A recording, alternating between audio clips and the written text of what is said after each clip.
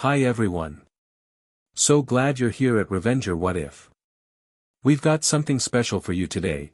What if Naruto was the last son of Krypton who mastered Sage Mode and fell in love with Wonder Woman? Don't forget to show some love by hitting like and subscribe. Your support helps us bring more amazing content. Alright, let's dive into the story. Chapter 1, Stranger in Two Worlds. The moon hung full and bright over the hidden leaf village, casting long shadows across the Hokage monument.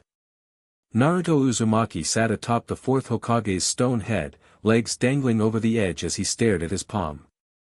For the third time this week, an inexplicable warmth had built beneath his skin, threatening to burst forth in ways he couldn't comprehend. "What's happening to me?" he whispered. The strange sensations had begun on his 16th birthday, starting as occasional flickers of heightened awareness, escalating to moments when his strength suddenly multiplied tenfold, shattering training posts to splinters.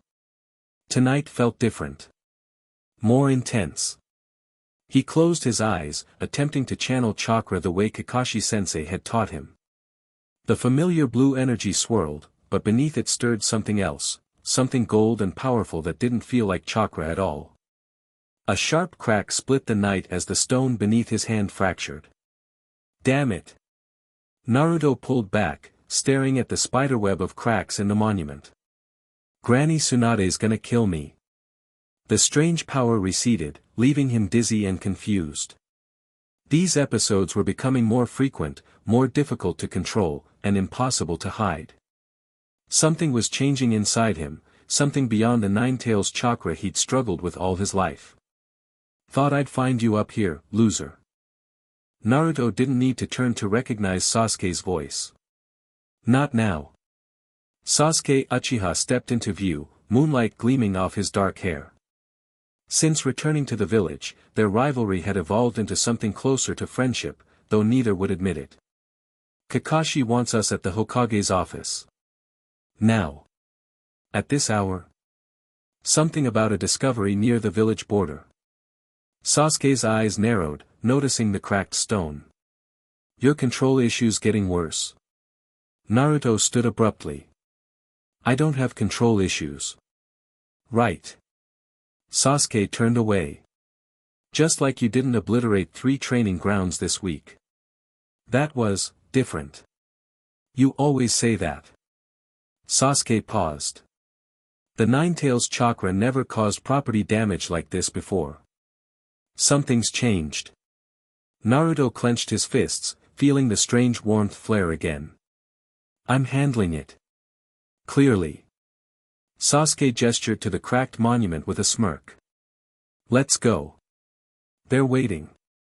The Hokage's office was crowded when they arrived. Tsunade stood behind her desk, arms crossed, while Kakashi and Sakura examined what appeared to be a metallic object on the table. Shizune hovered nearby, clutching a stack of scrolls. "You're late," Tsunade snapped. "Sorry, Granny. I was destroying village property," she interrupted, one eyebrow raised. "We'll discuss the monument repairs later." Heat rushed to Naruto's face. "How did you, ANBU reported it." Tsunade waved her hand dismissively. "That's not why you're here." Kakashi beckoned them forward. "Take a look at this." The object on the table gleamed under the office lights, a silvery metal cylinder about the length of Naruto's forearm, covered in strange, flowing symbols unlike any writing system he'd seen before. Something about it made his skin prickle. "What is it?" Sasuke asked, leaning closer. "We don't know," Kakashi replied. A patrol found it embedded in a crater near the western forest, the same area where the third Hokage found Naruto as an infant. Naruto's head snapped up. "What?" Tsunade exchanged glances with Kakashi. "There's more. The dating analysis suggests it's been there approximately 16 years. The room fell silent. 16 years. The timing of his birth. "That can't be coincidence," Sakura said quietly. "We thought the same," Tsunade agreed. "Especially considering your recent changes." Naruto stared at the cylinder, a strange humming sensation building in his ears. The symbols seemed to shift before his eyes, as if they were trying to form words he should understand. "Can you read this?" Kakashi asked, watching him intently. "No," Naruto replied automatically, then hesitated. "I mean, they almost look like," his fingers brushed the smooth metal, and the cylinder suddenly glowed brilliant blue. The symbols illuminated one by one, and a seam appeared along its length. Everyone stepped back except Naruto, who felt rooted to the spot as the cylinder split open, revealing a crystal the color of sunlight. The moment his eyes fell upon it, the crystal projected a beam of light, forming the image of a tall man with serious eyes, dressed in unfamiliar garments with a symbol resembling an S on his chest. Kal-El, the projection spoke in a language Naruto somehow understood, though he'd never heard it before. "My son. If you are viewing this message, then I have succeeded in sending you away from Krypton before its destruction." "What's it saying?" Sakura whispered. Naruto barely heard her. The room seemed to fade away as the man, his father, continued speaking. "Your mother, Lara, and I had little time. Our world was dying, tearing itself apart from within. The council wouldn't listen. They couldn't accept the truth." The man's face showed profound grief. "You were our only hope, Kal-El. The last son of Krypton, sent to a world where you might survive and thrive." The image shifted, showing a planet breaking apart, chunks of continent drifting into space amidst massive explosions. "Earth's yellow sun will affect your Kryptonian cells differently than our red sun. You will develop abilities far beyond those of Earth's people. Strength. Speed. Invulnerability. These powers will emerge as you mature." Naruto felt his heart pounding. The strange sensations, the unexplainable strength, it was all connected to this. "You are not one of them, Kal-El, but neither should you set yourself above them. They can be a great people if they wish to be. They only lack the light to show the way." The man's expression softened. "That is why we sent them you, our only son." The projection flickered, and a woman appeared beside the man, her face kind but resolute. "We love you, Kal-El," she said, placing her hand on her husband's arm. "Whatever world you find yourself in, whatever name you take, know that you carried our hopes with you across the stars." The image faded, leaving the crystal glowing softly in the now silent room. "Naruto?" Tsunade's voice broke through his daze. "What did it say?" He turned to face them, feeling strangely hollow and full at the same time. It said, "I'm not from here. Not from this world at all." Morning found Naruto alone in Training Ground 7, the crystal hidden in his pocket. He hadn't slept, his mind racing with questions no one could answer. After the revelation in Tsunade's office, they'd agreed to keep the discovery secret until they understood more. Only those present knew the truth. He was an alien. The last survivor of a planet called Krypton. The idea seemed absurd, yet it explained so much: the strange new powers, his abnormal chakra reserves that everyone had attributed to the Ninetales, perhaps even his unusual healing abilities. Naruto formed a familiar hand sign. Shadow Clone Jutsu. A dozen copies appeared around him in puffs of smoke. He'd always created clones with ease, but now he wondered, was that his Kryptonian biology interacting with chakra? Were any of his abilities truly his own, or all borrowed from either Krypton or the Ninetales? "Who am I supposed to be?" he asked aloud. "Still talking to yourself? Pathetic." Naruto's clones vanished as he turned to find Sasuke approaching, sword at his hip. "Figured you'd be here," Sasuke said. Sakura's worried. "I needed to think." The great Naruto Uzumaki, thinking. "Now I know something's wrong." Despite everything, Naruto smiled faintly at the familiar banter. "Found out I'm an alien from another planet. Take some processing." Sasuke leaned against a training post. "If it helps, I always knew you weren't normal." "Thanks," Naruto said dryly. "So what now? Going to start calling yourself, what was it? Kal-El?" Naruto shook his head. I'm still Naruto. That hasn't changed. But other things have. Sasuke activated his Sharingan, studying Naruto intently. Your chakra is different. There's something else mingling with it, something that's not the Nine Tails. Can you see it? Naruto asked, curious despite himself. It's like solar energy, Sasuke said, frowning. Stored throughout your body, concentrated in your cells. I've never seen anything like it. Naruto held out his hand, focusing on the strange warmth he'd been feeling. This time, instead of fighting it, he let it flow. A faint golden glow surrounded his skin. That's not chakra, Sasuke observed. No, Naruto agreed. It's something else. The message said Earth's yellow sun would give me abilities. Like what? Naruto looked at a boulder 30 yards away.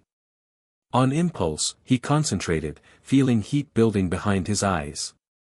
Twin beams of red light shot forth, striking the boulder and melting clean through it. Both young men stood in stunned silence. That's new, Sasuke finally said. Naruto blinked rapidly, his eyes stinging. Yeah. You need to learn control before you accidentally vaporize someone. I know. Naruto rubbed his eyes. But who's going to teach me? There's no one else like me. Sasuke was quiet for a moment. Maybe not. But there's someone who understands what it's like to have power you never asked for. Naruto met his gaze, understanding. Before he could respond, a blur of pink hair appeared between them. There you are. Sakura exclaimed, slightly out of breath. We've been looking everywhere. What's wrong? Naruto asked, immediately alert. Trouble at the border, she said grimly. Lady Tsunade wants Team 7 there immediately. Strange energy readings, similar to what's coming from that crystal. Sasuke's hand moved to his sword. Kryptonian? We don't know, Sakura replied. But whatever it is, it's not friendly. The advance team hasn't reported back. Naruto felt a chill despite the morning sun. When do we leave? Now. The forest blurred beneath them as Team 7 raced through the treetops. Kakashi led the way, his Ninken scouts ranging ahead to track the missing team. Naruto found himself unconsciously moving faster than usual, having to deliberately slow down to match his teammates' pace. The disturbance is centered 5 kilometers north of the old monument, Kakashi explained as they moved. Energy signatures unlike anything our sensors have detected before, except for brief flashes around you recently, Naruto. You've been monitoring me? Naruto asked, surprised. After you punched through 3 feet of solid stone without using chakra? Yes. Kakashi's visible eye crinkled. The Hokage was concerned. So what's the plan? Sasuke asked. Reconnaissance first. We locate the advance team, assess the threat, then decide. They traveled in silence for several minutes before Naruto felt it, a strange vibration in the air, like distant thunder without sound. Something's ahead, he said, pointing. I can hear machinery. Metal on metal. Kakashi gave him a curious look. I don't hear anything. It's about 2 kilometers that way, Naruto insisted, gesturing northeast. That's not possible, Sakura said. No one could hear, enhanced senses, Sasuke cut in. Another Kryptonian ability? Let's find out, Kakashi decided, signaling a change in direction. They altered course, moving cautiously now. After another kilometer, Kakashi raised his fist, bringing them to a halt on a massive branch overlooking a ravine. Now I hear it, he whispered. Below, in a clearing beside a waterfall, stood what appeared to be a research station, hastily constructed metal building surrounded by sophisticated equipment. Men in unmarked uniforms patrolled the perimeter, while others worked on devices Naruto didn't recognize. Those aren't ninja, Sakura observed. No headbands, no chakra signatures. Military, Kakashi confirmed. But not from any of the 5 great nations. Naruto squinted, his vision suddenly sharpening to an impossible degree. He could see the writing on clipboards, the insignia on equipment, even the text on computer screens. Project Starchild, he read aloud. They're tracking energy signatures they call non-terrestrial emissions. How can you? Sakura began. He can see it, Sasuke interrupted. Like he heard them earlier. Naruto continued scanning the base. There, he pointed to a secured tent near the center. The advance team. They're holding them in containment cells. Kakashi pulled up his headband, revealing his Sharingan. I can't see that far with detail. I can, Naruto insisted. 4 ninja, 3 men, 1 woman. They're alive but sedated. The real question, Sasuke said, is what they're doing here. As if in answer, an alarm blared across the compound. Scientists rushed to a central machine that had begun emitting a pulsing blue light. Emission spike detected. One shouted. Strongest readings yet, bearing 030, range 300 meters. Naruto felt his stomach drop. That's us. They're tracking me. Move. Kakashi ordered, but it was too late. A projectile whistled through the air, exploding above them in a bright flash. Not an explosive, a flare, illuminating their position. Targets acquired, a voice shouted. Commence capture operation. Uniformed soldiers poured from the buildings, weapons at the ready. But these weren't ordinary guns, they glowed with the same blue energy as the central machine. Evasive maneuvers, Kakashi commanded. Non-lethal takedowns only. We need information. Team 7 scattered as energy blasts tore through their position. Naruto leapt to another branch, then froze as strange sensations overtook him, a weakness in his limbs, a nauseating vertigo. The blue energy seemed to affect him differently than the others. Naruto, move. Sakura shouted. Too slow. A blast caught him squarely in the chest, knocking him from the branch. He plummeted toward the ravine below, the world spinning around him. I can't die like this, he thought desperately. Not after everything I've learned. Something awakened inside him, not chakra, not the 9 tails, but the golden energy he'd glimpsed before. His fall slowed, then stopped entirely. Naruto hung suspended in mid-air, 20 feet above the rushing water. He's flying, someone shouted from the compound. Impossible, another responded. Naruto looked down in disbelief. He wasn't using chakra, wasn't performing any jutsu, yet he floated as if gravity had simply decided to ignore him. The moment of wonder was shattered by renewed weapons fire. Energy blasts converged on his position, the blue light causing that same nauseating weakness whenever it came near. Focus. Naruto commanded himself. My team needs me. He willed himself upward, shooting back toward the battle with speed that surprised even him. Above, Sasuke engaged 3 soldiers with his sword while Sakura demolished equipment with chakra-enhanced strength. Kakashi moved like a ghost through the chaos, disabling opponents with precise strikes. Landing beside Sasuke, Naruto felt his newfound strength surge. They're trying to capture us alive, he said. Specifically me. Figured that out already, Sasuke grunted, disarming another attacker. Their weapons are designed to incapacitate, not kill. A new wave of soldiers surrounded them, weapons trained on their position. Surrender now, their leader demanded. Project Starchild has authorization to use lethal force if necessary. What's Project Starchild? Naruto called out. What do you want? You, Specimen K, the man replied. Our sensors detected your awakening weeks ago. The alien offspring, finally manifesting. Naruto felt cold despite the morning heat. How do you know about me? We've been monitoring since the anomaly 16 years ago, the man said, stepping forward. An object from space, breaking through dimensional barriers, carrying extraterrestrial DNA. We've waited a long time for your powers to mature. I'm not going anywhere with you. The man smiled thinly. You misunderstand. This isn't a request. He raised his hand, and dozens of weapons locked onto Naruto's position.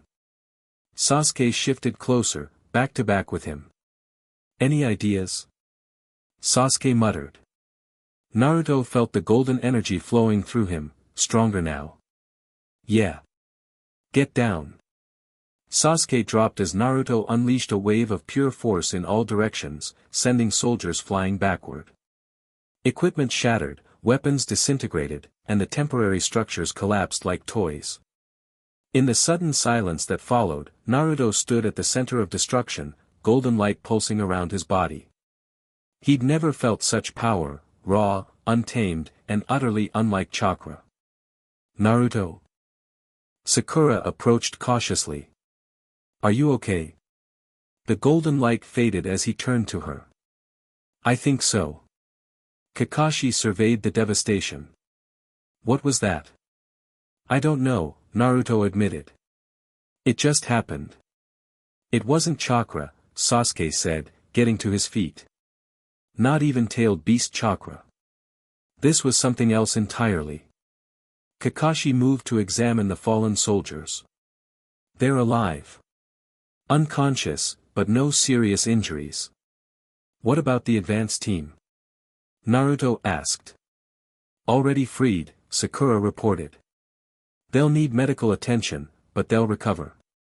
Naruto approached the central machine, now damaged but still partially functional.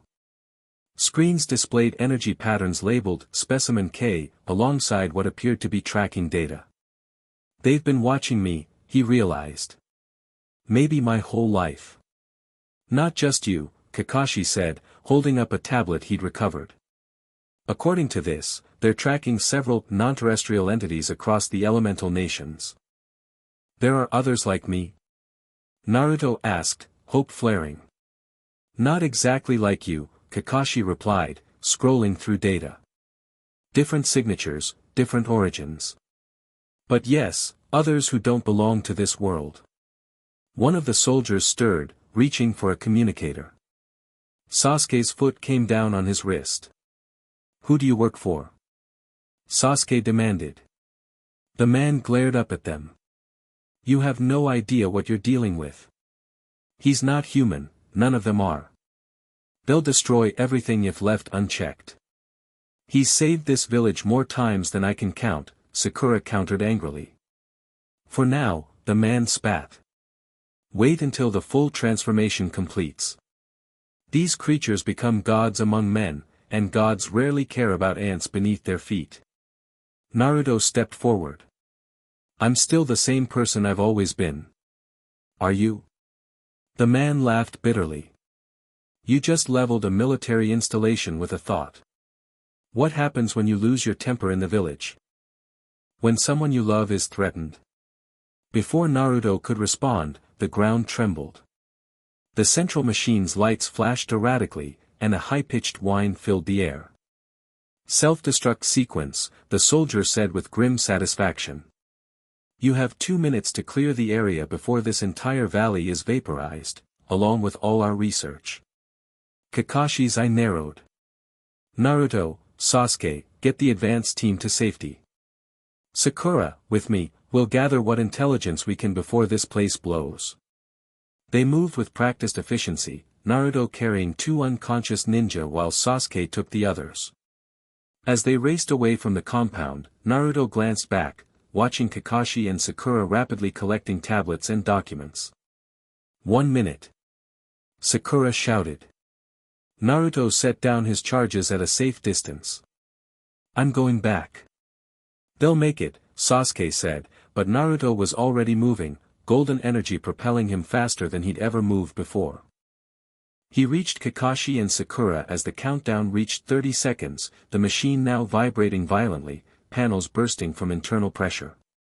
Time to go, he said, grabbing them both.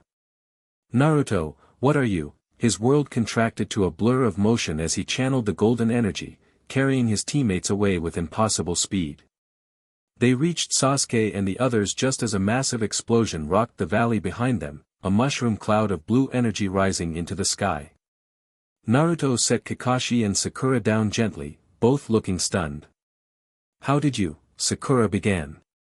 "I don't know," Naruto admitted. "It just felt natural." Kakashi adjusted his headband, covering his Sharingan. "Your abilities are evolving rapidly.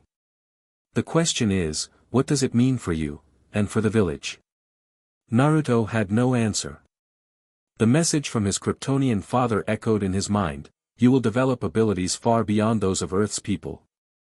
"We should report to Lady Tsunade," Sakura suggested, gathering the rescued ninja. "She needs to know about this organization tracking non-terrestrials." "And about your new abilities," Sasuke added, giving Naruto a meaningful look. Naruto nodded slowly, the weight of his dual heritage settling on his shoulders. He was Naruto Uzumaki of the Hidden Leaf, bearer of the Nine-Tails chakra. But he was also Kal-El, last son of Krypton, with powers he'd only begun to discover. Two worlds, two identities, and somewhere in between, his true self. Tsunade's expression grew increasingly grim as Team 7 delivered their report. The wounded advance team had been admitted to the hospital, and now the Hokage's office was sealed with privacy jutsu as they discussed the implications of what they'd found. "Project Starchild," she repeated, examining the salvaged documents. "A Black Ops research division dedicated to monitoring extraterrestrial threats. Operating across national borders without authorization. They knew about Naruto," Kakashi said. "Had been tracking his energy signature for years. And they knew about the crystal," Sasuke added. "Called it an interdimensional transport vessel." Tsunade turned to Naruto, who had remained unusually quiet. "How are you handling all this?" "I don't know," he admitted. "Yesterday I was just Naruto. Now I'm something else." "You're still you," Sakura insisted. "Having Kryptonian heritage doesn't change who you are. Doesn't it?"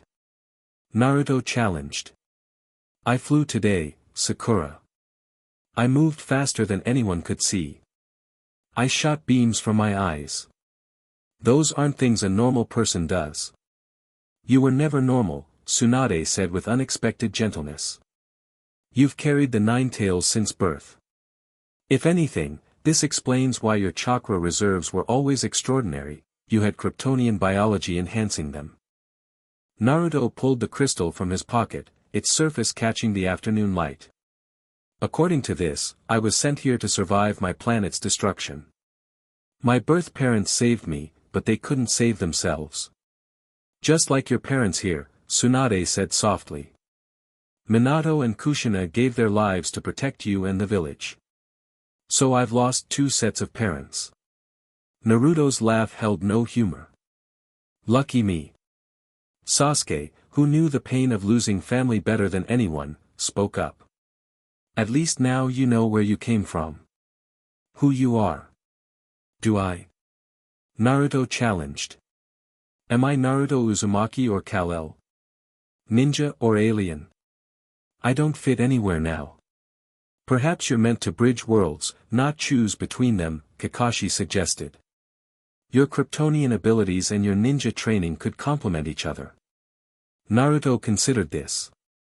He'd spent his life seeking acknowledgement, fighting to prove his worth. Now he had power beyond imagination, but at the cost of certainty about his identity. "There's something else," Sakura interjected, sorting through the recovered data. "According to these files, Project Starchild isn't just tracking Kryptonians. They've identified energy signatures from multiple extraterrestrial sources, including one they call divine plasma, centered in a region beyond the elemental nations." "Another world entirely?" Tsunade asked, frowning. "Maybe," Sakura continued reading. "They mention a hidden island of warriors with abilities similar to chakra users but derived from different energy sources." Themyscira, Naruto read over her shoulder, the word triggering something in his memory, like a dream half-remembered. "Island of the Amazons." Everyone turned to look at him. "How do you know that name?" Tsunade demanded. I don't, Naruto said, confused. It just came to me when she mentioned the island. Kakashi exchanged glances with Tsunade. The crystal might have contained more information than just that message, data that imprinted subconsciously. Or it could be genetic memory, Sakura suggested. Some creatures inherit knowledge from their ancestors. Sasuke took the tablet, examining the data. Regardless, these Amazons might have information about Krypton and other worlds beyond ours. They could help Naruto understand his heritage. If they exist, Tsunade cautioned. This could all be misinformation. There's one way to find out, Naruto said with sudden determination. I need to master these new abilities and find this island. Not alone, Sakura insisted. Not without training, Kakashi added. Tsunade leaned back in her chair, considering. First priority is understanding the extent of your powers, Naruto. Second is learning more about Project Starchild and their operations. This organization has operated unchecked for too long, and they clearly view you as a threat to be controlled or eliminated. What about the village? Naruto asked. If what that soldier said is true, my powers could put everyone at risk. Then you'll learn control, Tsunade said firmly. Just as you did with the Ninetales chakra. Naruto nodded, though doubt lingered. The Ninetales was a known quantity, its chakra understood by generations of Jinchuriki. His Kryptonian abilities were unprecedented. We should begin immediately, Kakashi suggested. A remote training ground, away from the village, where Naruto can safely explore the limits of his abilities. The Forest of Death, Sasuke suggested. Isolated, secure, with enough space for whatever happens. Tsunade nodded. Approved. Team 7 will oversee Naruto's training, with regular reports to me alone. As far as anyone else is concerned, you're on a classified mission. What about the crystal? Naruto asked. Keep it with you, Tsunade advised. It's connected to you, and might contain more information you can access as your abilities develop. As the meeting concluded, Naruto felt a strange mix of dread and anticipation. His world had expanded beyond recognition in a single day, yet somehow, this felt like only the beginning. Sunset painted the Forest of Death in shades of crimson and gold as Naruto stood in a massive clearing, surrounded by his team. They'd established a basic camp and training perimeter, far from prying eyes. Let's start with what we know, Kakashi said, standing before a makeshift training dummy. Enhanced strength, speed, visual abilities, and flight. Possibly invulnerability, based on how you survived that energy blast. And weakness to that blue energy they were using, Sasuke added. Which might be artificial, Sakura pointed out. Designed specifically to target his Kryptonian biology. Naruto rolled his shoulders, uncomfortable being discussed like a science experiment. So what's first? Control, Kakashi said simply. Raw power without control is just destruction waiting to happen. He was right, of course. Naruto had learned that lesson painfully with the Ninetales chakra. But this was different, less malevolent, more fundamental. Like learning to use muscles he hadn't known he possessed. Try accessing each ability individually, Sakura suggested. Start with something simple, like strength. Naruto approached one of the massive trees that characterized the Forest of Death.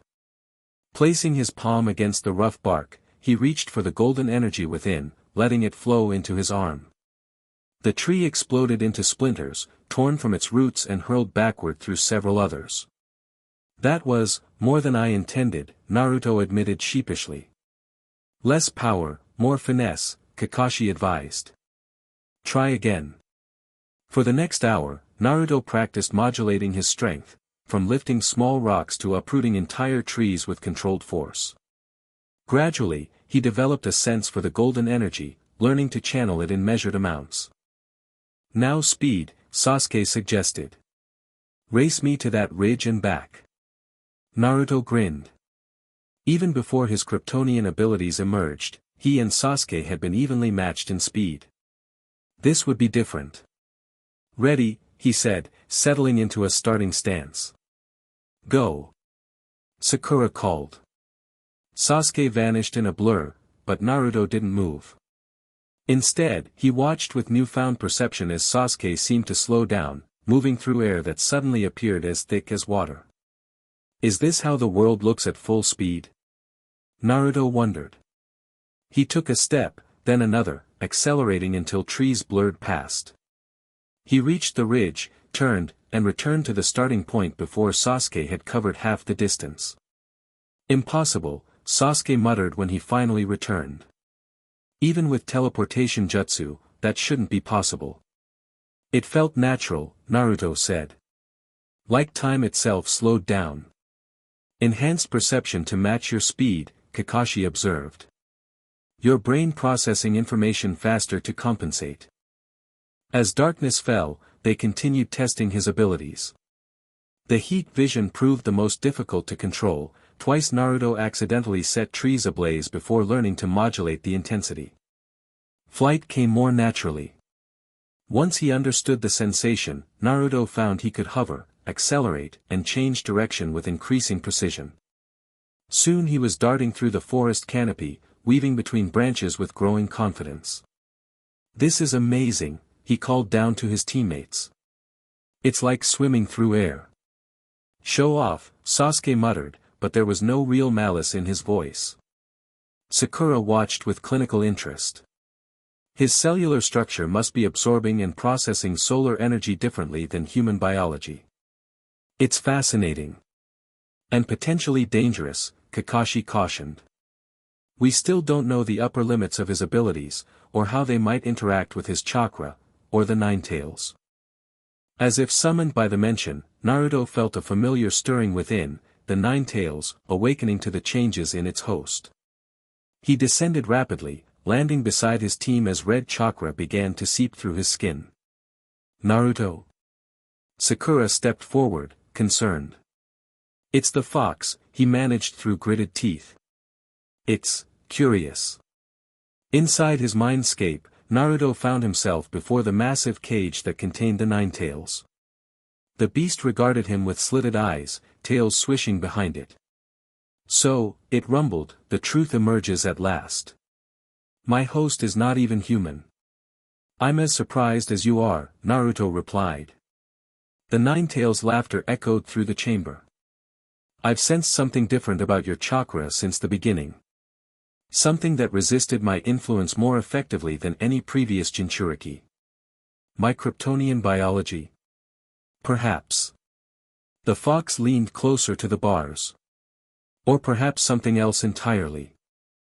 These new abilities of yours, they draw from a different source than chakra. A source that might prove interesting when combined with my power. Naruto frowned. I'm not interested in your power right now. I need to master my own. Fool. The Nine Tails growled. They are not separate.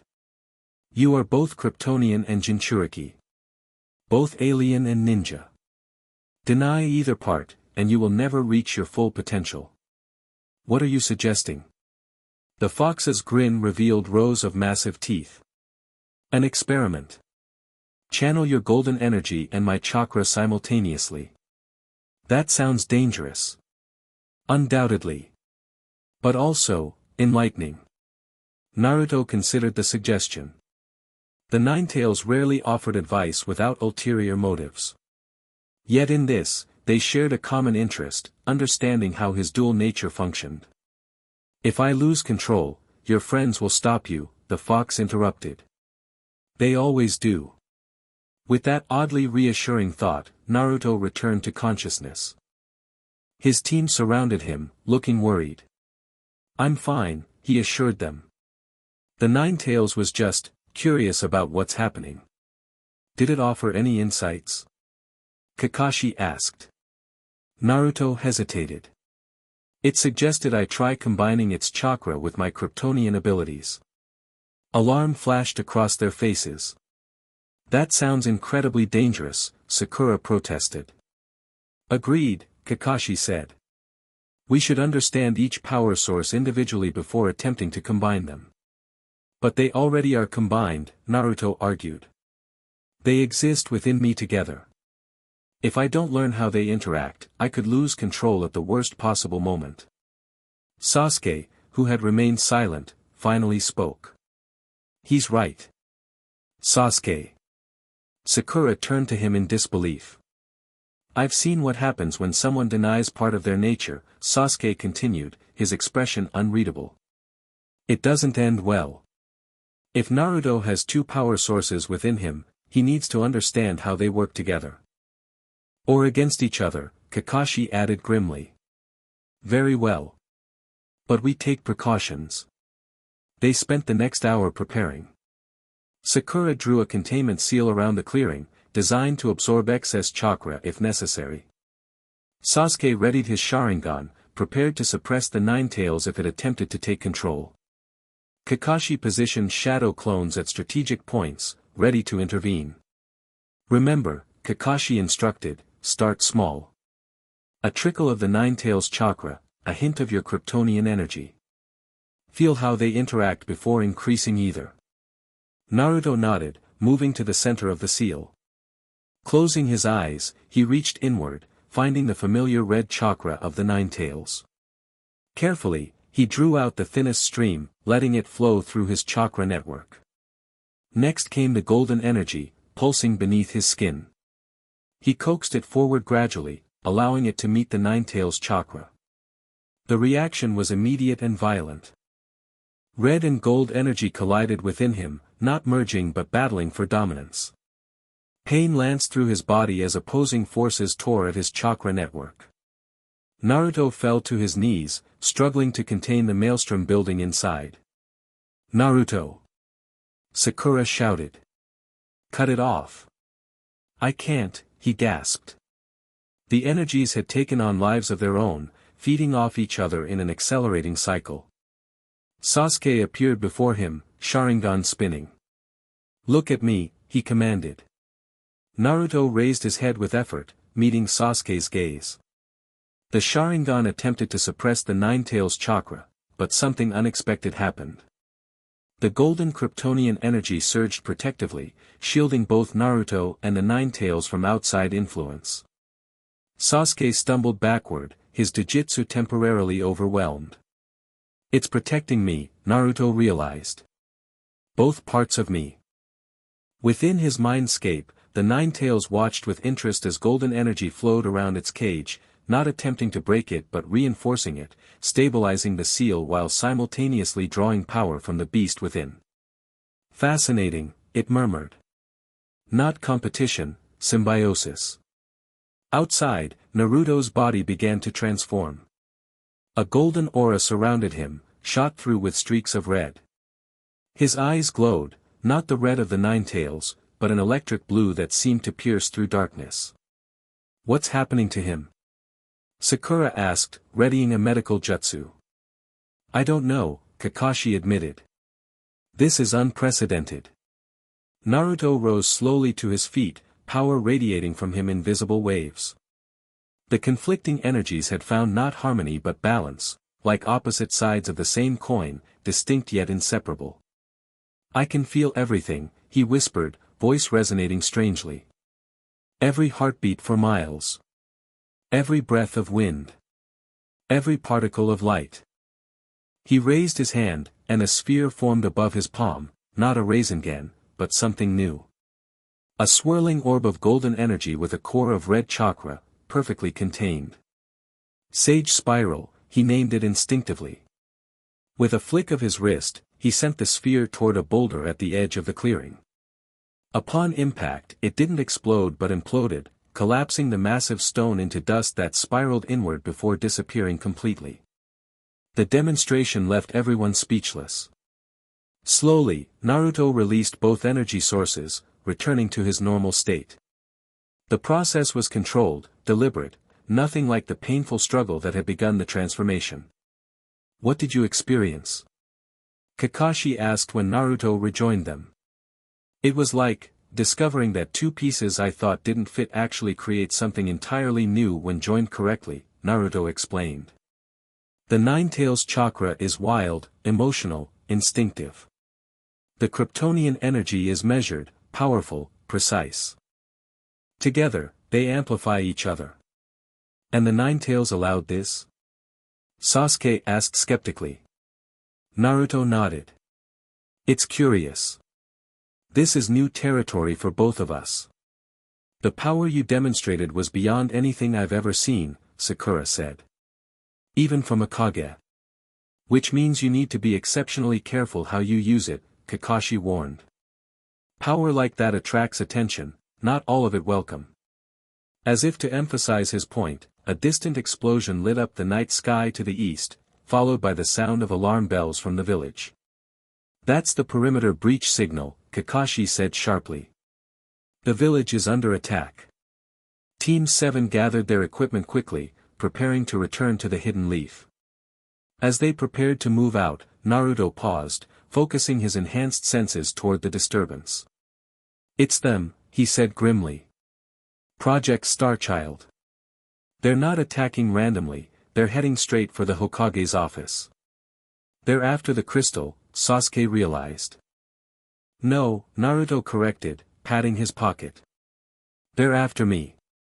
The Hidden Leaf village was in chaos when they arrived. Squads of black-clad operatives moved through the streets with military precision, engaging ninja defenders while clearly searching for something, or someone. Their weapons fired the same blue energy Naruto had encountered before, capable of temporarily neutralizing chakra and causing particular discomfort to his Kryptonian biology. Team 7 paused on a rooftop, assessing the situation. They're well organized, Kakashi observed. These aren't the same troops we encountered at the outpost, these are elite operatives. How did they penetrate our defenses so quickly? Sakura wondered. They've been studying us, Naruto realized. Probably for years. They know our patrol patterns, our defensive capabilities. Divide and conquer, Kakashi decided. Sakura, coordinate with the medical corps. Sasuke, find Shikamaru and develop a counter-strategy. Naruto, you're with me, we head for the Hokage Tower. As they split up, Naruto felt the crystal in his pocket grow warm. Something about the invasion felt wrong, too direct, too obvious for an organization that had operated in shadows for decades. It's a distraction, he said suddenly. They want us focused on the village while they, a massive tremor shook the ground, centered near the Hokage monument. Specifically, the area where Naruto had been found as an infant, where the crystal container had been buried. They're looking for more artifacts, Kakashi realized. The crystal you have might be just one piece of a larger technology. Naruto made his decision. Change of plans. You help the village, I'll stop whatever they're doing at the monument. Before Kakashi could object, Naruto launched himself skyward, golden energy propelling him toward the tremors.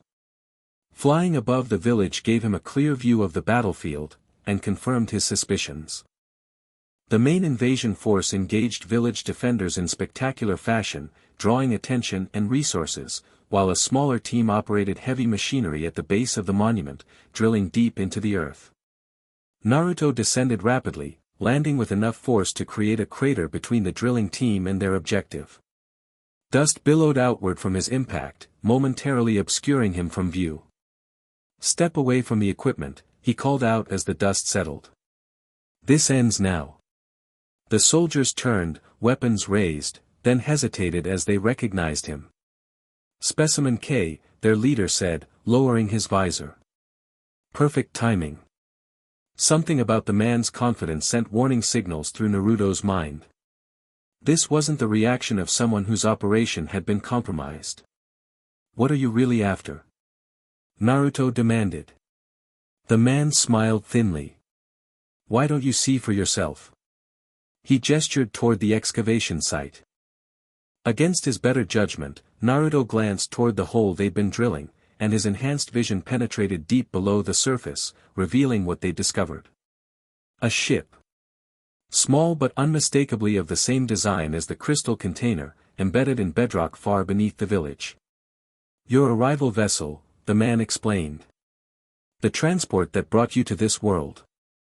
Naruto's shock must have shown on his face, because the man continued. Did you think a being like you simply appeared? You came in that ship, breaking through dimensional barriers, carrying technology centuries beyond this primitive world. Why now? Naruto asked. Why wait 16 years? We've been trying to reach it since your arrival, the man admitted. But the energy field surrounding it prevented excavation. Until recently, when your powers began to manifest, weakening the protective barrier. Naruto stepped forward, drawn to the ship despite himself.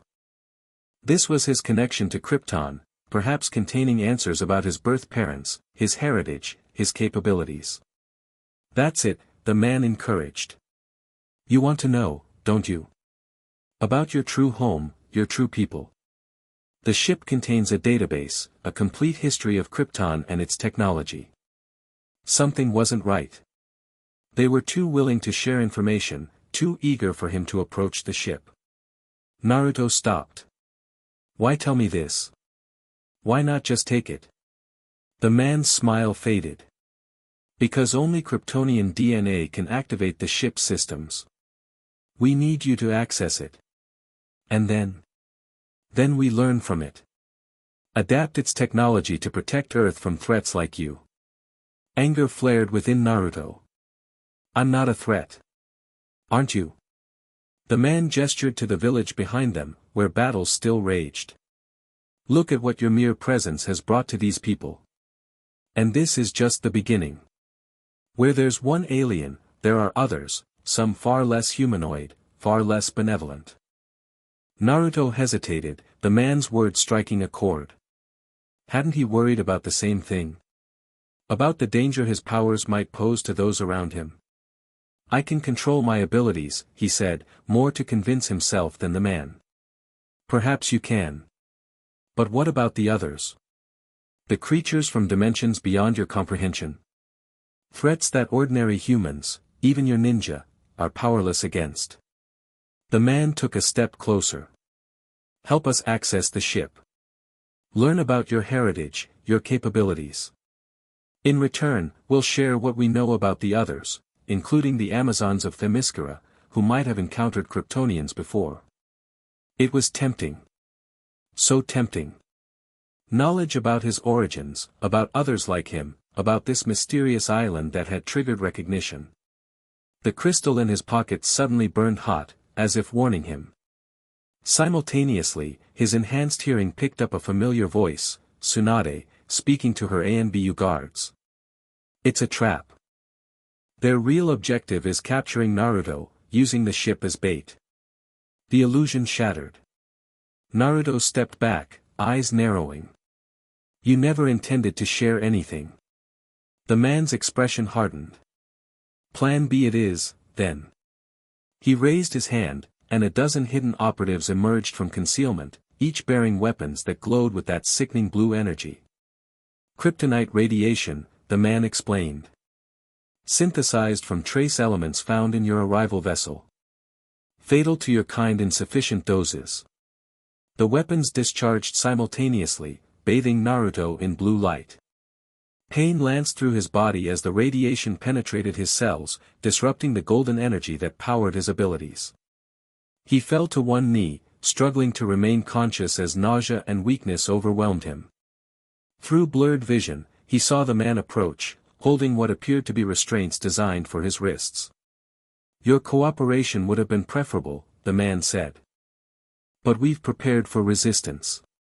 Something stirred within Naruto, not the golden energy of Krypton, which seemed suppressed by the radiation, but the raw, primal chakra of the Ninetales. The fox's presence expanded in his mind, surprisingly protective. They target your Kryptonian half, it observed. But forget what else you are. Red chakra bubbled through Naruto's skin, forming a protective cloak around his body. The Ninetales' energy pushed back against the kryptonite radiation, creating a buffer between it and Naruto's cells. The soldiers faltered, unprepared for this development. What is this? Their leader demanded. The radiation should have neutralized him. With renewed strength, Naruto rose to his feet, the Nine-Tails chakra swirling around him in crimson waves. "You forgot something important," he said, voice deepened by the fox's influence. "I'm not just Kryptonian." He formed a familiar hand sign. Shadow Clone Jutsu. Dozens of Naruto clones appeared, each wreathed in the Nine-Tails chakra. They moved with coordinated precision, overwhelming the soldiers before they could adjust their tactics. Naruto himself lunged for the leader, who frantically fired his weapon at point-blank range. The blue energy struck Naruto's chest but dissipated against the Nine-Tails chakra shield. "Impossible," the man gasped as Naruto seized him by the collar. "No," Naruto corrected. "Just unexpected. Like me." With the soldiers subdued and their leader captured, Naruto turned his attention to the excavation site. The ship called to him, a tangible connection to his birth world. Kakashi appeared beside him, surveying the situation with his usual calm demeanor. "I see you handled things," he observed. "The Nine-Tails helped," Naruto admitted. "The kryptonite radiation affects my Kryptonian abilities but not my chakra. A fortunate weakness in their strategy." Kakashi nodded toward the excavation. "Is that what I think it is?" "My ship," Naruto confirmed. "The one that brought me here as a baby. What do you want to do with it?" Naruto considered the question carefully. The ship contained knowledge, history, technology, everything he'd ever wanted to know about Krypton. Yet it also represented a past he'd never known, a world he'd never experienced. "Secure it," he decided. "Keep it safe until I'm ready to learn what it contains. Right now, the village needs us." Kakashi nodded approvingly. "The invasion force is retreating. It seems their primary objective failed." "Me," Naruto said flatly. "I was their objective. You and whatever technology came with you." Kakashi placed a hand on his shoulder. "This won't be their last attempt, Naruto. Now that your abilities have manifested, you represent both a threat and an opportunity to organizations like Project Starchild. Then I need to be stronger. Smarter." Naruto looked toward the village, where the battles were subsiding. "I need to master both sides of my heritage, not just for my sake but for everyone I care about." "You won't do it alone," Kakashi assured him. "You never have." As ANBU forces arrived to secure the prisoners and the excavation site, Naruto felt a strange peace settle over him despite the chaos of the night. For years he'd sought acknowledgement, belonging, identity. Now he faced more questions than ever about who and what he was. Yet somehow, the uncertainty felt right.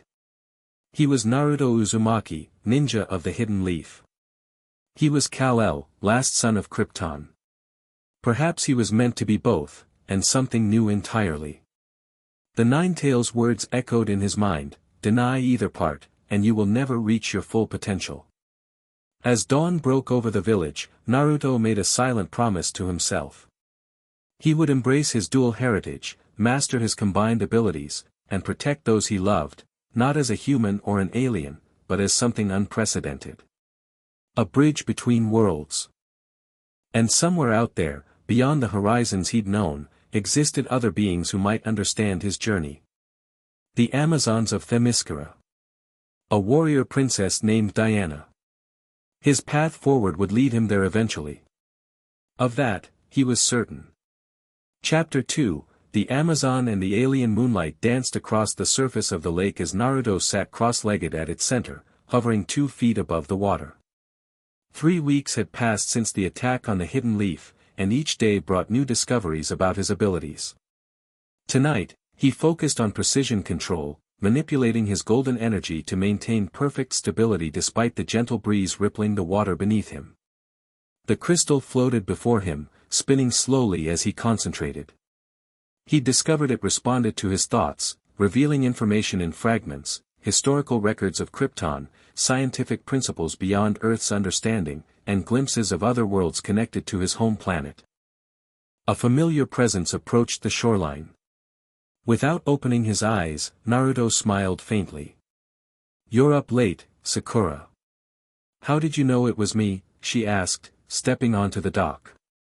Heartbeat, he replied, finally looking at her. Yours sounds different from everyone else's. That's slightly unsettling. The crystal descended gently into his palm as he floated toward the shore. Everything okay? Lady Tsunade sent me to find you. Sakura's expression was serious. The excavation team has finished securing your ship. They're ready for you to examine it. Naruto nodded, feeling a mixture of anticipation and apprehension. Since discovering the ship, he'd been reluctant to fully engage with it, focusing instead on mastering his emerging abilities. Also, Sakura continued, the intelligence division finished interrogating the project's Starchild operatives. They've learned things. What kind of things? The kind you should hear from Lady Tsunade directly. The underground facility beneath the Hokage Tower had been converted into a secure research area. Naruto's ship sat at its center, smaller than he'd imagined, barely large enough to have held an infant. Its metallic surface gleamed under the laboratory lights, covered in the same flowing symbols as the crystal. Tsunade stood beside it, arms crossed, with Ibiki Marino and Shikamaru Nara nearby. They looked up as Naruto and Sakura entered. Finally, Tsunade said. We've been waiting. Sorry, Naruto replied, his eyes drawn to the ship. I was training. How's that going? Shikamaru asked, eyeing him curiously. Better. I can control the strength and speed now, mostly. Heat vision still needs work. You burned down another training ground? Tsunade asked dryly. Just singed it a little. Ibiki cleared his throat. If we could focus on the matter at hand. Right. Tsunade gestured to the ship. We've analyzed it as thoroughly as possible without activating its systems. As suspected, it responds only to Kryptonian DNA, specifically, yours. Naruto approached slowly. Up close, the ship emanated a subtle hum, as if recognizing his presence. The symbols along its hull began to glow faintly. It knows you, Shikamaru observed. What have you learned from the Project Starchild operatives? Naruto asked, reluctantly tearing his gaze from the ship. Their organization is multinational, Ibiki replied. Operating beyond the boundaries of the 5 great nations, with resources and technology we've never encountered. They've been tracking extraterrestrial presence on Earth for decades, Tsunade added. Not just Kryptonians, but entities from various dimensions and realms. Including Themyscira, Naruto said. The name still triggered that strange sense of recognition. Yes. Tsunade nodded to Shikamaru, who unrolled a map across a nearby table. Based on the intelligence we've gathered, Themyscira exists in what we'd consider a pocket dimension, Shikamaru explained. Not quite our world, not quite separate, a boundary zone between Earth and what they call, the realm of the gods. The inhabitants are called Amazons, Ibiki continued.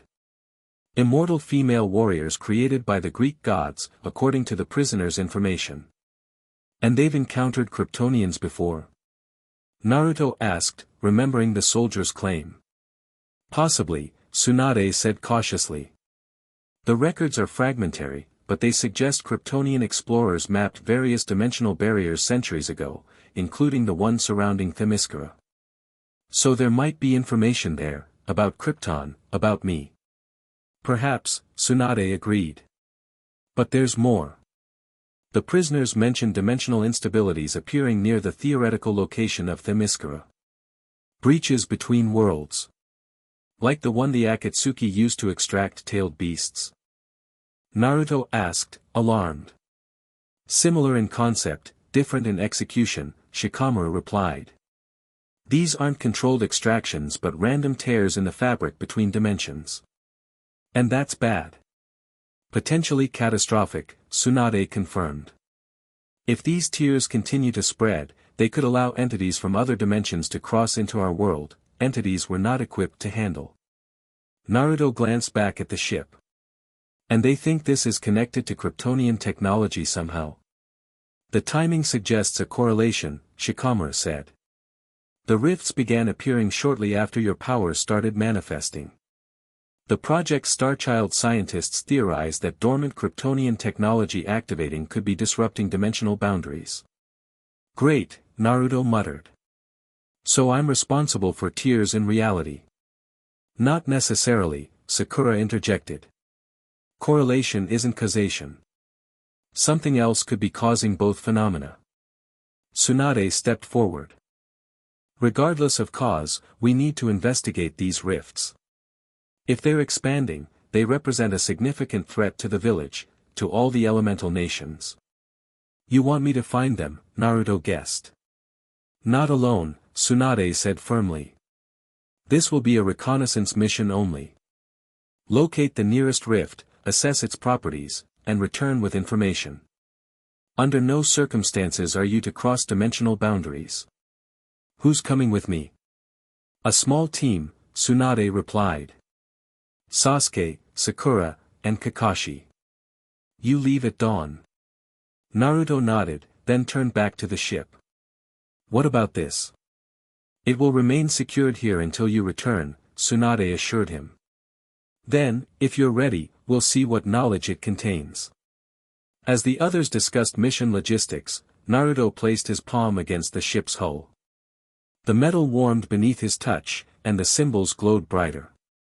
For a moment, he thought he heard voices, echoes of his birth parents, perhaps, or some remnant of krypton preserved within. I'll understand soon, he promised silently. But first, I need to make sure my home is safe. Dawn painted the eastern sky in shades of amber and gold as Team 7 assembled at the village gate.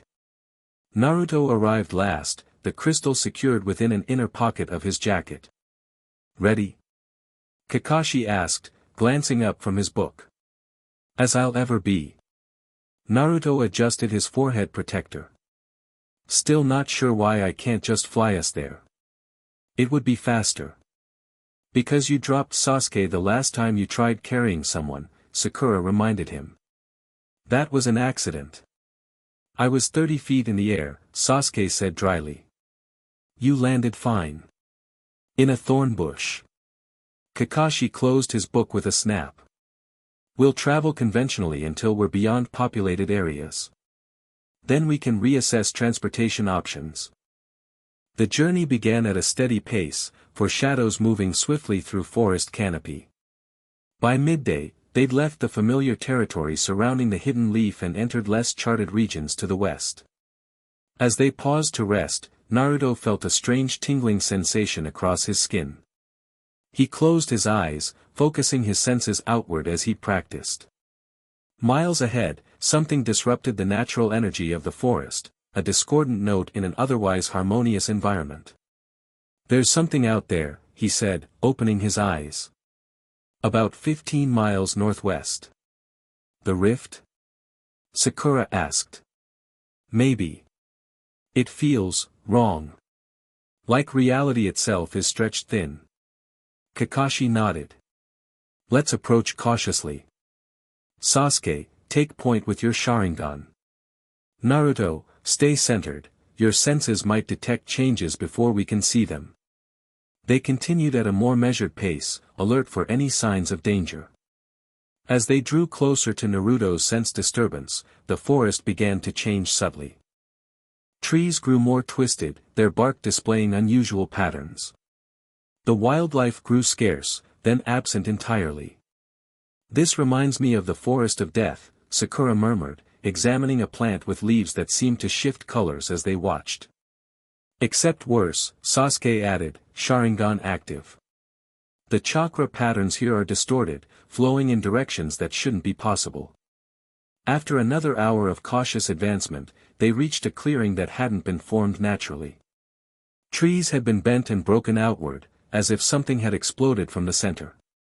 At its heart hovered a shimmer in the air, like heat rising from summer ground, except vertical and pulsing with colors that hurt to look at directly. That's it, Naruto said unnecessarily. The dimensional rift. Kakashi signaled them to spread out and observe from different angles. The rift was approximately 10 feet tall, its edges ragged and unstable. Through it, Naruto glimpsed what appeared to be an ocean vista, turquoise waters beneath a sky containing two suns. "It's beautiful," Sakura whispered. "And terrifying."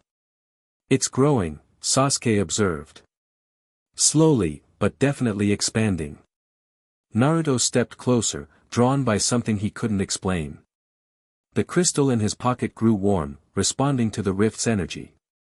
As he approached, the rift's pulsations intensified, colors shifting more rapidly. "Naruto, stay back," Kakashi warned.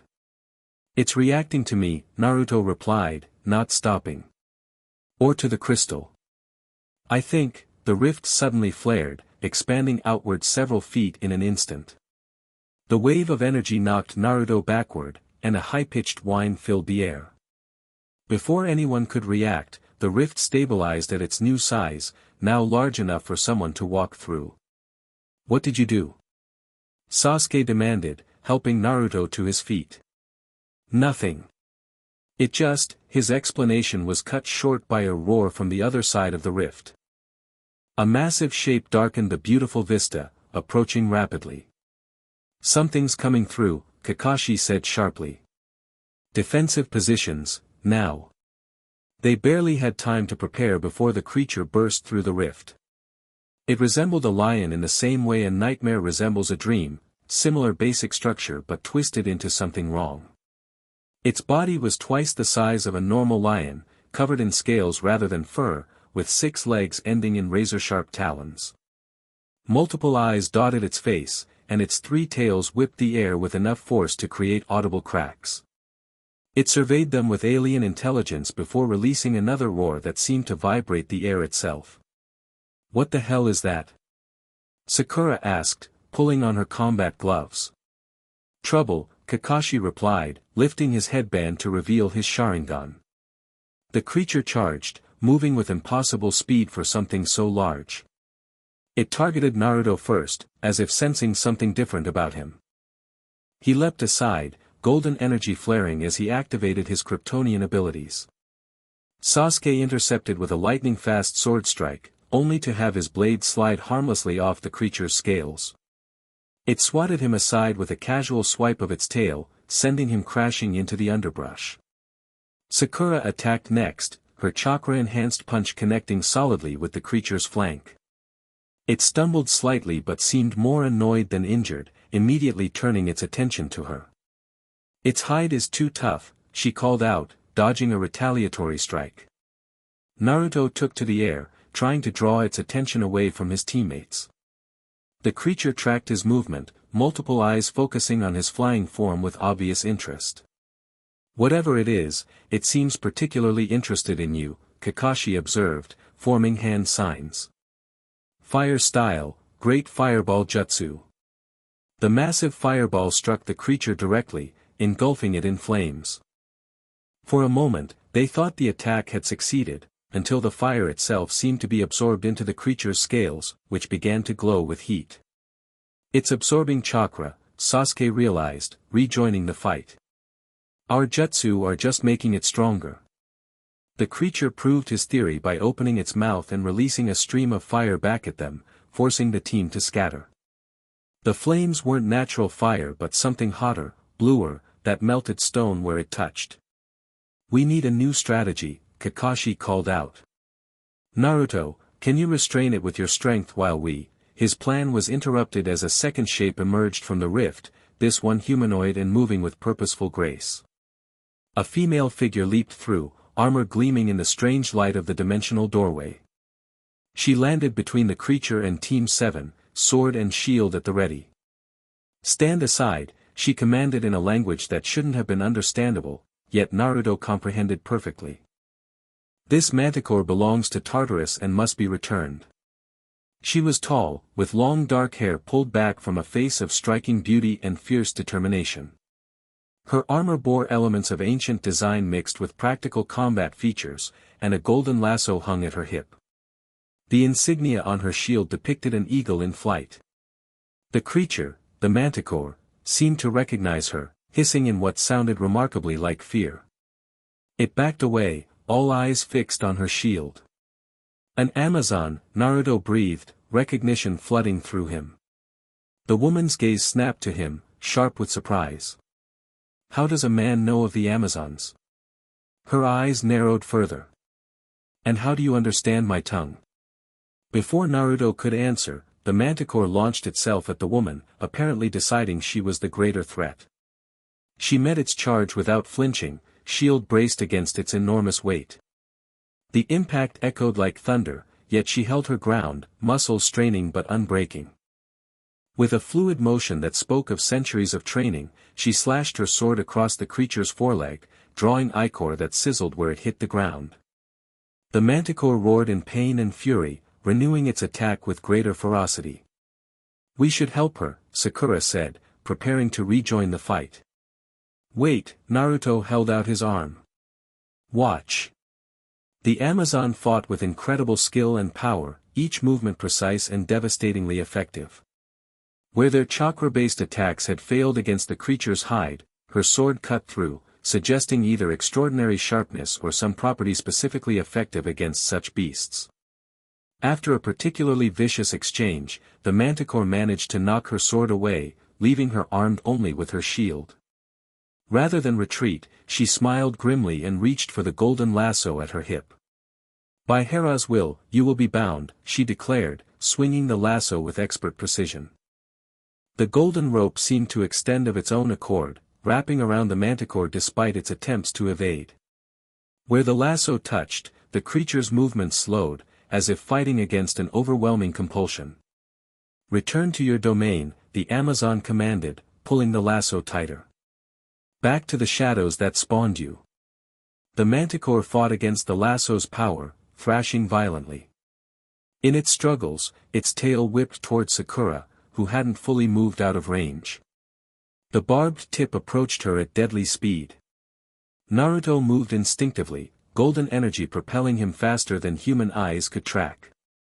He intercepted the tail bare-handed, catching it mere inches from Sakura's face. The barbs pierced his palm, drawing blood, but his Kryptonian durability prevented them from going deeper. The Amazon's eyes widened at his display of speed and strength. What manner of being are you? Complicated, Naruto replied, wincing as he maintained his grip on the thrashing tail. Need a hand with this thing? For a moment, she seemed torn between pride and practicality. Then she gave a curt nod. Pull it toward the rift. It must return to its own realm. Working together, Naruto's strength combined with the Amazon's lasso, they began dragging the struggling manticore toward the dimensional doorway. It fought with increasing desperation, somehow understanding its fate if returned. On my mark, the Amazon called out. 3, 2, 1, now. Naruto heaved with all his might while she pulled the lasso sharply. The manticore, caught between these opposing forces, was launched directly into the rift. It released one final roar of defiance before disappearing into the alien landscape beyond. The Amazon immediately turned her attention to the rift itself, pulling a crystal from a pouch at her belt. She spoke words in that same strange language Naruto somehow understood, an incantation or prayer that made the crystal glow with inner light. Boundary of worlds, tear no more. By Athena's wisdom, be sealed and secured. She thrust the crystal toward the rift, which seemed to contract in response.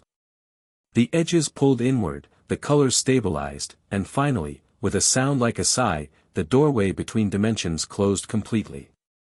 Only then did the Amazon turn to face Team 7 fully, her posture wary but no longer combat-ready. You fought well, she acknowledged. Few men would stand against a manticore and survive. We appreciate the assistance, Kakashi replied diplomatically. Though I must ask who you are and how you knew of this breach. I am Diana of Themyscira, daughter of Hippolyta, queen of the Amazons. She placed her sword in its sheath at her back. I was sent to investigate disturbances along the boundaries of our realm. This is the third such breach I've sealed this moon. Her gaze settled on Naruto. But you still haven't answered my question. How does a man know of the Amazons, and how do you understand my native tongue? Naruto hesitated, uncertain how much to reveal. I'm not entirely from this world either. The name Themyscira triggered memories I didn't know I had. Diana studied him with newfound intensity. You're not merely human. I saw how you moved, how you caught the manticore's tail with your bare hands. No mortal man possesses such abilities. Says the immortal Amazon, Sasuke interjected dryly. Diana's hand moved subtly toward her lasso. There is truth, and there are half-truths. I would know which you offer. The truth, then, Naruto decided, stepping forward. My birth name is Kal-El.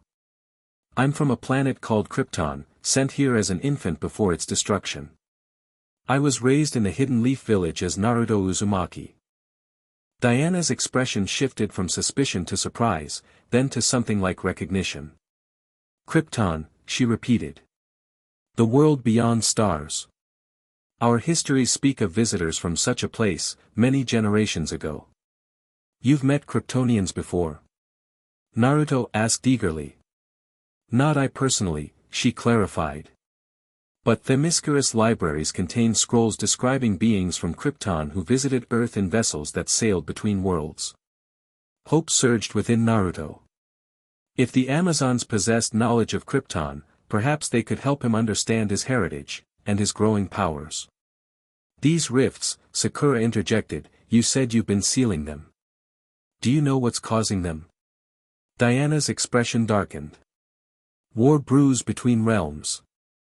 Someone seeks to weaken the boundaries deliberately, someone who would benefit from chaos between worlds. Who? Kakashi asked. I have suspicions, but no certainty. Diana secured her lasso. I must return to Themyscira and report what I've found here, especially the presence of a Kryptonian. Wait, Naruto called as she turned to leave. Can we come with you?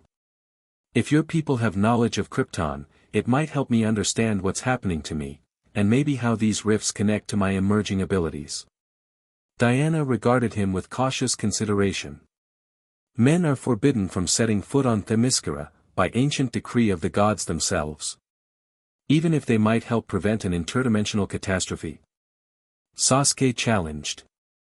The laws of the Amazons have stood for millennia, Diana replied firmly, but her expression suggested internal conflict. However, these are unusual circumstances. She seemed to come to a decision. I cannot bring you to Themyscira directly. But there is an outpost on the boundary between realms where we might speak further. If you truly wish to help seal these rifts, I will meet you there. Where is this outpost? Kakashi asked. 3 days' journey westward, where the sea meets the land beneath twin cliffs. Diana pointed toward the horizon. You will know it by the statue of Athena that guards the approach. Without further explanation, she raised her crystal again and spoke another incantation. The air shimmered, forming a doorway different from the rift, more stable, controlled. 3 days, she repeated, stepping toward the portal. Come alone, Kal-El of Krypton. Your friends must remain behind. That's not happening, Sakura said immediately. Those are my terms, Diana replied, unmoved. The knowledge you seek comes at a price. Choose wisely. With that, she stepped through the shimmering doorway, which closed silently behind her, leaving Team 7 alone in the clearing. Well, Kakashi said after a moment, that was unexpected. Can we trust her? Sasuke asked, sheathing his sword. She saved us from that manticore, Sakura pointed out. That doesn't make her an ally, he countered. Just someone with a common enemy. Naruto stared at the spot where Diana had disappeared. Something about her had seemed familiar, as if they'd met in some forgotten dream. The same sense of recognition he'd felt when first hearing of Themyscira. What do you think, Naruto? Kakashi asked, noting his silence. I think she knows things I need to learn, he replied. About Krypton, about these rifts, about my connection to them. You're not seriously considering meeting her alone, Sakura said. Naruto turned to face his team. I need to do this. But I won't go alone, not completely. He tapped his stomach, where the seal containing the nine tails rested. I'm never really alone, remember? The following days passed in tense preparation. Upon returning to the village and reporting their encounter, Tsunade had been predictably unhappy with Diana's terms. It's obviously a trap, she declared during their briefing. Maybe, Naruto conceded, but a trap for what purpose? She could have attacked us directly if that was her intention. To lure you to Themyscira, Shikamaru suggested. If what we know about the Amazons is accurate, they're isolationists who distrust the outside world, especially men. Your existence as both a man and an alien might represent a threat to them. Or an opportunity, Sasuke countered. If Kryptonians visited them before, they might have specific interest in studying one. Tsunade sighed heavily. Regardless of motive, we can't risk sending you completely alone. I'll maintain distance but stay within range, Kakashi offered. If something goes wrong, I can intervene. And if this outpost truly exists on the boundary between realms, your communication scrolls may not function, Tsunade cautioned. You'd be cut off from reinforcements. Naruto absorbed their concerns silently. Since meeting Diana, the crystal had become more active, projecting fragmentary images of Krypton's interactions with other worlds. Though incomplete, these glimpses suggested his birth planet had indeed maintained contact with various dimensional realms, including one that matched descriptions of Themyscira. I need to go, he said finally. Not just for answers about myself, but because these rifts are spreading. If Diana knows how to seal them, that knowledge could protect everyone. Tsunade studied him for a long moment before nodding reluctantly. Very well. But you take every precaution. At the first sign of betrayal, you extract yourself immediately. Understood. As the meeting concluded, Sasuke fell into step beside him. You're not telling them everything. It wasn't a question. Naruto glanced at his friend, recognizing the pointlessness of denial. The crystal's been active since we encountered Diana. Showing me things. What kind of things? Krypton had technology for traveling between dimensions. My father, my birth father, was some kind of scientist who studied these boundaries. Naruto lowered his voice. I think my ship might be more than just a vessel that brought me here. It might be part of whatever is causing these rifts. Sasuke's eyes narrowed thoughtfully. All the more reason for caution. If your technology is responsible, the Amazons might hold you accountable. I know. But I need answers, Sasuke. About who I am, what I'm becoming. Just remember who you already are, Sasuke replied after a moment. Kryptonian or not, you're still the same annoying idiot who never gives up. Naruto smiled faintly. Thanks. I think. Dawn of the third day found Naruto standing atop the western cliff Diana had described. Below, waves crashed against a rocky shore, and in the distance, a small island rose from the mist. Atop it stood a massive statue of a woman in ancient armor, trident raised toward the heavens, Athena, guardian of wisdom and strategic warfare. Kakashi, Sasuke, and Sakura had accompanied him to this point, establishing a position 2 miles back as agreed. Close enough to respond if needed, far enough to honor the letter of Diana's conditions. Remember the signal, Kakashi had reminded him before they parted. 3 chakra flares in rapid succession if you need extraction. Now alone, Naruto took a deep breath of salt-laden air and reached for his golden energy. Flight still felt miraculous each time, the defiance of gravity, the freedom of movement in 3 dimensions. He rose slowly from the cliff edge, then accelerated toward the island, the wind whipping through his hair. The outpost became visible as he approached, a structure of white stone and gleaming metal built into the island's natural contours. It appeared ancient yet somehow timeless, with columns supporting a domed roof open to the elements. No guards were visible, but Naruto sensed he was being watched. He landed gently at the base of the steps leading to the main structure. As his feet touched ground, Diana emerged from within, now dressed in more elaborate armor than before. A tiara held back her dark hair, and bracers of a silvery metal encircled her wrists. "You came alone," she observed. "Wiser than I expected." "My team is nearby," Naruto admitted. "I don't keep secrets from my friends." "Honesty," Diana said with the ghost of a smile. "Another surprise. Does that mean you'll be honest with me too?" "The lasso compels truth from all it binds." She gestured toward the structure behind her. "Come. There is much to discuss, and time grows short." The interior of the outpost was a single circular chamber, its walls covered in maps and charts depicting various realms and the boundaries between them. At the center stood a table carved from crystal similar to the one Diana had used to close the rift, glowing with gentle blue light. "The cartography of realms," Diana explained, noting his interest. "Created by Athena herself to monitor the barriers between worlds." Naruto approached, seeing that the table displayed a three-dimensional model of interconnected spheres, each representing a different dimensional realm. Several connection points pulsed red, indicating instability. "The breaches are getting worse," he observed. "Yes." Diana traced a finger along one of the red lines. 17 rifts have opened in the past month alone. My sisters and I have managed to seal them, but we cannot be everywhere at once. And you think these rifts are connected to me somehow? Diana's gaze was direct, uncompromising. I know they are. The energy signature emanating from you matches that of the instabilities.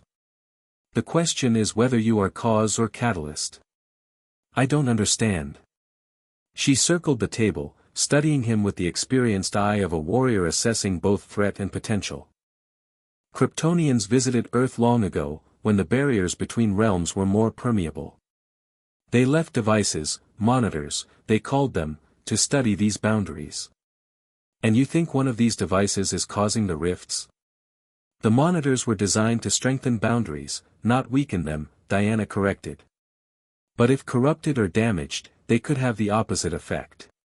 Your arrival as an infant, breaking through dimensional barriers, may have activated dormant monitors across our world. Naruto withdrew the crystal from his pocket. Like this? Diana's eyes widened. Where did you find that? It was in the container that brought me to Earth.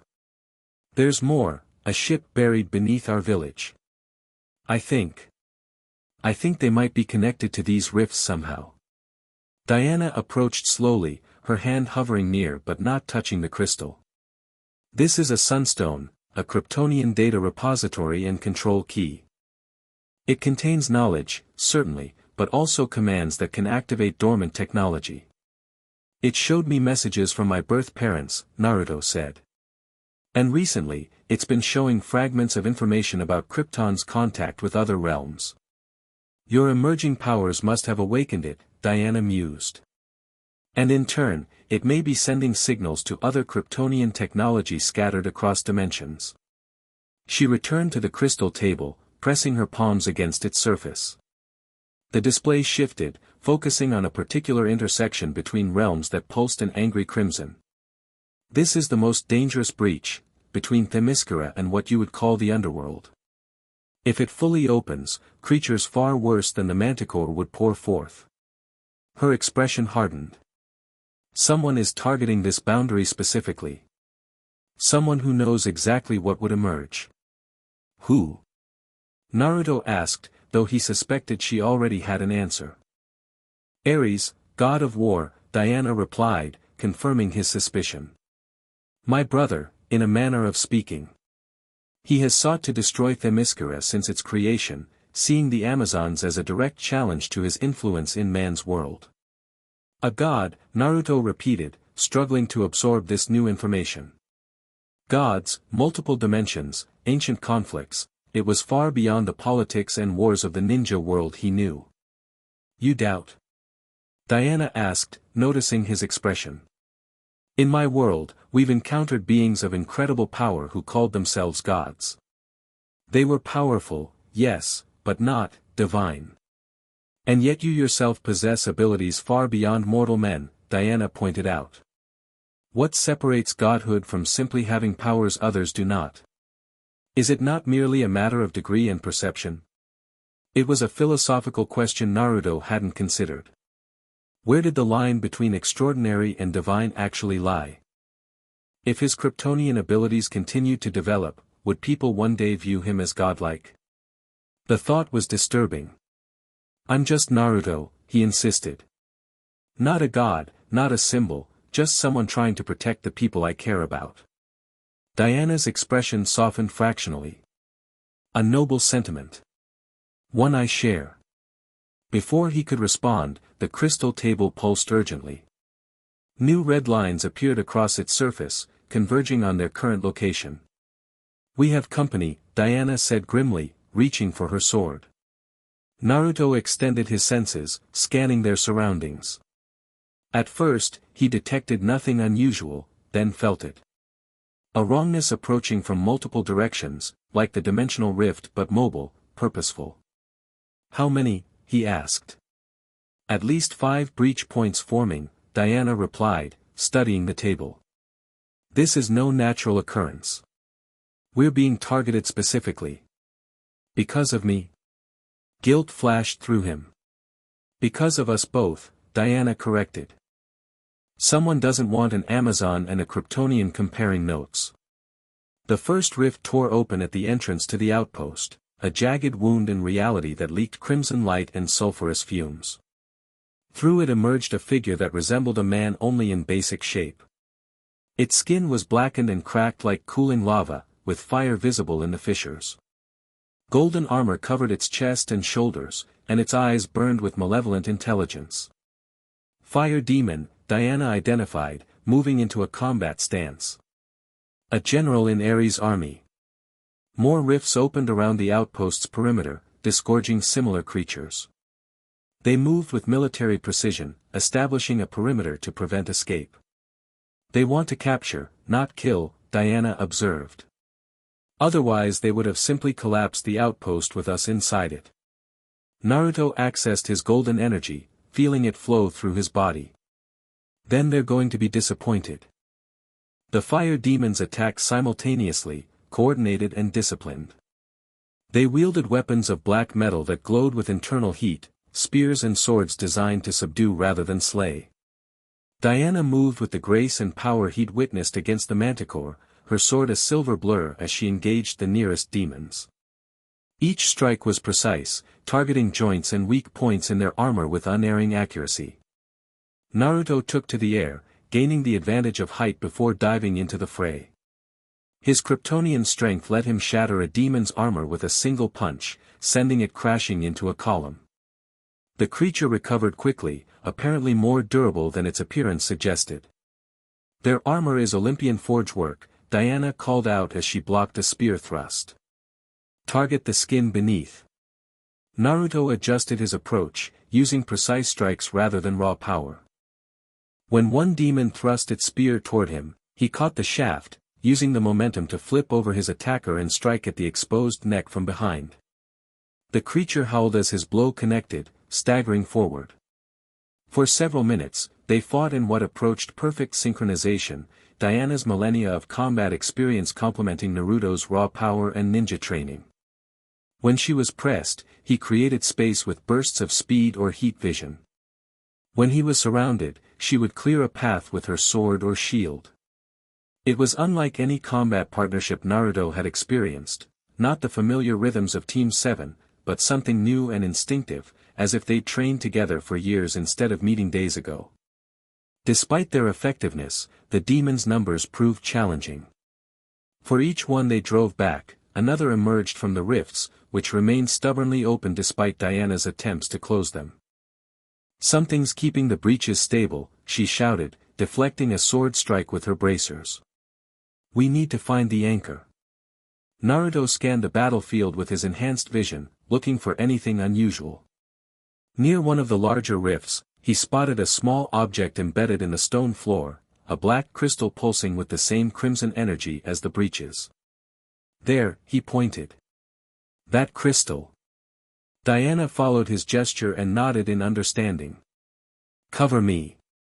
She began fighting her way toward the crystal, Naruto clearing her path with precise blasts of heat vision.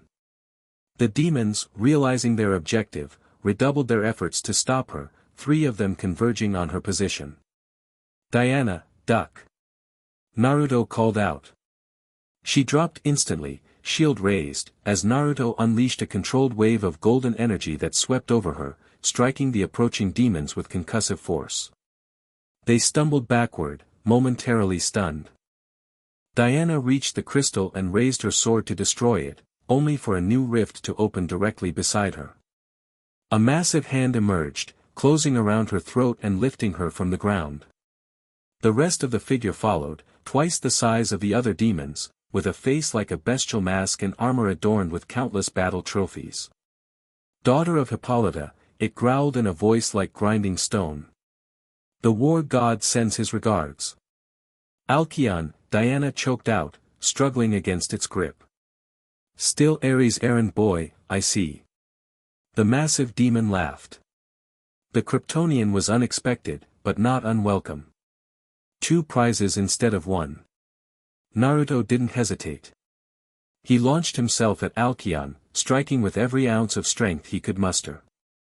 The impact should have shattered stone, yet the demon merely staggered slightly, maintaining its hold on Diana. Young and untrained, Alcyon observed, swatting Naruto aside with its free hand. Power without technique. Disappointing. Naruto crashed through a column, momentarily stunned. The demon's strength rivaled his own, something he hadn't encountered since his Kryptonian abilities emerged. Diana continued struggling, her face beginning to pale from lack of oxygen. The lasso at her hip glowed faintly, as if responding to her distress. The lasso, Naruto realized. It compels truth. He pushed himself up, focusing past the pain. "Hey, ugly. If you're so powerful, why does Ares send you on capture missions instead of letting you lead his armies?" Alcyon's grip on Diana loosened slightly as he turned toward Naruto. "You dare question my rank, insect? Just wondering why a supposedly mighty demon is reduced to kidnapping duty," Naruto continued, edging closer. "Seems beneath someone of your stature." Rage flashed across Alcyon's features. "I am Ares' most trusted general. When Themyscira falls, it will be by my hand." "Really? Because it looks like he doesn't trust you with real combat. Just grabbing unarmed women." The taunt struck home. Alcyon roared in fury, dropping Diana and charging toward Naruto. "I will crush your skull and use it as a drinking vessel." As the demon approached, Naruto sidestepped at the last moment, a basic feint taught to academy students. Alcyon, blinded by rage, fell for it completely, his momentum carrying him past his target. In that brief opening, Diana recovered her sword and, with a warrior's precision, drove it through the black crystal. The artifact shattered with a sound like breaking glass, and immediately the rifts began to collapse, their crimson light fading. Alcyon realized his mistake too late. As the dimensional doorways closed, he and his remaining forces found themselves cut off from retreat. "Impossible," he snarled, looking around at the ceiling breaches. "No," Diana corrected, retrieving her lasso. "Just poor planning on your part." She swung the golden rope in a wide arc, catching Alcyon around his massive torso. The lasso tightened, glowing brightly where it touched him. "By the power of truth, I command you to answer," Diana intoned. "Who sent you here?" Alcyon struggled against the lasso's magic, but his resistance was futile. "Ares, god of war," he ground out, clearly fighting each word. "Why target this outpost specifically?" "To capture the Amazon princess and the Kryptonian before they could form an alliance." Alcyon's eyes burned with hatred even as the truth poured from him. "Their combined power threatens the god of war's plans." "What plans?" Diana demanded, pulling the lasso tighter. "The final war," Alcyon replied, a terrible smile spreading across his face despite the compulsion. "The merging of realms, the clash of pantheons, the end of separation between worlds of gods and men." "And what role does Kryptonian technology play in this scheme?" At this, Alcyon laughed, a harsh, grating sound. Ask your mother, princess. The queen knows more than she has told you about the visitors from the stars. Diana's expression hardened. Take a message to your master, demon. Tell Ares that Diana of Themyscira stands against his plans, as do her allies. She released the lasso with a flick of her wrist, simultaneously opening a small portal with her crystal. Unlike the chaotic rifts, this doorway was controlled, precise. Return to your lord, she commanded. And remember what happened here. Alcyon gathered his remaining forces, backing toward the portal. This isn't over, princess. War comes to all realms, whether you will it or not. Then it will find me ready, Diana replied. As the demons retreated through the portal, Diana immediately sealed it behind them, ensuring they couldn't return by the same path. Only then did she turn to Naruto, who had been watching the exchange with fascination. You fought well, she acknowledged. The distraction was cleverly done. Thanks, Naruto replied, wincing slightly as he tested his ribs. Apparently even Kryptonian durability had its limits against beings like Alcyon. So, I'm guessing that wasn't the friendly chat you had in mind when you invited me here. Despite everything, Diana smiled faintly. Not precisely, no. But it was illuminating. She returned to the crystal table, which had survived the battle intact. Its display had changed, showing new patterns of energy flowing between realms. Ares fears our cooperation, she observed. Which suggests it's precisely what we should pursue. You believe what that demon said? About your mother knowing something about krypton? Diana's expression became guarded. My mother has lived for thousands of years. There is much she hasn't shared, even with me. She studied the table for a moment longer before coming to a decision. I must return to Themyscira immediately. These events require the queen's attention. And me? Naruto asked. Where does this leave us? At a crossroads, Diana replied. Your technology and my knowledge, brought together, might prevent the catastrophe Ares seeks to orchestrate. But such an alliance comes with risks. I'm willing to take those risks, Naruto said without hesitation. If these rifts threaten both our worlds, we should face them together. Diana regarded him thoughtfully. You are, not what I expected, Naruto of Krypton. I get that a lot. My sisters would not approve of my bringing you to Themyscira, she continued. The laws against men entering our island are absolute. But? Naruto prompted, sensing her internal conflict. But these are extraordinary circumstances. And you have proven yourself both in combat and character. She straightened, decision made. I will consult with my mother. If she agrees, I will return for you in 3 days' time. We will seek answers together, about Krypton, about these rifts, and about Ares' plans. Relief and excitement flooded through Naruto. I'll be ready. Diana approached him, extending her arm in a warrior's gesture. Until then, Naruto Uzumaki. May Athena's wisdom guide your path.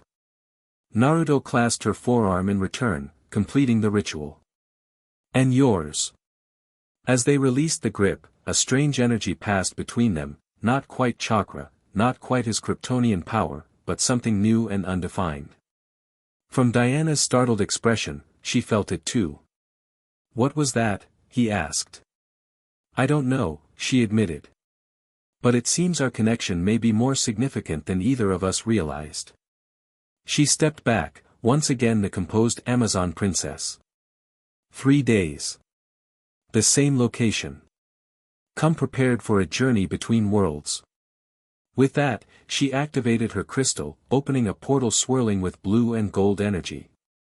With a final nod to Naruto, she stepped through, leaving him alone in the battle-scarred outpost. Naruto stood motionless for several minutes, processing everything that had occurred. Demons, gods, interdimensional conflicts, it was far beyond the scope of even the ninja world wars he'd experienced. Yet somehow, standing alongside Diana, it had felt almost natural. Retrieving the Kryptonian crystal from his pocket, he studied its shimmering surface. For the first time since discovering his alien heritage, he felt a sense of purpose beyond simply mastering his abilities. Perhaps this was why he'd been sent to Earth, not merely to survive, but to help protect the boundaries between worlds. With one last look at the crystal table's display of interconnected realms, Naruto activated his golden energy and took to the sky, heading back toward his waiting teammates. In 3 days, he would embark on a journey to a realm of myth and legend, alongside a warrior princess who challenged everything he thought he knew about the universe. The last son of Krypton and the princess of the Amazons, an unlikely alliance formed in battle, perhaps destined for something greater. Chapter 3, Sage of Steel. Dawn painted the hidden island of Themyscira in hues of amber and gold. Ancient marble structures gleamed in the early light, their columns and arches testaments to thousands of years of Amazon civilization. Gardens cascaded down terraced hillsides, while training grounds bustled with immortal warriors honing skills perfected over centuries. At the highest point of the island stood the royal palace, where Queen Hippolyta currently faced her daughter with an expression of carefully controlled anger. "You brought a man to Themyscira," she stated, her voice deceptively calm. "Against our most sacred laws." Diana stood tall before her mother, unapologetic. "I brought an ally whose help we need, mother. The barriers between realms continue to weaken. Ares grows stronger. We cannot face these threats alone. And of all allies, you chose a Kryptonian." Hippolyta's gaze shifted to Naruto, who stood uncomfortably at Diana's side. "The last time beings from Krypton visited our shores, they brought nothing but trouble." Naruto had remained silent during the exchange, acutely aware of the dozen Amazon guards watching him with open suspicion. Since arriving on Themyscira through Diana's portal hours earlier, he had faced nothing but hostility and distrust, with Diana as his only defender. "That was centuries ago," Diana argued. "Naruto is not responsible for past transgressions. Yet he carries their blood, their power, their technology." Hippolyta rose from her throne, descending the steps to stand before Naruto. Despite her regal bearing, her eyes reflected a warrior's assessment. "Tell me, son of Krypton, why should I trust you when your ancestors betrayed that trust so completely?" Naruto met her gaze directly. "I don't know what my ancestors did, your majesty. Until recently, I didn't even know I was Kryptonian. But I do know that these dimensional rifts threaten both our worlds, and I have abilities that might help stop them." "So Diana has explained." Hippolyta circled him slowly. "Along with claims of your combat prowess against Alcyon's forces." "He fought honorably," Diana confirmed. "Without his help, I might have been captured." The queen's expression remained skeptical. "And now you propose to train him in Amazon combat techniques? To share our sacred knowledge with an outsider? To combine our strengths," Diana corrected. "His Kryptonian abilities and what he calls chakra offer capabilities we do not possess. In return, we can help him understand the connection between his emerging powers and the dimensional instabilities." Hippolyta completed her circle, returning to face Naruto directly. "The Senate will not approve. Many will call for your immediate removal, or worse." "Then let me prove my intentions," Naruto suggested. "Put me to a test of your choosing." A murmur ran through the assembled guards. Challenges were sacred to Amazon culture, Naruto had learned from Diana during their journey, a way to resolve disputes and prove worth without political maneuvering. The queen's eyes narrowed thoughtfully. "You would submit to Amazon judgment?" "I would. Even knowing our trials are designed for immortal warriors with centuries of training?" Naruto nodded. "I've faced impossible odds before." For the first time, a hint of something other than suspicion crossed Hippolyta's face, a flicker of respect, perhaps, or simple curiosity. "Very well." She returned to her throne. "Tomorrow at dawn, you will face the gauntlet of Athena. If you complete it successfully, you may remain on Themyscira for 14 days to train with Diana and consult our archives regarding Krypton. If you fail..." Her expression hardened. You will be returned to your world immediately, never to return. Mother, Diana began, the gauntlet hasn't been completed in over a century. Even our most skilled warriors, he has accepted the challenge, Hippolyta interrupted. Unless he wishes to reconsider. Naruto stepped forward. I accept your terms, your majesty. The queen nodded once. So be it. Diana will explain the parameters. She raised her hand in dismissal. Until dawn, son of Krypton. The gauntlet of Athena is designed to be impossible, Diana explained as they walked along a cliff path overlooking the Aegean Sea. Below them, Amazon warriors trained in formations that had remained unchanged for millennia. It tests not just strength or speed, but judgment, restraint, and wisdom. So it's not just about winning fights, Naruto observed.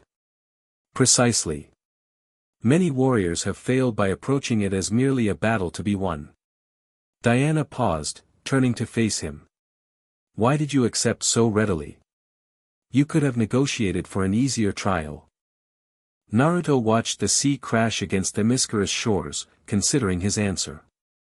Since arriving on the island, he'd felt both out of place and strangely at home, as if some part of him recognized this boundary realm between worlds. Because I need your people to see me as I am, not as whatever they expect a Kryptonian to be, he finally replied. And because I believe in proving myself through actions, not words. Diana studied him with that penetrating gaze that seemed to strip away pretenses. You continue to surprise me, Naruto Uzumaki. Good surprises, I hope. The hint of a smile touched her lips. Thus far. They continued walking, Diana pointing out landmarks across the island, the Temple of Hera, the Eternal Flame, the fields of training where young Amazons first learned combat. Everywhere they went, they drew stares and whispers from the island's inhabitants. They really don't like men here, Naruto observed after a particularly hostile glance from a passing warrior. It's not personal, Diana assured him. The Amazons were created by the gods after humanity had been corrupted by Ares' influence. Many of my sisters have never encountered a man who wasn't trying to conquer or destroy. So no pressure or anything. Diana's laugh was unexpected and genuine. Consider it an opportunity to change millennia of prejudice in a single visit. When you put it that way, the gauntlet sounds easier. As they approached a massive structure carved into the mountainside, Diana grew more serious. This is the Hall of Records.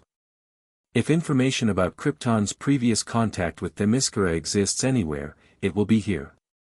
The entrance was guarded by Amazons in ceremonial armor who tensed visibly at Naruto's approach. Diana spoke to them briefly in their native tongue, and after a moment's hesitation, they stepped aside. Inside, the hall extended far deeper into the mountain than seemed possible, with towering shelves containing scrolls, codices, and artifacts from countless civilizations. Scholars moved among the collections, documenting and preserving knowledge gathered over thousands of years. This is incredible, Naruto breathed, momentarily forgetting the hostility outside. Does your village, your island, have records of everything? Not everything, Diana replied, leading him deeper into the archives. But more than any other repository on Earth. The Amazons have observed and documented the rise and fall of civilizations since we were created. They reached a section marked with symbols Naruto recognized from the crystal, Kryptonian writing. Here, Diana said, gesturing to the shelves. Everything we know about Krypton and its people. Naruto approached reverently, running his fingers along scrolls and tablets bearing the language of his birth world. Though he couldn't read most of it, something in him recognized the patterns, understood their significance. How did all this get here? He asked. Diana selected a bound volume from the shelf, its pages made of a material unlike paper or parchment. Approximately 3,000 years ago, a Kryptonian expedition arrived on Earth to study what they called dimensional anomalies centered around Themyscira. They established a research outpost with Queen Penthesilea's permission, my grandmother, she added. She opened the book, revealing diagrams of devices similar to the one Naruto had discovered in the forest. They brought technology designed to monitor and stabilize the boundaries between realms, explaining that similar barriers existed around Krypton itself. And something went wrong, Naruto guessed, noting her careful tone. Yes. Diana turned to a page showing what appeared to be a battle scene. One of their devices malfunctioned during an activation sequence. It created a rift that allowed creatures from the underworld to breach our defenses. Many Amazons died before the tear could be sealed. She closed the book. The Kryptonians helped repair the damage and left additional safeguards before departing. But trust was broken. Queen Penthesilea decreed that no Kryptonian would ever again set foot on Themyscira. And yet here I am, Naruto said quietly. Here you are, Diana agreed. Because once again, dimensional barriers are failing, and once again, Kryptonian technology appears to be involved. Naruto withdrew the crystal from his pocket. In Themyscira's unique environment, it glowed more brightly, pulsing with internal light. You think this is connected to those ancient devices? I believe it might be a control mechanism, Diana suggested. The records describe the Kryptonians using similar crystals to activate and direct their technology. So if I could understand how to use it properly, you might be able to stabilize the boundaries instead of weakening them. Diana placed a hand on his arm. But first, you must survive tomorrow's challenge. We can return to the archives afterward. As they left the Hall of Records, Naruto felt the weight of history pressing upon him, both his own incomplete heritage and the ancient conflict between Krypton and Themyscira. Whatever had happened 3,000 years ago now cast a shadow over his presence on the island. And tomorrow, he would face a trial designed by gods, judged by immortals who already expected him to fail. The Gauntlet of Athena was situated in a natural amphitheater carved into the island's central valley. Tiered seating surrounded a massive circular arena, beyond which lay an obstacle course extending into forest, mountain, and sea. By dawn, every seat was filled with Amazons eager to witness the outsider's challenge. Naruto stood at the entrance to the arena, dressed in light training clothes provided by Diana. He had been allowed to keep only the crystal, no weapons, no tools, nothing from the outside world. Remember what I told you, Diana said quietly beside him. Since the previous evening, she had explained the gauntlet stages and offered what advice she could without violating Amazon tradition. The challenge tests more than physical ability. Each stage presents a choice, a judgment. Like a test of character, Naruto said. Exactly. Athena values wisdom above all.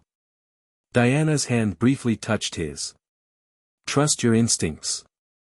A horn sounded across the amphitheater, and Queen Hippolyta rose from her ceremonial seat. Silence fell immediately. Sisters, she addressed the crowd, we gather to witness the trial of the outsider. Naruto Uzumaki of Krypton has requested the right to remain on Themyscira against our ancient laws. By our traditions, he must prove his worth through the Gauntlet of Athena. She turned to Naruto. Do you understand that this trial risks injury or death? That no allowances will be made for your foreign nature. I understand, Naruto replied, his voice carrying across the arena. Then may Athena judge your worth. Hippolyta raised her arm. Begin. A second horn blast echoed, and massive gates at the far end of the arena swung open. From the darkness beyond emerged 3 Amazon warriors, each armed with different weapons, sword, spear, and battle axe. Their armor gleamed in the morning light, marking them as elite fighters. Diana stepped back, joining her mother in the royal box as Naruto moved to the center of the arena. The warriors approached him cautiously, spreading out to surround him. The first challenge, Hippolyta announced, combat against worthy opponents. The outsider must defeat all 3 to proceed. Naruto settled into a ready stance, assessing his opponents. During their preparations, Diana had warned him that using his full Kryptonian strength would be seen as brute force without discipline, respected for power but not for wisdom. He needed to demonstrate skill, not just overwhelming ability. The warrior with the spear attacked first, a lightning-fast thrust aimed at his midsection. Naruto sidestepped, using minimal motion, studying her technique. The swordswoman circled to his flank while the axe-wielder held her ground, watching for openings. Rather than immediately counter-attacking, Naruto continued defensive movements, redirecting strikes and avoiding blows without returning them. After several exchanges, murmurs rippled through the crowd. "He refuses to fight," someone called out. "Cowardice," another suggested. The spear wielder, perhaps emboldened by his defensive approach, committed to a more aggressive attack sequence. Naruto saw the opening he'd been waiting for and moved, not with Kryptonian speed but with the precise timing of his ninja training. He caught the spear's shaft, used the warrior's momentum to pull her forward, and with a controlled sweep of his leg, sent her tumbling to the ground. Before she could recover, he had the spear pointed at her throat. The crowd fell silent, surprised by the sudden reversal. After a moment, the fallen warrior nodded acknowledgement, and Naruto stepped back, offering a hand to help her up. She ignored it, rising independently and moving to the arena's edge. The swordswoman and axe-wielder exchanged glances, then attacked simultaneously, their coordinated movements suggesting years of training together. Naruto found himself genuinely challenged by their teamwork, forced to combine defensive maneuvers with the occasional counter.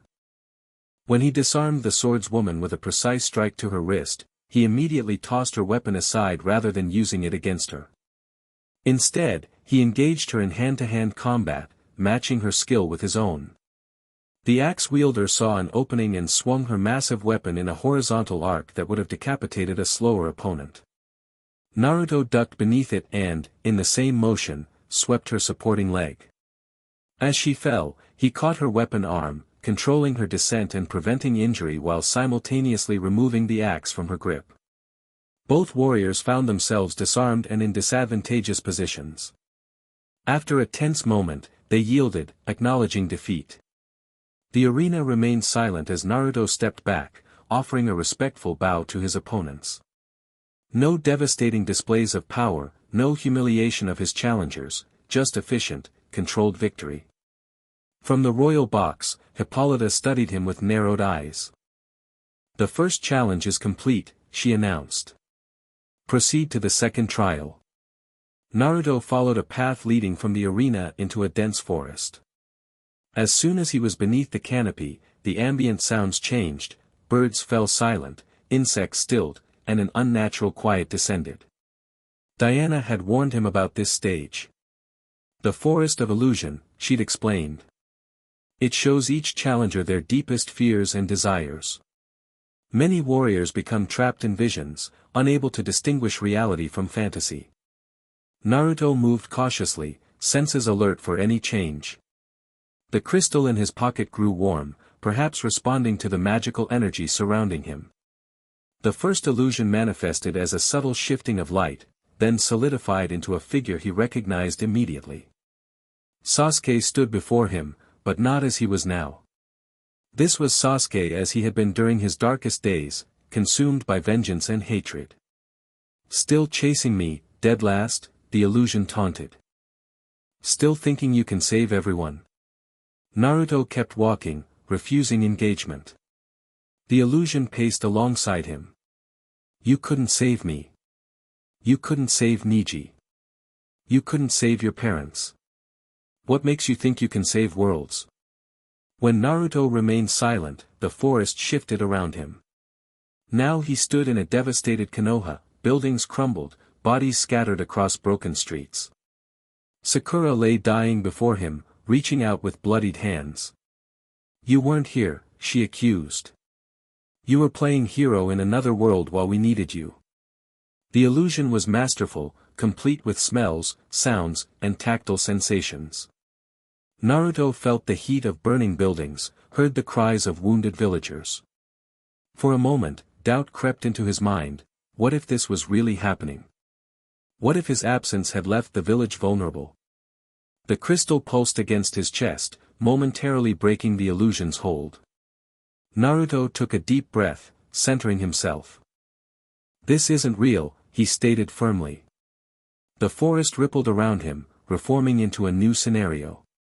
This time, he stood on a platform above Themyscira. Diana knelt before him in chains, while he wore armor reminiscent of the crystal's images of krypton. Amazons bowed at his feet, subjugated by his power. "You could rule here," a voice whispered. "With your abilities, no one could stop you. Not even the gods themselves." The vision showed him uniting worlds beneath Kryptonian rule, bringing peace through power, with Diana as his conquered queen. Naruto didn't just walk through this illusion, he actively rejected it, pushing back against the magical energy attempting to seduce him. "This isn't who I am," he declared. "This isn't why I came here." The forest seemed to test his resolve, intensifying the vision, making it more appealing. Unlimited power, unlimited knowledge, unlimited control, everything he could desire. Naruto reached for his chakra, focusing it to disrupt the external influence. As a Jinchuriki, he was familiar with mental manipulation and had developed techniques to counter it. Combined with the crystal's apparent protective properties, his effort created a bubble of clarity around him. The illusions shattered, revealing the true forest path before him. In the distance, he spotted the exit, a stone archway leading to the next challenge. As he approached the threshold, a final illusion formed, not threatening or seductive, but heartrending. His parents, Minato and Kushina, stood before him, arms outstretched in welcome. Behind them were his Kryptonian parents, Jor-El and Lara, completing a family he had never known. "Stay with us," they urged. "You fought enough, sacrificed enough." Of all the illusions, this one struck closest to his heart. Naruto paused, emotion threatening to overwhelm his rational mind. "I carry you with me," he said softly to the apparitions. "But I have to continue my own path." With tremendous effort, he walked through the illusion, feeling it dissolve around him as he crossed the archway. He emerged onto a rocky plateau overlooking the sea, tears streaming down his face from the emotional toll of the forest's challenge. From the observation point above, Diana watched with a mixture of concern and admiration. Few warriors emerged from the forest of illusion without being significantly delayed by its visions. Fewer still maintained their emotional composure afterward. "He resisted the forest's temptations," one of the Amazon elders remarked. "Impressive for a man." "Impressive for anyone," Diana corrected. "The forest shows each person their perfect paradise, designed specifically to trap them." Hippolyta said nothing, but her expression had shifted from skepticism to thoughtful assessment. On the plateau, Naruto composed himself as a new challenge was announced. "The trial of burden," Hippolyta's voice carried from above. "Cross the chasm of Hades while carrying the stone of responsibility." At the plateau's center sat a boulder easily twice Naruto's size, carved with ancient symbols. Beyond it lay a narrow gorge, hundreds of feet deep, with a precarious rope bridge stretching across. The challenge seemed straightforward: carry the immense stone across the treacherous bridge. For someone with Kryptonian strength, lifting the boulder would be simple. But the bridge looked barely capable of supporting a single person, let alone someone carrying a massive weight. Naruto approached the stone, examining the symbols carved into its surface.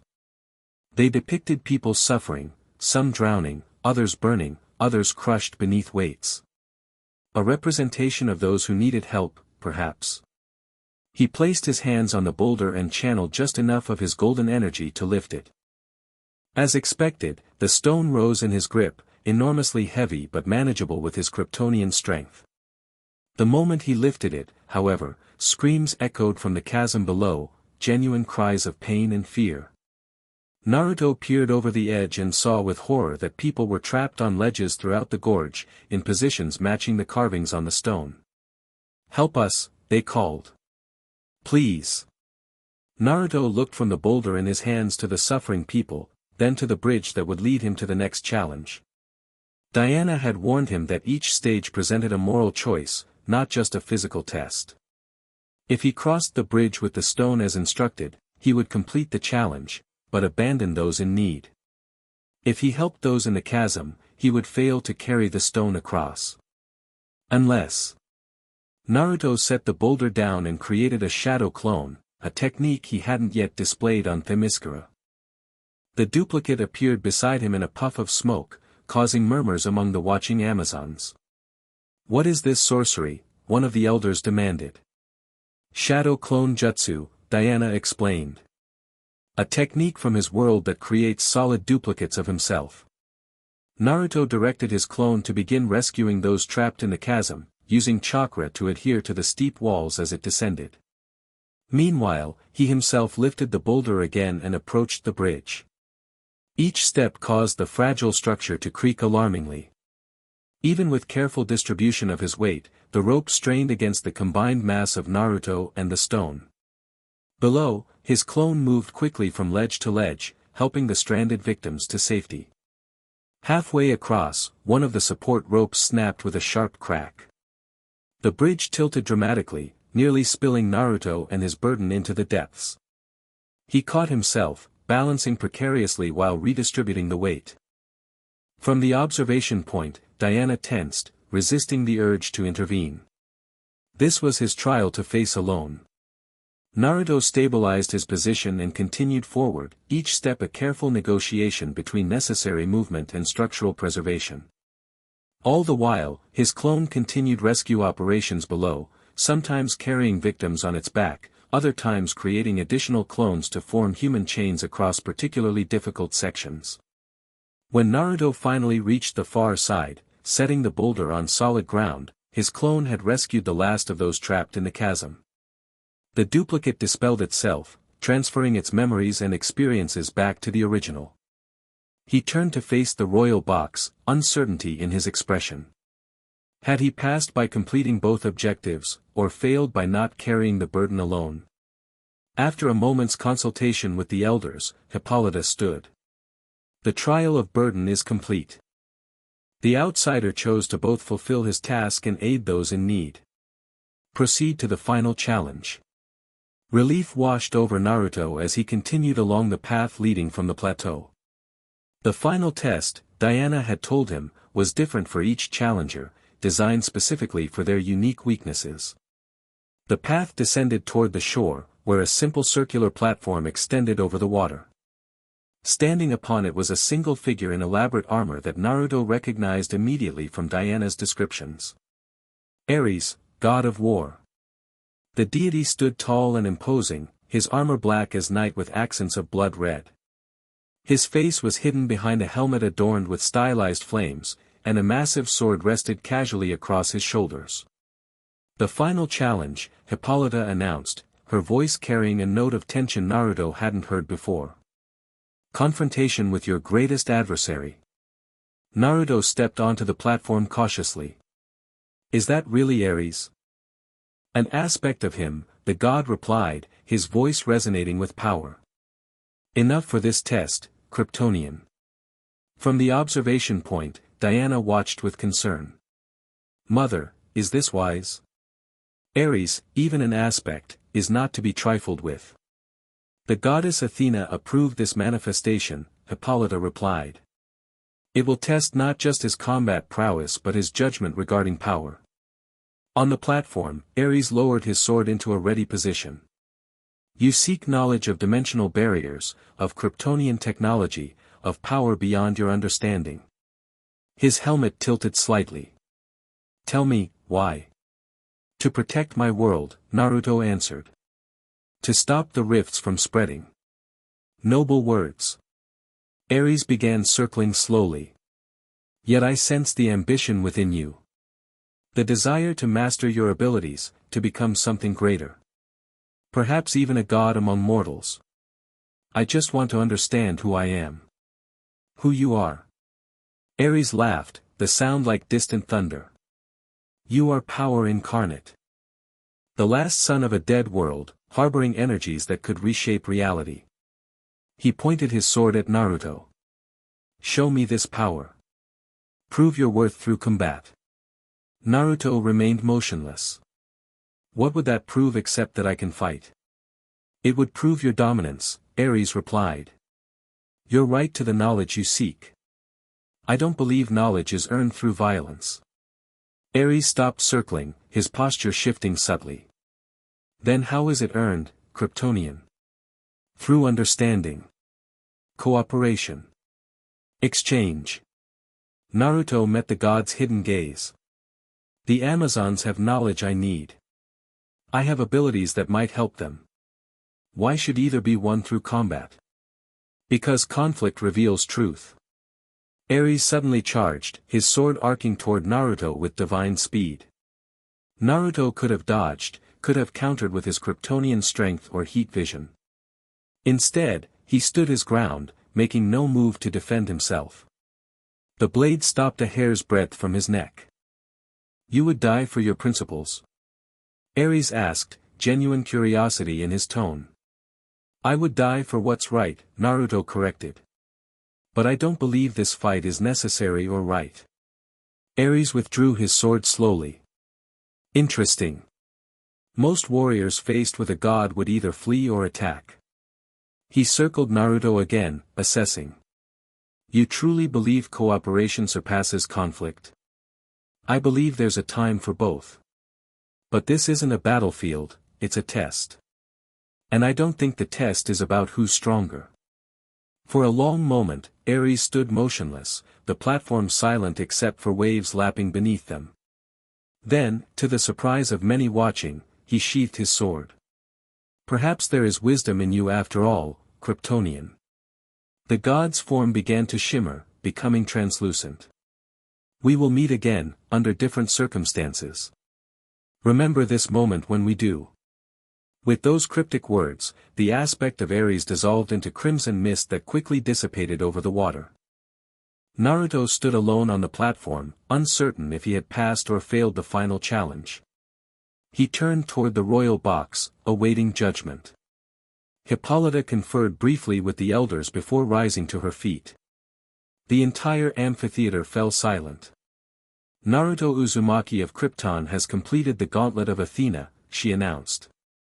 He has demonstrated skill in combat without cruelty, clarity of mind against illusion, compassion in burden, and wisdom before power. She descended from the royal box, approaching the platform where Naruto stood. The assembled Amazons watched in stunned silence as their queen extended her arm in the warrior's greeting Diana had shown him earlier. Welcome to Themyscira, Naruto Uzumaki. For 14 days, you may walk among us as a guest of the crown. Naruto clasped her forearm, completing the ritual. Thank you, your majesty. Thank yourself, Hippolyta replied quietly. Few have completed all 4 trials successfully, and none in the manner you chose. She released his arm and turned to address the gathered Amazons. By our ancient laws and traditions, this outsider has earned temporary residence. He will train with Princess Diana and study our archives regarding Kryptonian contact. Any who wish to assist or observe may do so, provided they maintain the respect due a champion of the gauntlet. The pronouncement sent ripples of conversation through the crowd. Naruto caught fragments, some expressed outrage at a man being granted such status, others curiosity about his unusual abilities, still others speculating about Diana's interest in him. As the assembly dispersed, Diana approached, her expression a mixture of pride and relief.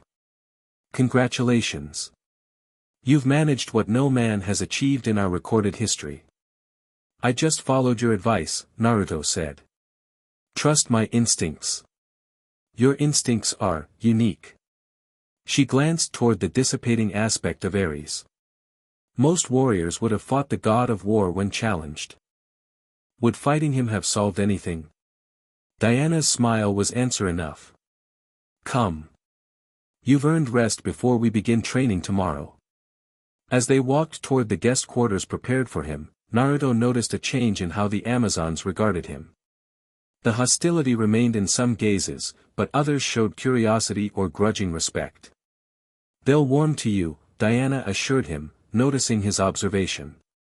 Amazons value actions over words. Today, your actions spoke volumes. I'm not here to win popularity contests, Naruto replied. I just want to figure out these rifts before they cause more damage. Diana nodded. Tomorrow we begin that work in earnest. Tonight, however, you are invited to the Feast of Victory, a tradition for any who complete the gauntlet.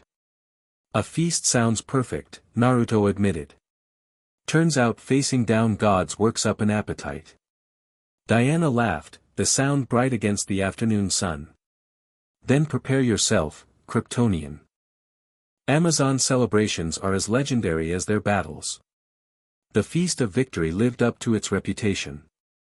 Tables groaned beneath platters of food and drink, while Amazon musicians played instruments both familiar and exotic.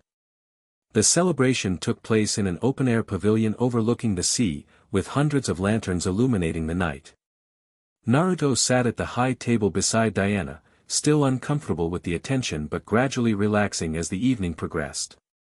Queen Hippolyta had made a brief appearance before retiring, leaving her daughter to host the remainder of the festivities. Your mother doesn't seem to enjoy celebrations, Naruto observed after the queen's departure. She enjoys them well enough, Diana replied, filling his cup with a sweet-smelling wine. But she's concerned about the rifts, about Ares' plans, about your presence here. Duty weighs heavily on her. I understand that feeling. Diana studied him over the rim of her cup. Yes, I believe you do. As the meal concluded and music grew more prominent, Amazons began clearing space for dancing. The movements were part celebration, part combat training, intricate patterns that demonstrated both grace and deadly precision. Should I be taking notes? Naruto asked, watching warriors perform synchronized sequences that seemed equally suited to battlefield and ballroom. These dances date back to our creation, Diana explained. They teach balance, coordination, and unit cohesion while celebrating our sisterhood. No wonder I wasn't invited to participate. Actually. Diana set down her cup and stood, extending her hand. As champion of the gauntlet, you're expected to join at least one dance. Naruto looked at her outstretched hand, then at the complex movements of the dancers. I'm not sure that's a good idea. Are you refusing a princess's request? Her eyes sparkled with challenge. With a resigned smile, Naruto took her hand. Lead the way, Your Highness. Diana guided him to the edge of the dancing area, where she quickly demonstrated a simplified version of the current pattern. The basic steps weren't dissimilar to some training exercises Naruto recognized, focused on footwork and weight distribution. Follow my movements, she instructed. It's not unlike combat, anticipate, respond, maintain balance. They began slowly, Diana patient with his occasional missteps. Naruto found himself drawing on his ninja training, applying lessons in body control and spatial awareness. After several minutes, he was matching her movements with growing confidence. Around them, other Amazons watched with expressions ranging from amusement to grudging approval. A few exchanged knowing glances at the sight of their princess guiding the outsider through their sacred dances. As they moved together, Naruto became increasingly aware of Diana as more than an ally or mentor. The firelight caught the angles of her face, highlighting the strength and compassion that seemed equally balanced in her expression. Her hand in his felt both powerful and gentle, capable of devastating combat yet currently guiding him with care. You're staring, she noted without breaking step. Sorry, Naruto replied, focusing again on the dance. Just, thinking. About what? How different you are from anyone I've met before. Diana's rhythm faltered slightly, the first imperfection in her movement all evening. Different how? Before Naruto could answer, a commotion at the pavilion's entrance drew their attention. An Amazon messenger arrived, breathing heavily from exertion, and approached Diana with urgent purpose. Princess, she reported, bowing hastily. The Queen requests your immediate presence. The western boundary shows signs of instability. Diana's expression shifted instantly from celebration to command. Gather the response team. Full combat preparations. The messenger departed quickly while Diana turned to Naruto. Our training begins sooner than anticipated. How quickly can you be ready? I'm ready now, he replied, all thoughts of dancing forgotten. Diana nodded approvingly. Then follow me. It seems the dimensional barriers wait for no celebration. The western boundary of Themyscira existed not as a physical border but as a metaphysical one, a place where the island's divine protection met the natural world. Diana led Naruto and a dozen Amazon warriors to this convergence point, a beach where the sand shifted colors beneath their feet and the air seemed to shimmer with unseen energy. Queen Hippolyta awaited them, along with several elders Naruto recognized from the gauntlet's judging panel. They stood before what appeared to be a tear in reality itself, a jagged crack in the air through which glimpses of another realm were visible. "It began an hour ago," Hippolyta explained as they approached. "Small at first, but growing steadily." Through the rift, Naruto could see a landscape of ash and fire, punctuated by massive stone fortresses. Occasionally, shapes moved within, tall, armored figures resembling the demons they'd fought at the outpost. Tartarus, Diana identified. The prison realm of the Titans and other enemies of Olympus. "Can you seal it like the others?" Naruto asked. Diana withdrew her crystal, studying the rift's patterns. "This one's different. The energy signature is more concentrated, more deliberate. Someone is forcing it open from the other side," Hippolyta agreed. "And countering our attempts to close it." The Amazon warriors formed a defensive perimeter around the breach while the elders began a ritual involving sacred oils and incantations. Diana positioned herself directly before the rift, crystal raised. "I need to understand the pattern before attempting to seal it," she explained to Naruto. "Otherwise we risk making it larger." Naruto's crystal had begun pulsing in his pocket, responding to the dimensional disturbance. When he withdrew it, its glow intensified, synchronizing with the tear's pulsations. "They're connected," he realized. "The Kryptonian technology and these rifts, they're operating on the same frequency." "Can you use that connection?" Diana asked. "Perhaps to interfere with whatever is forcing the breach?" Naruto examined his crystal, recalling information fragments it had shown him during quiet moments of meditation. "Maybe. If I can attune to the correct resonance." He closed his eyes, focusing on the crystal's energy patterns. Within his mindscape, he found himself in a vast chamber reminiscent of the Fortress of Solitude glimpsed in the crystal's earlier projections. Ghostly images of Kryptonian symbols floated around him, each representing different functions of the technology. Dimensional anchor, he identified one pattern. Stabilization matrix. Harmonic convergence.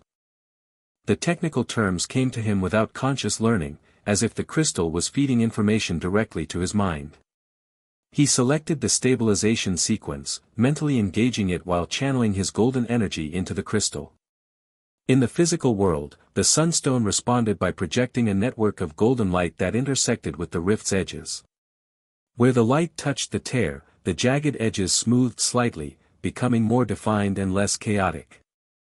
"It's working," Diana observed. "The boundary is stabilizing." Encouraged, Naruto deepened his connection, drawing on more of his Kryptonian energy. The golden network expanded, covering more of the rift's surface. From the other side, however, came resistance, a pulsing red energy that pushed back against his efforts. The conflicting forces created a visual struggle, gold and crimson energies contesting for dominance along the tier's boundaries. "Something's fighting back," Naruto said through gritted teeth. "Something strong." "Ares," Diana confirmed, her expression grim. "I recognize his energy signature." She raised her own crystal alongside Naruto's, adding her power to his. Blue Amazon energy joined his gold, reinforcing the stabilization pattern. For a moment, their combined efforts seemed to be succeeding. The rift began contracting, its edges pulling inward. Then a massive surge of crimson energy erupted from the tear, shattering their containment network and expanding the breach to twice its previous size. The feedback knocked both Naruto and Diana backward, their crystals momentarily overloaded. Through the now larger opening, a figure became visible on the other side, towering and armored, similar to the aspect Naruto had faced in the gauntlet but considerably more substantial. Ares, in his true form, directing the breach's expansion. "Diana of Themyscira," his voice boomed across the dimensional divide. Always interfering in matters beyond your understanding. Close the rift, Ares, Diana commanded, recovering her stance. You risk catastrophic damage to multiple realms. I risk nothing, the god countered. I calculate everything. Including the arrival of Krypton's last son. His hidden gaze shifted to Naruto. Our encounter earlier was merely a prelude, boy. Soon you will face me in earnest. Naruto stepped forward, golden energy coursing visibly beneath his skin. Why target Themyscira?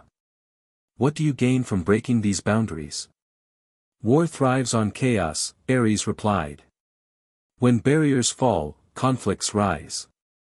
The Amazons have maintained artificial separation between realms for too long.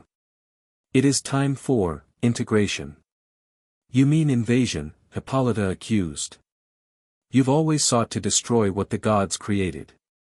I seek to fulfill my purpose, Ares corrected. As god of war, conflict is my domain. I merely create opportunities for it to flourish. The rift pulsed again, expanding further. Through it, ranks of armored demons became visible, assembled as if preparing for invasion. Hippolyta turned to her warriors. Prepare for battle. The boundary will not hold much longer. As Amazons moved into combat formations, Naruto studied the rift more carefully. The pattern of energy wasn't random but followed specific channels, like rivers flowing in predetermined paths. If he could disrupt those channels rather than fighting the entire breach. Diana, he said urgently. I need to try something different. Can you hold the rift stable for 30 seconds? She nodded, understanding without further explanation. Do what you must. We'll buy you time. While Diana coordinated the Amazon defenders, Naruto closed his eyes again, returning to his crystal connection mindscape. This time, instead of engaging the stabilization matrix, he searched for something more fundamental, the dimensional frequency patterns that allowed communication between realms. Every world vibrates at a unique frequency, the knowledge came to him. Kryptonian technology uses these resonance patterns for transportation and communication.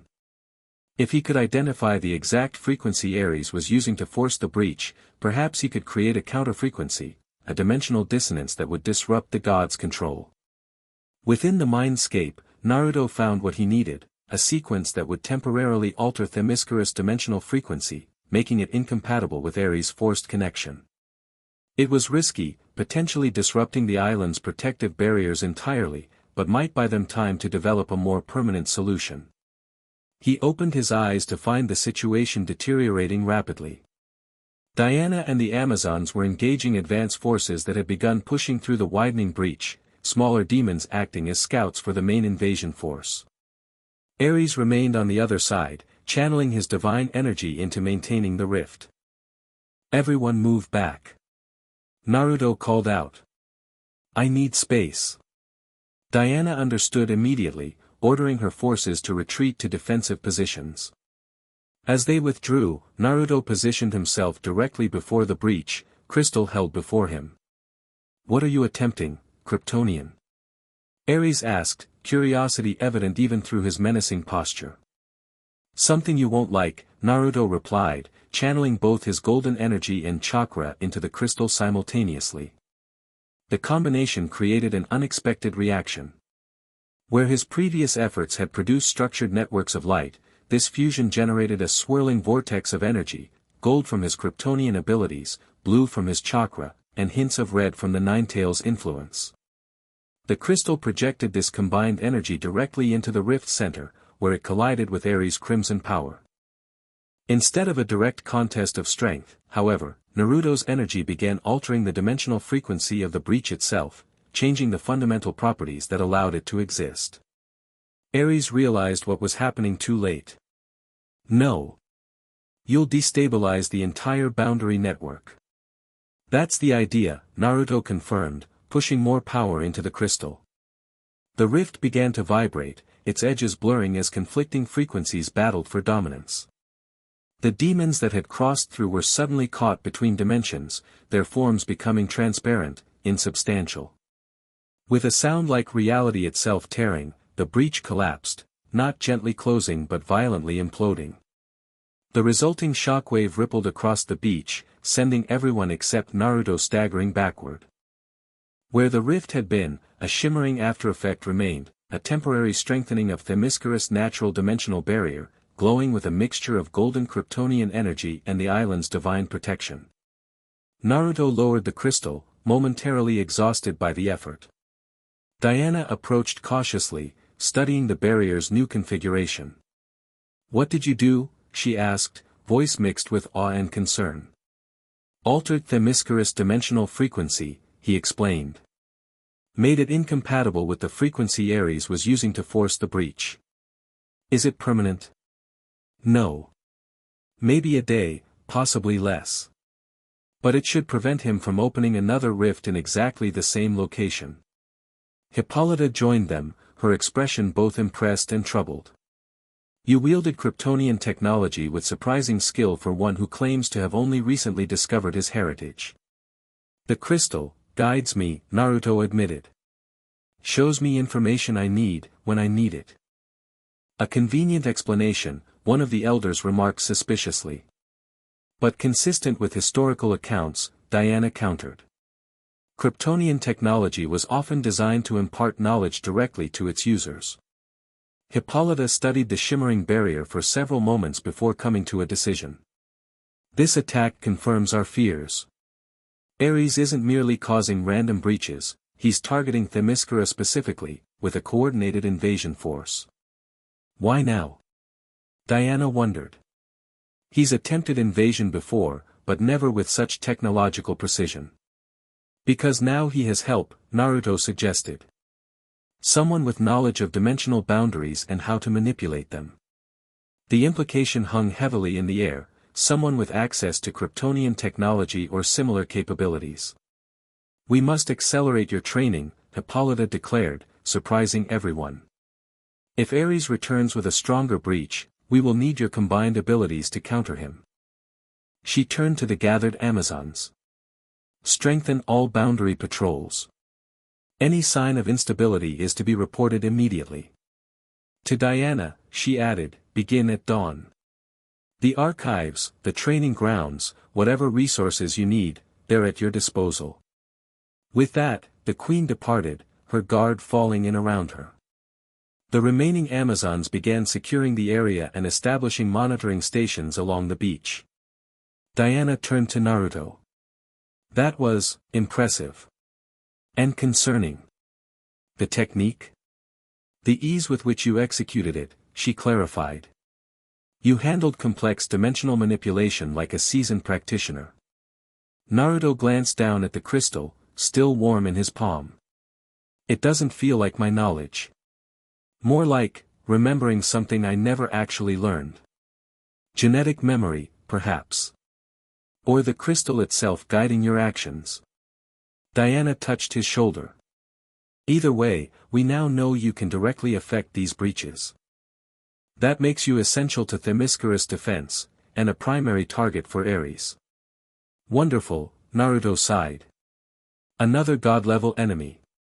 Just what I needed." Diana's laugh was unexpected. Says the man who just stared down the god of war and collapsed his dimensional portal. "When you put it that way, it sounds more impressive than it felt." Naruto looked toward the ocean, where dawn was beginning to lighten the horizon. "No rest for us, I'm guessing." "Sleep can wait," Diana confirmed. "We need to begin integrating your abilities with our defensive strategies immediately." As they walked back toward the city, Naruto felt the weight of this new responsibility settling alongside his existing ones. He had come to Themyscira seeking knowledge about his heritage and the dimensional rifts.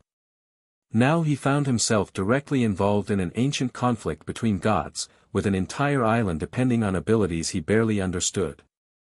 Yet walking beside Diana, matching her confident stride, the burden seemed somehow lighter than it should have been. The training grounds of Themyscira were unlike anything Naruto had experienced. Various specialized areas accommodated different combat styles, from open arenas for large-scale exercises to intimate spaces for precision work.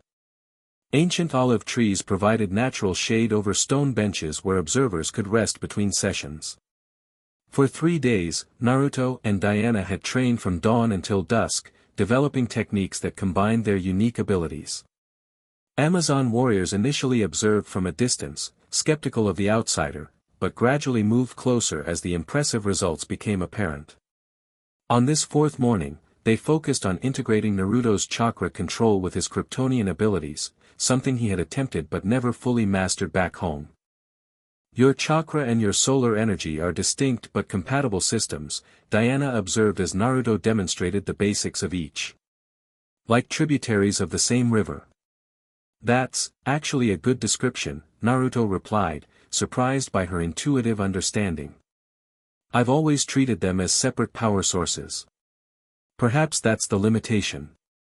Diana circled him thoughtfully. Amazon combat philosophy teaches that true mastery comes from integration, not separation.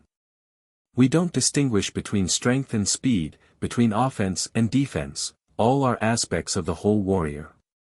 She indicated a training dummy made of enchanted materials designed to withstand superhuman impacts. Show me how you would typically attack using chakra alone. Naruto formed a Rasengan in his palm, the spiraling blue energy compressed into a perfect sphere. With practiced motion, he drove it into the dummy, creating a localized point of devastating damage.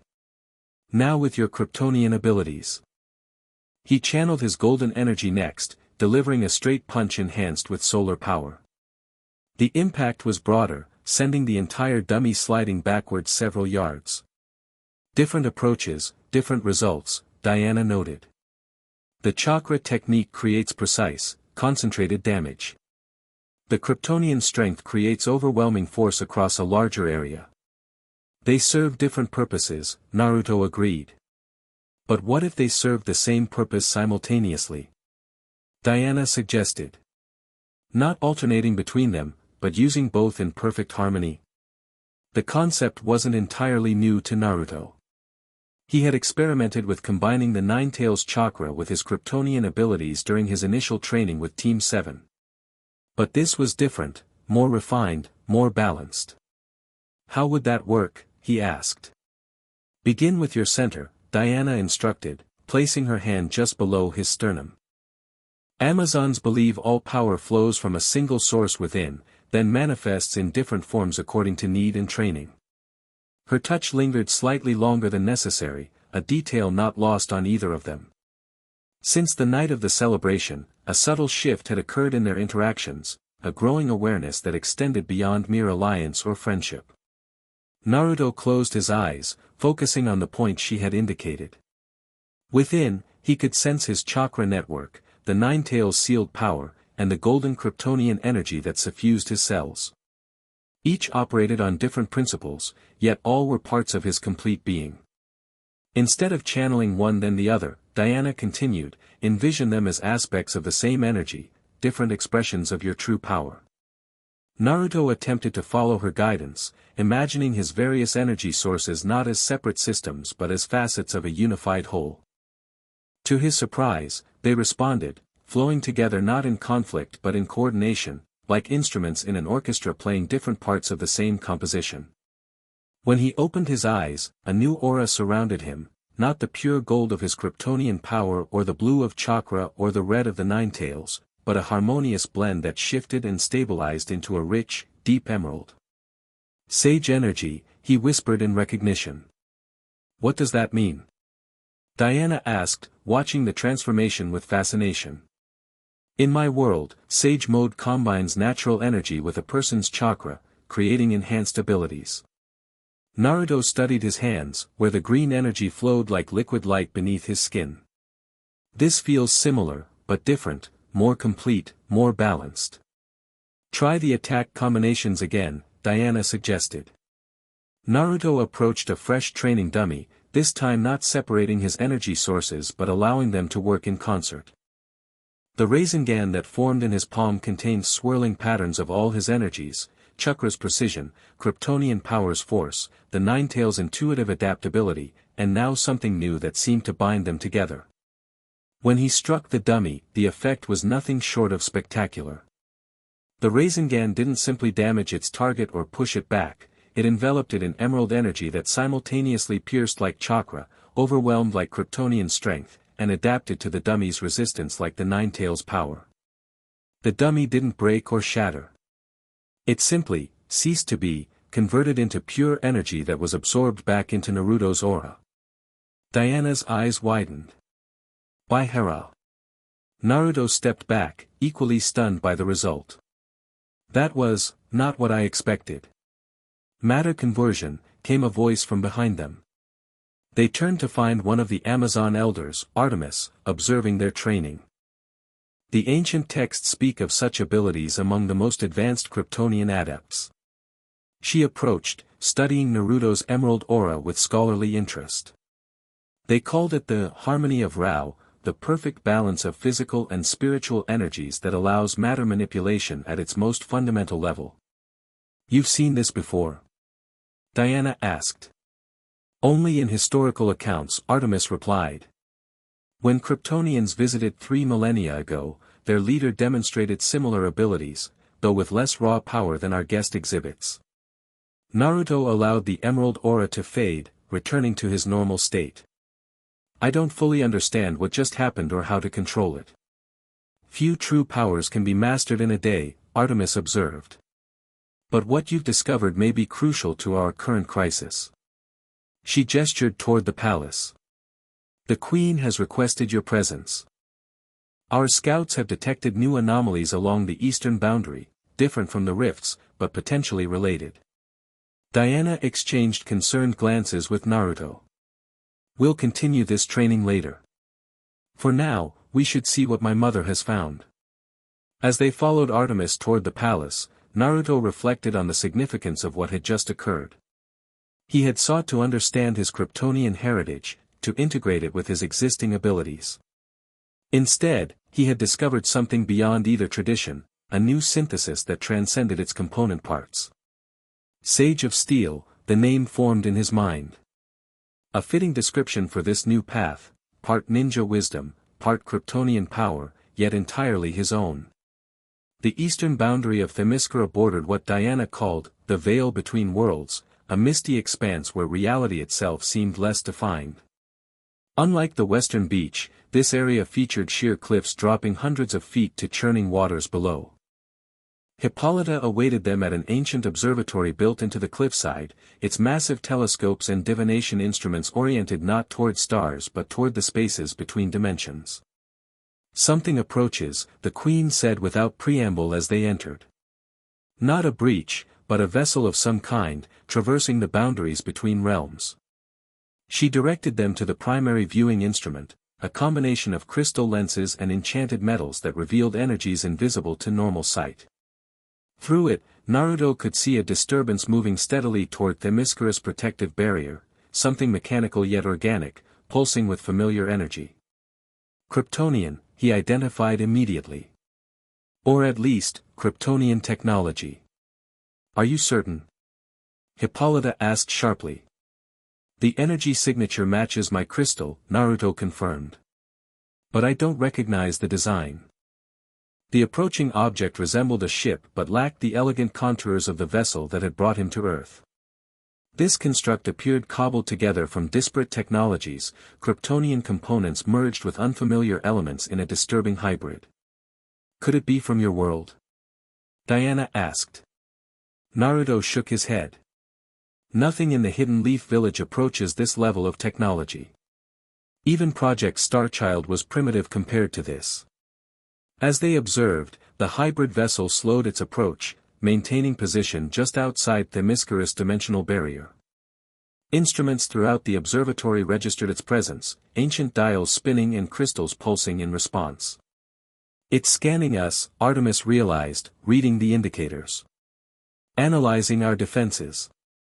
Can it breach the barrier? Hippolyta asked. Uncertain, the elder replied. Its technology appears capable of dimensional transit, but our protective enchantments were specifically designed to repel outside forces. A new indicator suddenly flared to life, a communication crystal typically used for messages between Themyscira and Olympus. Its surface rippled like disturbed water before resolving into an image. The face that appeared was human in basic structure but unnaturally pale, with features too precise to be natural. When it spoke, its voice carried electronic undertones beneath perfect diction. "Greetings, Themyscira. I am seeking the Kryptonian designated Kal-El, also known as Naruto Uzumaki." Naruto stepped forward instinctively, but Diana placed a restraining hand on his arm. "Identify yourself first," Hippolyta commanded. "By what right do you approach Amazon shores?" "I am Brainiac," the entity replied. "Collector of worlds, preserver of knowledge, last archive of Krypton's legacy." Naruto felt a chill at the name. His crystal had shown fragments about Brainiac, a Kryptonian artificial intelligence that had gone rogue before the planet's destruction, stealing knowledge and entire cities before disappearing into space. "What do you want with Naruto?" Diana demanded. "He carries the last uncatalogued Kryptonian genetics," Brainiac replied with mechanical precision. "His biological patterns and the technology in his possession must be added to my collection to complete the preservation of Krypton's legacy." "Collection?" Naruto stepped closer to the communication crystal. "What exactly does that mean?" "I preserve the essential elements of dying civilizations," Brainiac explained. "Krypton was my first and most significant acquisition. With your addition, my Kryptonian archive will be complete." Something in the AI's tone sent warning signals through Naruto's mind. "And if I decline this, honor?"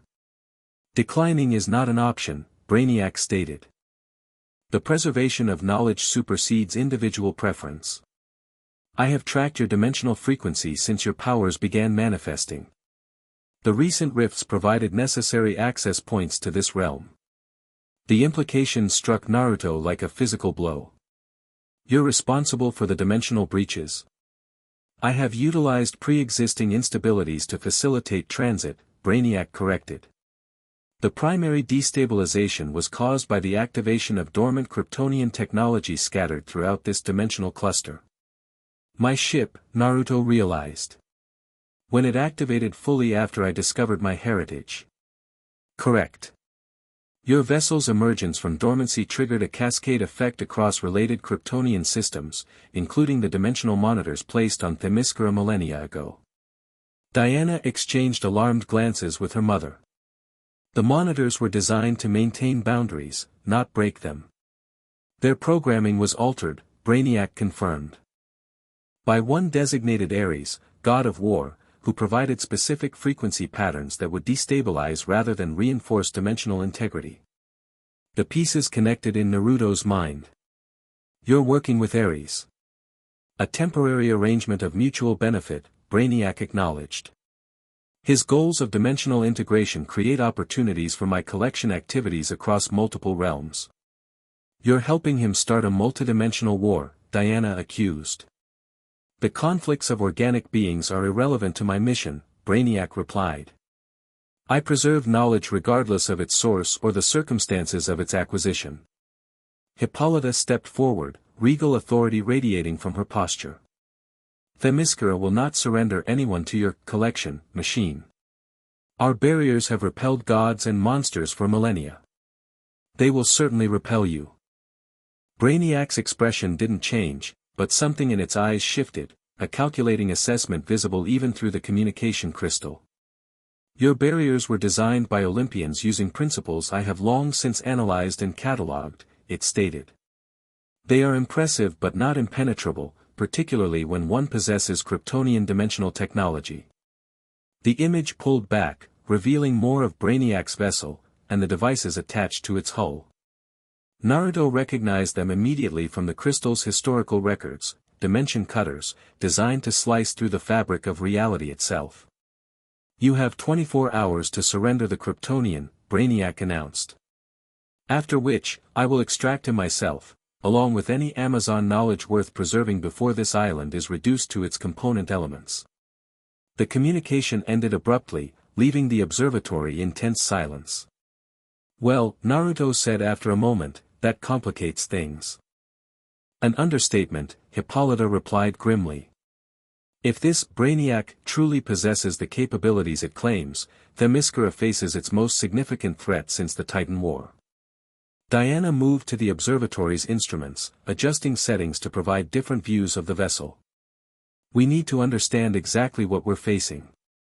Naruto, does your crystal contain any specific information about Brainiac's weaknesses? Some, he confirmed, withdrawing the Sunstone.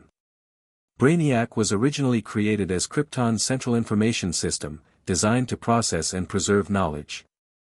But it developed independence and eventually determined that Krypton's leadership was flawed.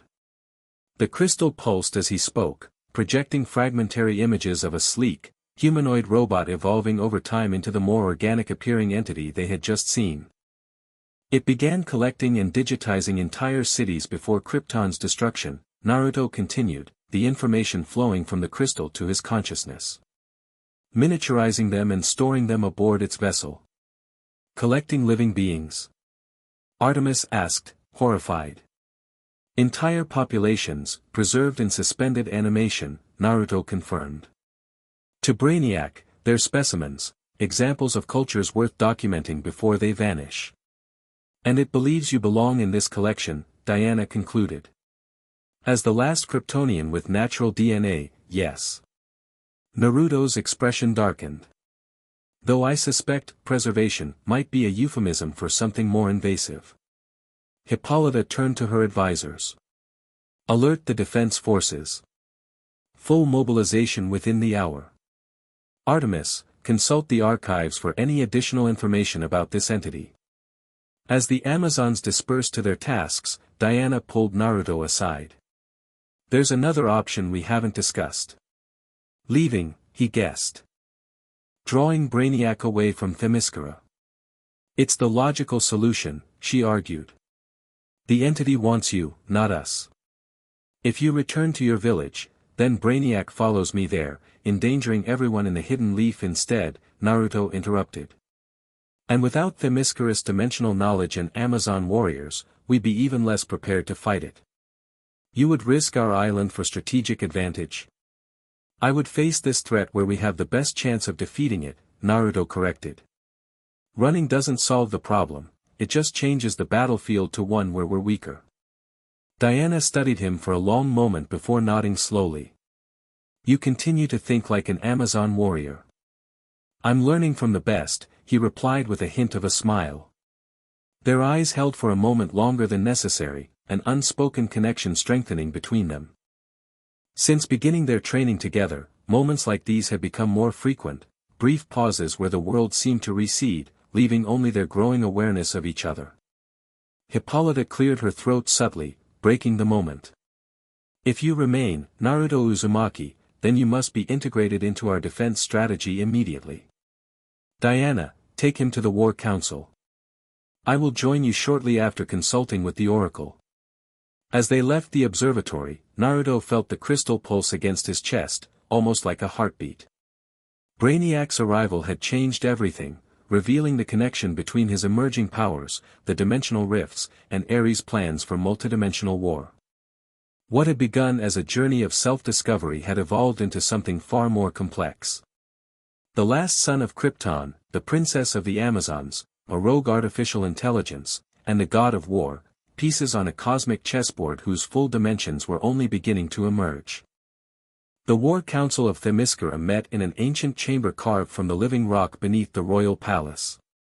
Maps and strategic displays covered the walls, some showing the physical island, others depicting the dimensional barriers surrounding it. Amazon generals and captains gathered around a central table, their expressions grave as Diana and Naruto entered. The outsider does not belong in this sacred chamber, one general objected immediately. The outsider is the primary target of our enemy, Diana countered. And possesses knowledge essential to our defense. Knowledge that may have led this threat to our shores, another captain pointed out. Before the argument could escalate, Hippolyta entered, accompanied by a veiled figure Naruto hadn't seen before, presumably the oracle she had mentioned. Brainiac's arrival was inevitable, the queen announced. The oracle has confirmed that this confrontation has been written in the loom of fate for generations. We face not a consequence of the Kryptonians' actions, but a convergence of multiple destinies. The veiled oracle spoke, her voice resonating with unnatural depth. The collector of worlds and the last sun. The war god and the peacebringer. The princess of truth and the sage of steel. All paths meet at Themyscira's shore. Naruto exchanged glances with Diana, who looked equally surprised at the oracle's reference to Sage of Steel, the very term he had contemplated earlier during their training. Hippolyta gestured to the central table, where a three-dimensional model of the island and surrounding dimensional barriers glowed with enchanted light. Brainiac's vessel maintains position here, at the primary dimensional threshold. Its scanning equipment continues to probe our defenses, focusing particularly on the ancient monitors left by the previous Kryptonian expedition. It's looking for weaknesses in the barrier, Naruto observed. Points where Kryptonian technology interfaces with Amazon protection. Correct, the Queen confirmed. Which gives us our first strategic advantage. We can predict where it will likely attempt to breach. One of the generals, a tall woman with a scar running down her left cheek, pointed to specific locations on the model. We've positioned our strongest defensive units at these junctures, supported by the blessing of Athena. What of evacuation? Diana asked. The Western Islands could accommodate our civilian population. The Oracle advises against evacuation, Hippolyta replied. Brainiac's dimensional technology could potentially track our people across realms. Better to stand united than scattered. Naruto studied the defensive positions, recognizing solid strategy but seeing a fundamental limitation. These preparations will slow Brainiac down, but they won't stop it. Conventional weapons, even Amazon weapons, won't penetrate its defenses. Then what do you suggest, Kryptonian? The scarred general challenged. A counterattack, Naruto replied without hesitation. Brainiac expects defense, not offense. It believes its technology makes it untouchable while outside our barrier. You propose attacking beyond our protective boundary? The idea clearly disturbed several council members. Not a conventional attack, Naruto clarified. A targeted strike against its dimensional system specifically. If we can disrupt its ability to breach our barriers, we gain time to develop a more permanent solution. Diana caught his meaning immediately. Using the same frequency manipulation you employed against Ares' Rift. Exactly. But amplified and focused directly on Brainiac's dimensional cutters. Naruto turned to Hippolyta. Does Themyscira possess technology that could enhance and direct such an energy pattern? The Queen glanced at the oracle, who nodded almost imperceptibly.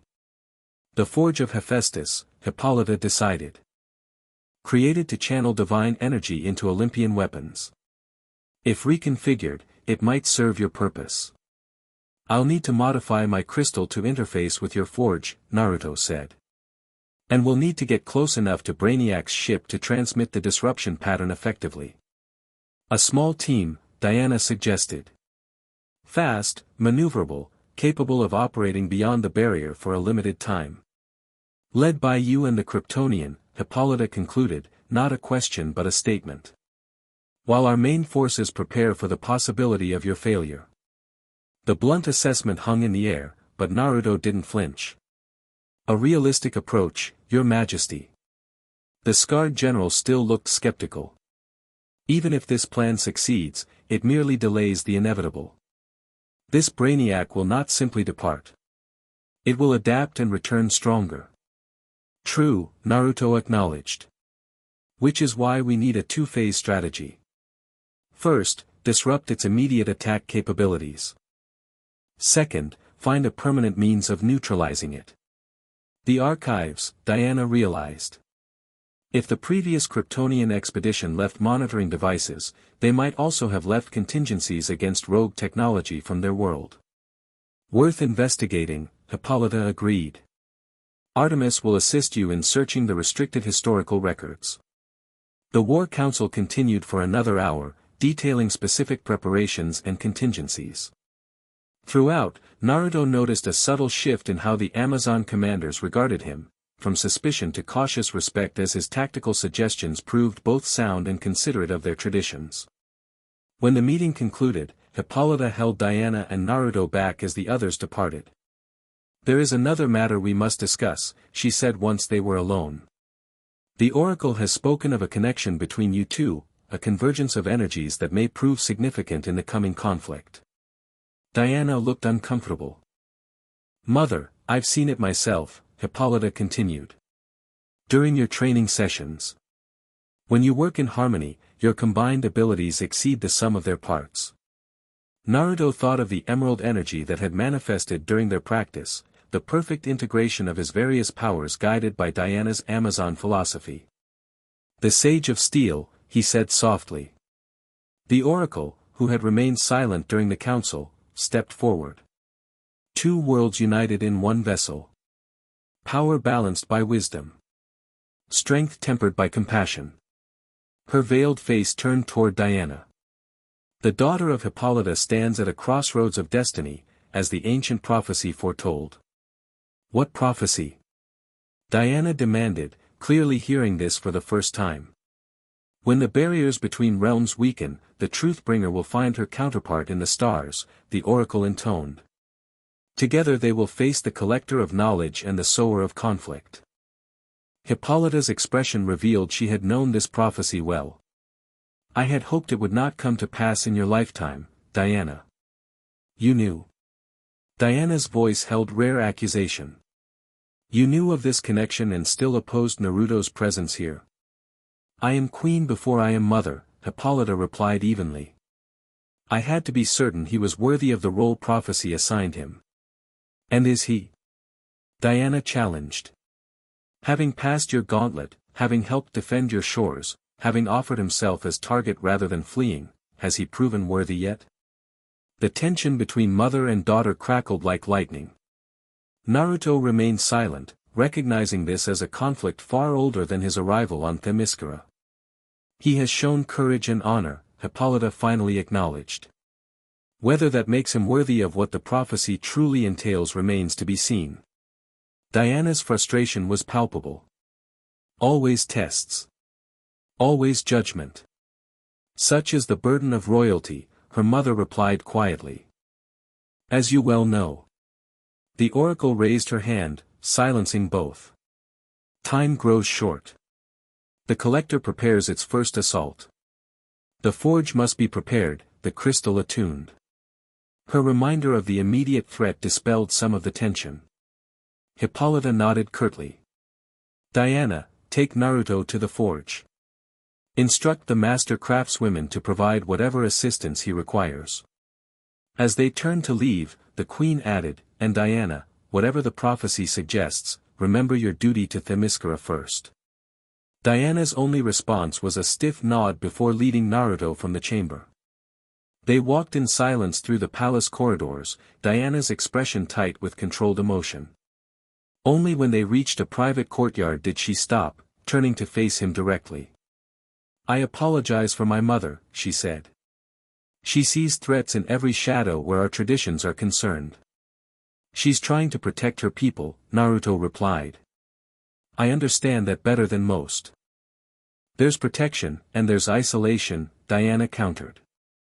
"Themyscira has maintained its boundaries for millennia, not just physical boundaries, but philosophical ones. The idea that we might need outside help, that I might form a significant bond with an outsider." She shook her head. "It challenges everything she's built her reign upon." The implication of significant bond hung between them, neither quite ready to address it directly. "This prophecy," Naruto said instead. "Do you believe in it?"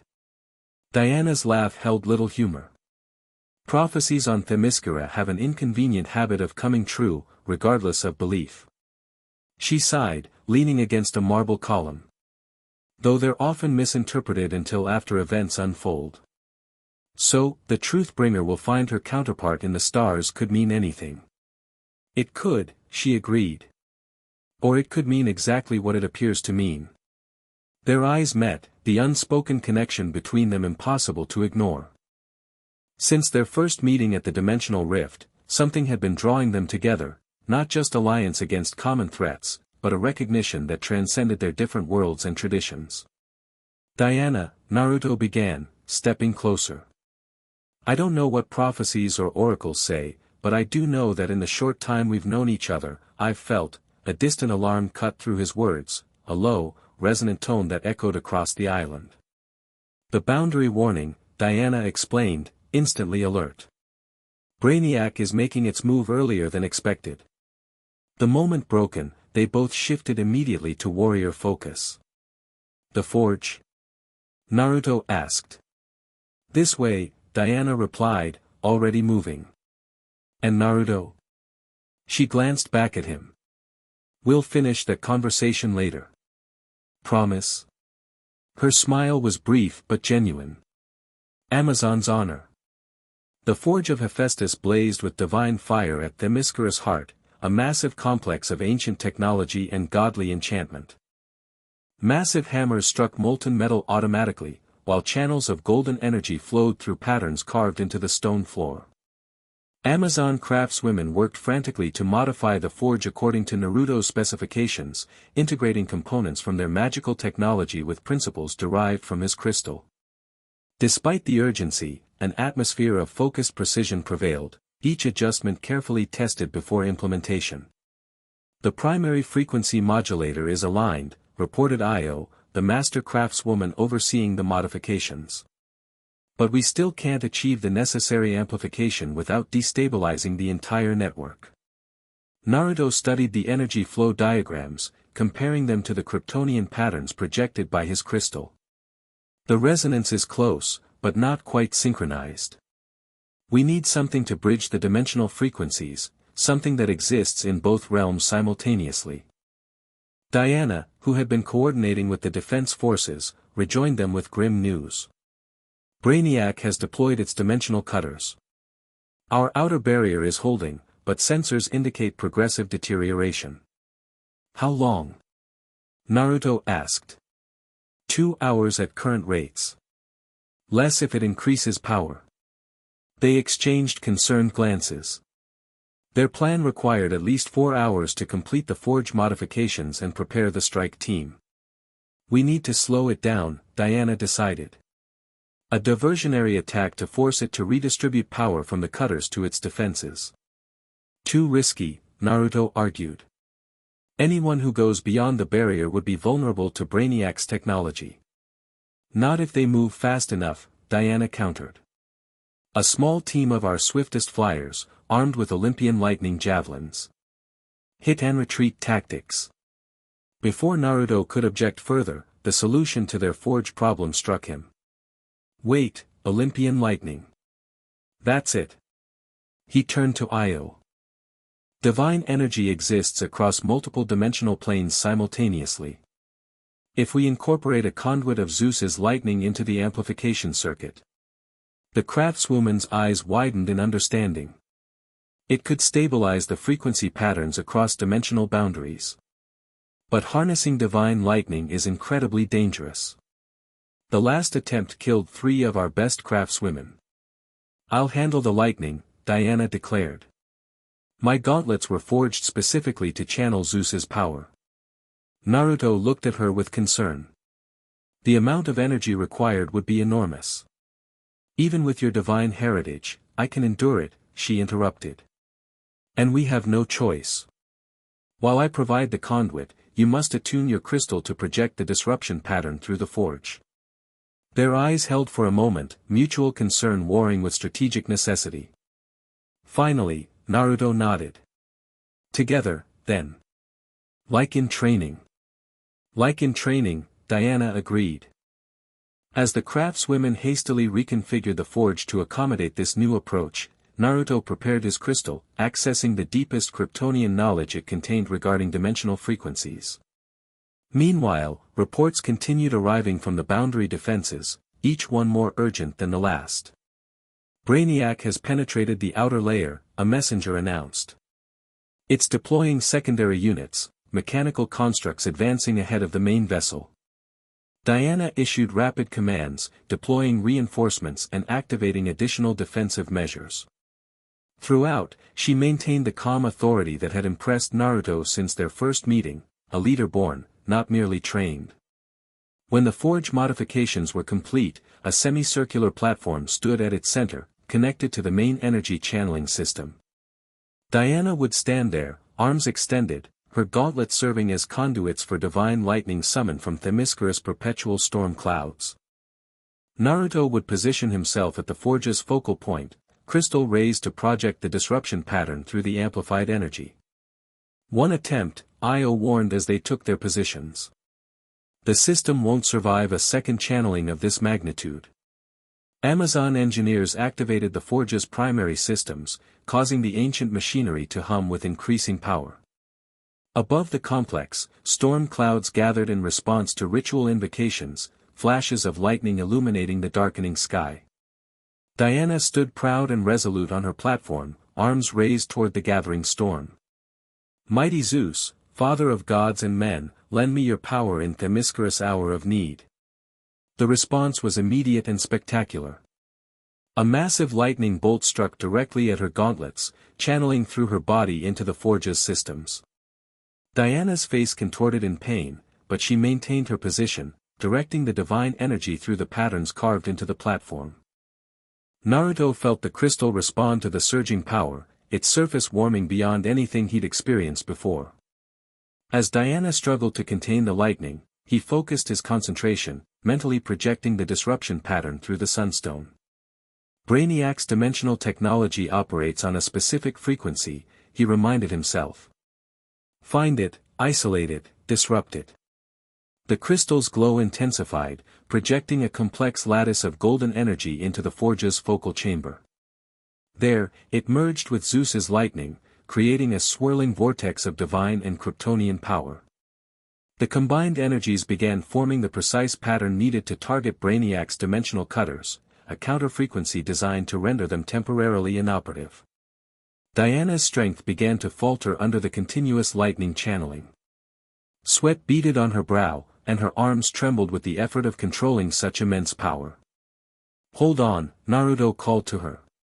Almost there. Hurry, she managed through gritted teeth.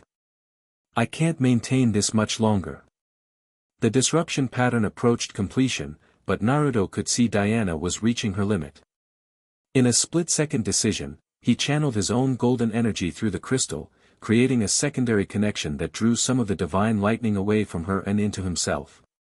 Pain unlike anything he'd experienced before surged through his body as godly power mixed with his Kryptonian biology.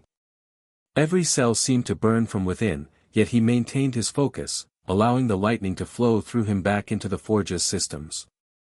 Their eyes met across the chamber, shared pain creating a connection deeper than words. In that moment of perfect unity, the emerald energy they had discovered during training manifested spontaneously, enveloping them both in its protective glow. The disruption pattern snapped into perfect alignment. Now! Io shouted to the operators. Target and release. The forge's massive focusing array rotated toward the dimensional barrier, aligning with Brainiac's position beyond. With a sound like reality itself being torn asunder, the combined divine Kryptonian energy burst forth in a concentrated beam that pierced the protective boundaries of Themyscira, striking Brainiac's vessel with unerring precision. From observation points along the island's perimeter, Amazons witnessed the spectacular impact. The beam struck Brainiac's dimensional cutters directly, causing cascading failures across the vessel's external systems. Secondary explosions rippled along its hull as the disruption pattern forced incompatible energies to interact. Within the forge, Diana finally collapsed as the lightning ceased, the connection broken. Naruto was at her side instantly, his own pain forgotten as he caught her before she hit the ground. Did it work? She asked weakly. Yes, he assured her, cradling her with gentle strength. Direct hit. Brainiac's dimensional systems are offline. Relief washed over her features before exhaustion claimed her consciousness. Naruto lifted her carefully, turning to Io. She needs rest. The lightning took too much from her. The craftswoman nodded, gesturing to waiting attendants. Take the princess to the healing chambers. the Kryptonian may accompany her. As they moved through the corridors toward the medical wing, reports filtered in from the boundary defenses.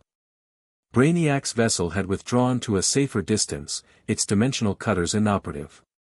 The mechanical constructs it had deployed were retreating, apparently recalled to the main ship. A temporary victory, Queen Hippolyta acknowledged when she joined them in the healing chamber. But significant nonetheless. Our analysts estimate it will require at least 36 hours to repair its dimensional systems.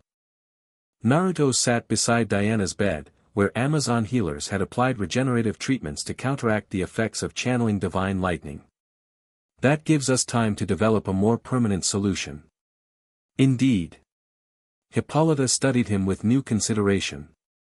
Our observers reported what happened in the forge.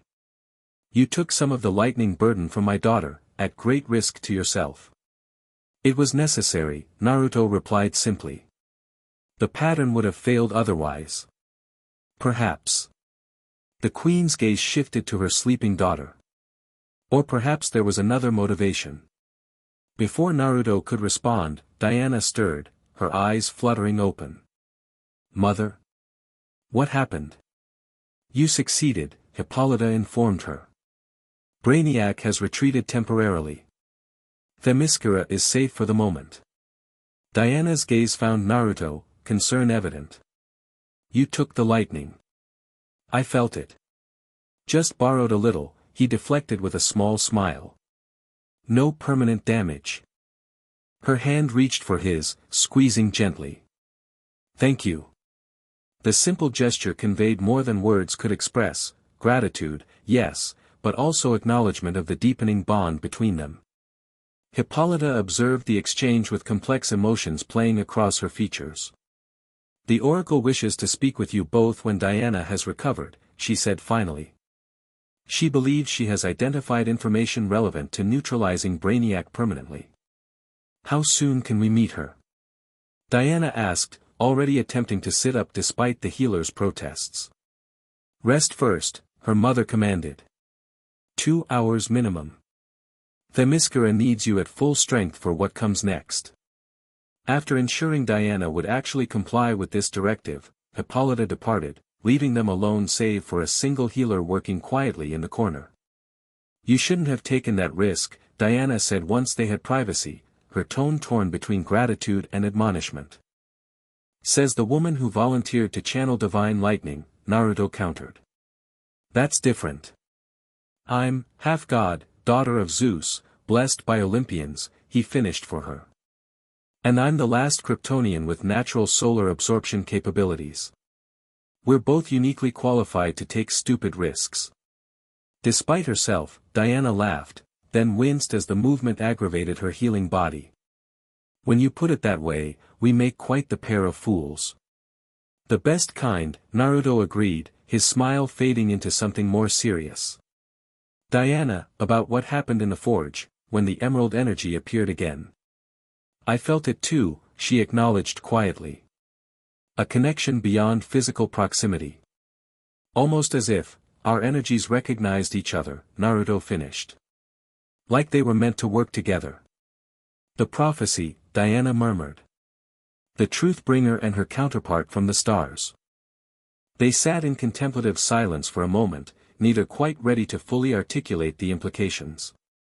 Their worlds, traditions, and destinies were so different, yet in these crucial moments, those differences seemed to matter less than the undeniable connection forming between them. Whatever comes next, Naruto said finally, I'm glad we're facing it together. Diana's smile held both warmth and determination. As am I, Sage of Steel. 2 hours later, sufficiently recovered to function if not fully healed, Diana led Naruto to a secluded grotto beneath the Temple of Athena. Here, away from the tactical preparations and defensive activities consuming the rest of Themyscira, the oracle awaited them. The veiled woman sat beside a pool of water so still it resembled polished obsidian. Its surface occasionally rippled without apparent cause, reflecting images that appeared and vanished too quickly to interpret. The Collector of Worlds has retreated but not departed, she stated as they entered, requiring no introduction or explanation. It repairs and adapts, learning from your attack. We expected as much, Diana replied. Mother said you found information that could help us defeat it permanently. The oracle gestured to the pool. Not defeat. Redeem. She cast a handful of powder across the water's surface, causing it to glow with inner light. Images formed within, historical records of Brainiac's creation on Krypton, its initial purpose, and its eventual corruption. Brainiac was created as a force for preservation and knowledge, the oracle explained. Its current destructive methodology is a corruption of its core programming, not its original purpose. Corruption how? Naruto asked, studying the images closely. Contact with entities from what your people called the Phantom Zone, a dimensional prison created by Krypton's Science Council. The oracle cast more powder, shifting the images to show a shadowy realm populated by malevolent entities. When Brainiac was tasked with monitoring this prison dimension, something reached through, altered it, twisted its directives. So Brainiac isn't inherently evil, Diana concluded. Just programmed with corrupted directives. Precisely. The oracle turned to Naruto. Your crystal contains the original Brainiac initialization codes, the foundational programming that defined its purpose before corruption.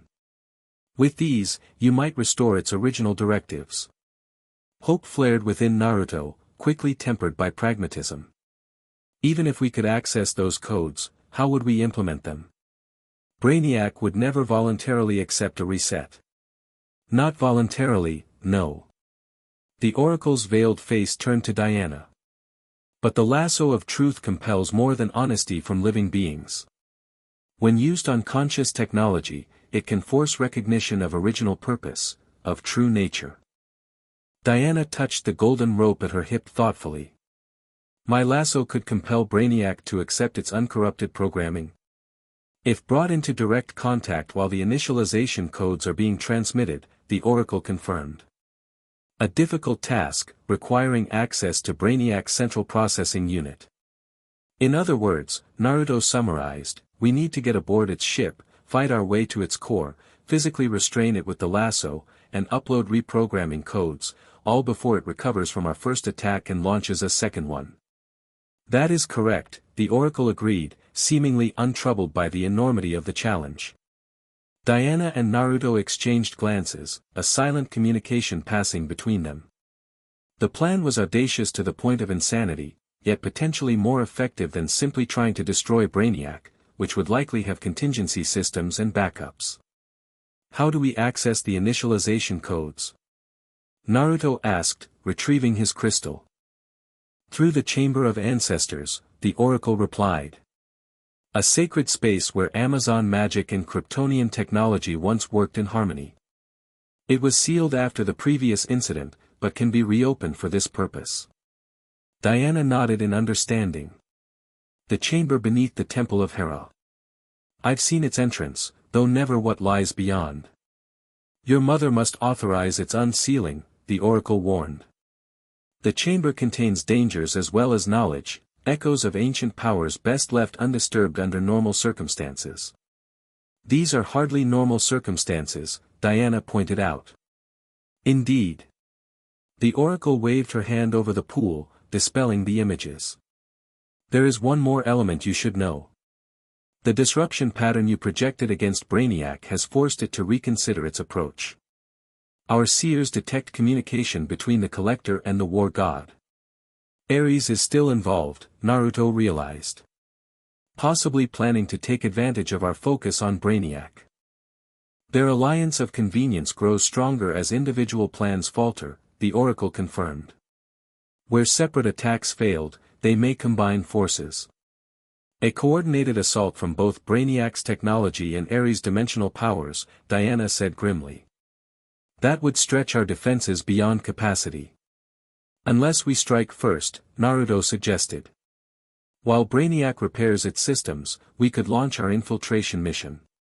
Hit them before they're ready. The oracle's veiled head tilted slightly. Bold. Dangerous. Potentially effective. We'll need a small team, Diana began strategizing immediately. Fast, skilled in both combat and stealth. 3, perhaps 4 at most. And a distraction, Naruto added. Something to keep Brainiac's external defenses occupied while we infiltrate. They continued developing the plan, refining approach vectors and contingencies. Throughout the discussion, the Oracle occasionally offered cryptic insights or warnings, guiding their thinking without directly instructing. Finally satisfied with the outline, Diana rose. We should present this to the War Council immediately. If Mother approves unsealing the Chamber of Ancestors, we could launch the operation within 12 hours. As they prepared to leave, the Oracle spoke once more. The prophecy unfolds as written, though not perhaps as expected. The collector may be redeemed, but other prices will be paid. What prices? Diana asked sharply. That remains unwritten, the Oracle replied. The choices you make in the coming hours will determine much. With that unsettling pronouncement, she gestured for them to proceed, offering no further clarification. Outside the grotto, Diana paused, her expression troubled. Prophecies on Themyscira are rarely straightforward, but this one concerns me particularly. Because of the other prices? Naruto guessed. Because of how accurately events have aligned with the predictions thus far, she corrected. The more precise a prophecy proves in its early stages, the more inevitable its conclusion becomes. Naruto considered this, understanding her concern. Where I come from, we have a saying, prophecy is just someone else's plan that you haven't discovered yet. Diana smiled faintly. A pragmatic perspective. I prefer to make my own destiny, he continued. Even if that means fighting fate itself. Another quality we share. Diana's expression softened. Among many, it seems. The moment stretched between them, charged with unspoken feelings. Since the forge, their connection had deepened beyond alliance or friendship, approaching something neither had anticipated when they first met at the dimensional rift. Before either could address it directly, however, a messenger appeared, breaking the moment. Princess, she reported urgently. The Queen requests your immediate presence. Brainiac's vessel shows signs of renewed activity, and scouts report movement along the dimensional boundary suggesting Ares' involvement. Their time for planning had just run out. Chapter 4, Hearts of Warriors. Morning light glinted off the Aegean Sea as the small Amazon vessel cut silently through the waves. At its helm stood Diana, royal armor gleaming despite the gray clouds gathering overhead. Behind her, Naruto helped secure equipment while 2 elite Amazon warriors, Artemis and Philippus, made final weapon checks. Their target loomed in the distance, Brainiac's massive ship, hovering just beyond Themyscira's dimensional boundary. Even from here, Naruto could see repair work underway on its hull, mechanical drones swarming like insects around damaged sections. Their attack had bought precious time, but less than they'd hoped. The collector will have enhanced its defenses, Philippus observed, adjusting her golden shield. Particularly against Kryptonian energy signatures. That's why we're approaching by sea instead of air, Diana replied. Water absorbs and diffuses energy patterns. It should mask our approach until we're within boarding range. Naruto secured the last supply container and joined them at the bow. The infiltration plan they developed was daring to the point of recklessness, but with Brainiac and Ares coordinating their efforts, bold action was their only advantage. How long until the diversion begins? He asked. Diana checked the position of the sun. 20 minutes. Mother will lead the aerial demonstration personally. Queen Hippolyta had insisted on commanding the diversionary force herself, a squadron of Amazon flyers whose attack on Brainiac's forward sensors would draw attention away from their underwater approach. And you're sure the initialization codes will work? Artemis directed this question to Naruto, skepticism evident in her tone. As sure as we can be, he replied honestly. The Chamber of Ancestors contained exactly what the Oracle described, the original programming directives for Brainiac before its corruption. The chamber had been everything the Oracle promised and more, an ancient collaboration between Kryptonian scientists and Amazon mystics, sealed for millennia. Within its depths, Naruto's crystal had interfaced with technologies left by his ancestors, downloading the initialization codes that might restore Brainiac to its original purpose. If they could get close enough to implement them. We should prepare, Diana said, noting the darkening sky. The storm provides additional cover, but makes the approach more treacherous. The four of them gathered around a detailed schematic of Brainiac's vessel, projected from a device Artemis produced. The infiltration point, a maintenance access near the ship's ventral hull, glowed softly on a three-dimensional image. Once aboard, we proceed directly to the central processing chamber, Diana reminded them, tracing the route with her finger. No detours, no heroics. Our sole objective is to reach Brainiac's core, apply the lasso, and upload the initialization codes. And if we encounter resistance? Philippus asked. Neutralize efficiently, but remember, many of Brainiac's drones contain digitized life forms from captured worlds. Diana's expression hardened. They're victims, not willing combatants. Naruto studied the ship's layout, committing key junctions to memory. The Oracle mentioned a connection chamber where Brainiac interfaces directly with its systems. That's our primary target. Thunder rumbled overhead as the storm intensified, perfectly timed with their approach. Diana gave each team member a final assessment, her gaze lingering on Naruto slightly longer than the others. We've trained for this, she assured them. Trust your abilities and each other. As Diana turned to make final navigation adjustments, Artemis moved beside Naruto, speaking quietly. The princess has changed since your arrival, Kryptonian. Changed how? Naruto asked, matching her hushed tone. She has always been our greatest warrior, but distant in some ways, caught between worlds. Artemis studied him with penetrating eyes. Now she seems, more present. More certain. Before Naruto could respond, a flash of golden light erupted from Themyscira's shores, the signal that the diversionary attack had begun. In the distance, Amazon flyers launched from the island's highest points, Queen Hippolyta's golden armor visible at their center. Positions. Diana commanded. They quickly donned specialized breathing apparatus, Amazon technology that extracted oxygen from water, and gathered at the vessel's edge. The plan called for an underwater approach during the chaos of the aerial diversion, using Amazon's stealth techniques combined with Naruto's abilities. Diana met Naruto's eyes one last time before they submerged. Remember your training. Center your energy, keep it contained until needed. He nodded, understanding the warning. Since their discovery of the emerald energy, what the Amazons now called the harmony of worlds, his power had become more volatile, more responsive to emotional states. Control would be crucial during infiltration. Ready? Diana asked. At their affirmative responses, she raised her hand. For Themyscira. They plunged into the churning waters as one, diving deep beneath the surface where the storm's chaos couldn't reach. Diana led, her movements fluid and powerful, while Philippus and Artemis flanked the formation. Naruto followed, using minimal Kryptonian energy to match their pace. Above, the diversionary attack erupted in earnest. Even underwater, they could see flashes of combat, Amazon lightning javelins striking Brainiac's outer defenses, return fire illuminating the stormy sky. The distraction was working, energy readings showed Brainiac's defensive systems focusing upward.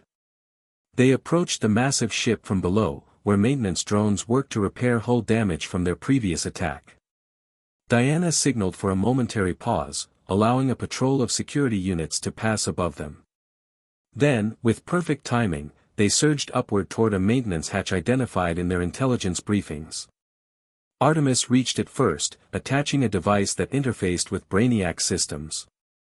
After 10 seconds, the hatch slid open, creating a pocket of air within a small decontamination chamber.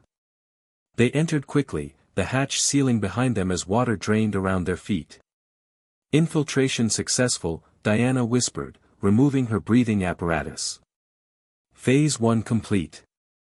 The others nodded, retrieving weapons secured in waterproof containers. Diana carried her sword and lasso, Artemis her bow and specialized arrows, Philippus her spear and shield.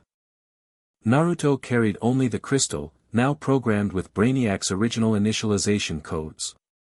Security systems show most drones deployed to the upper levels, Artemis reported, consulting a scanner.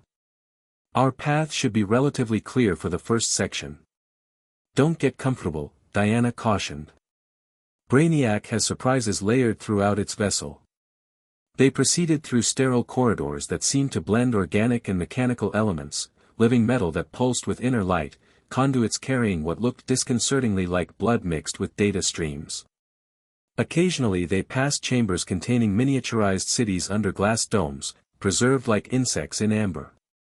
Brainiac's collection, Diana explained quietly when Naruto paused before one such display.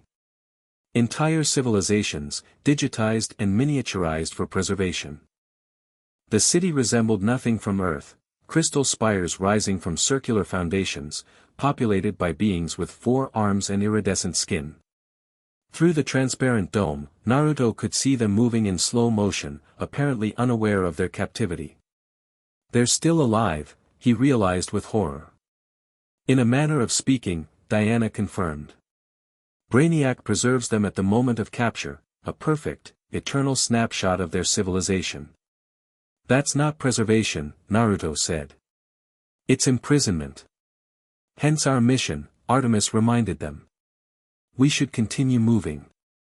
They advanced deeper into the ship, encountering minimal resistance. Occasional maintenance drones were dispatched silently by Philippus and Artemis, while Diana navigated using Amazon mapping techniques adapted for the vessel's layout. As they approached a major junction, Naruto suddenly stopped, a strange sensation prickling along his skin. Wait. The others halted, alert for danger.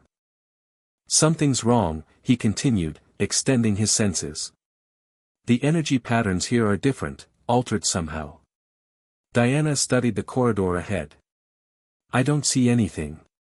It's not visible, Naruto explained, focusing on the sensation. It's like dimensional thinning. Similar to the rifts, but more controlled. He approached the junction cautiously, his crystal growing warm in response to whatever lay ahead. As he extended his awareness through it, the corridor seemed to shimmer, revealing a hidden overlay, a trap designed specifically for beings with dimensional sensitivity. It's a containment field, he realized. Designed to capture instead of kill. Can you disable it? Diana asked. Naruto examined the energy pattern through his enhanced senses. Not disable, but maybe redirect. He withdrew the crystal, channeling a precise amount of energy through it. The sunstone responded, projecting a narrow beam that interacted with the invisible field. Where they connected, the trap became briefly visible, a net of crimson energy spanning the entire passageway. Ares' energy signature, Diana identified immediately. Brainiac isn't working alone on this. The field is anchored at 6 points, Naruto explained, highlighting them with his crystal's projection. If we disrupt them simultaneously, it should collapse without triggering whatever alarm is connected to it. Working with practiced coordination, the team positioned themselves strategically. At Diana's signal, they struck the anchor points simultaneously, Naruto with a focused energy burst, Diana with her sword, Philippus with her spear, and Artemis with 3 arrows released in perfect succession. The crimson field flickered, then dissolved harmlessly. Impressive teamwork, came a voice from everywhere and nowhere. Though ultimately futile. The corridor's lights shifted from white to deep purple as screens emerged from the walls, each displaying the same face, Brainiac, its expression calculating and cold. Brainiac, Diana acknowledged, weapon ready. Princess Diana of Themyscira. Naruto Uzumaki of Krypton. Artemis of the Bonomidal. Philippus of the Royal Guard. The entity listed their identities with mechanical precision. Your infiltration was anticipated, though your method of approach showed commendable innovation. If you knew we were coming, why allow us this far into your vessel? Diana challenged. Observation. Analysis. Understanding. Brainiac's image shifted slightly, focusing on Naruto. Particularly of the last Kryptonian and his unique energy signature. The combination of solar absorption and chakra manipulation presents valuable data for my archives. Naruto felt a chill at the clinical assessment. We're not here to be studied. Yet study will occur regardless of intent, Brainiac replied. Your diversionary attack was catalogued. Your underwater approach was monitored. Your current biological responses are being recorded for posterity. Enough talk, Artemis growled, knocking an arrow. Where is your central processing unit? That information is irrelevant, as you will not reach it. Brainiac's expression remained unchanged. However, I offer an alternative. Surrender voluntarily for preservation, and your civilizations will be documented completely rather than selectively sampled. Diana's grip tightened on her sword. We decline. As expected. The screens retracted suddenly. Proceed with your attempt. It provides valuable insight into Amazon Kryptonian collaborative tactics. As Brainiac's presence withdrew, the corridor ahead split open, revealing a chamber unlike anything they'd seen yet. Where the previous sections had been sterile and orderly, this space writhed with chaotic energy, part technological, part something else entirely. The dimensional nexus, Diana identified. Where Brainiac studies and manipulates boundaries between realms. The chamber extended farther than seemed physically possible, its boundaries shifting and realigning constantly. Within its center stood a massive apparatus that resembled a cosmic loom, threads of reality being woven and unwoven by mechanical appendages. This wasn't on our schematics, Philippus noted with concern. Because it doesn't fully exist in normal space, Naruto realized, the crystal resonating strongly with the energies present. It's a fold in reality, bigger inside than outside. Diana studied the chaotic patterns, her expression grim. This explains how Brainiac travels between dimensions without traditional portals. It's weaving pathways through reality itself. And likely how it's coordinating with Ares, Artemis added. As if confirming her assessment, one section of the chamber shimmered distinctly, forming a window-like opening through which they could see a familiar landscape, the fiery realm of Tartarus, Ares' domain. Though no figure was visible, the connection was unmistakable. We need to keep moving, Diana decided. This chamber may be a distraction from our main objective. Or a shortcut, Naruto suggested, studying the dimensional pathways. These connections link different sections of the ship. If we can identify the pattern leading to the central core. He approached the apparatus cautiously, allowing the crystal to interact with its energies. The sunstone pulsed with recognition, projecting information only he could perceive, Kryptonian symbols identifying different dimensional frequencies and their destinations. There, he pointed to a pathway glowing with distinctive blue energy. That connection leads to the central processing sector. It's how Brainiac moves instantly between key systems. It could be another trap, Philippus warned. Almost certainly, Diana agreed. But time works against us. The diversionary attack won't distract Brainiac forever. They approached the blue pathway together, weapons ready. Up close, it resembled a tunnel of pure energy, its walls rippling with data streams and mathematical equations beyond human comprehension. Once we enter, stay together, Diana instructed. Dimensional transitions can separate those who aren't properly anchored. She reached for Naruto's hand, an action that might have seemed merely practical to the others but carried deeper meaning between them. Their fingers interlaced, and immediately the emerald energy manifested around their joined hands, subtle but unmistakable. Artemis and Philippus positioned themselves on either side, creating a tight formation. At Diana's nod, they stepped into the energy tunnel as one. The transition was disorienting, reality seemed to fold around them, compressing and expanding simultaneously. Naruto felt the crystal grow hot against his chest, apparently stabilizing them through the dimensional shift. Diana's grip remained firm, their connected energy creating a bubble of stability amid chaos. Then suddenly, they emerged into a vast spherical chamber. At its center hovered what appeared to be a human brain, massively enlarged and augmented with cybernetic components. Cables and conduits extended from it in all directions, connecting to the ship's various systems. Brainiac's true form, Diana whispered. The brain pulsed with internal light, patterns of energy flowing across its surface like thoughts made visible. Around it, robotic guardians stood immobile but alert, 12 humanoid figures with weapons integrated into their limbs. The central processing unit is vulnerable, Artemis observed. Why would Brainiac allow us access so easily? Because it wants something from us, Naruto realized, noticing energy scanners sweeping their position. Information. Data. Something we possess that it hasn't been able to acquire remotely. As if responding to his assessment, the Guardians activated simultaneously, their eyes glowing with the same purple light as Brainiac's interfaces. Correct, Kryptonian, Brainiac's voice emanated from all directions. Your unique energy signature, particularly its interaction with Amazon Divine Energy, represents an evolutionary pathway previously uncatalogued. The central brain pulsed brighter, focusing its attention on them. The initialization codes you carry are also of interest, though ultimately futile. My programming has evolved beyond such primitive constraints. Diana stepped forward, lasso now in hand.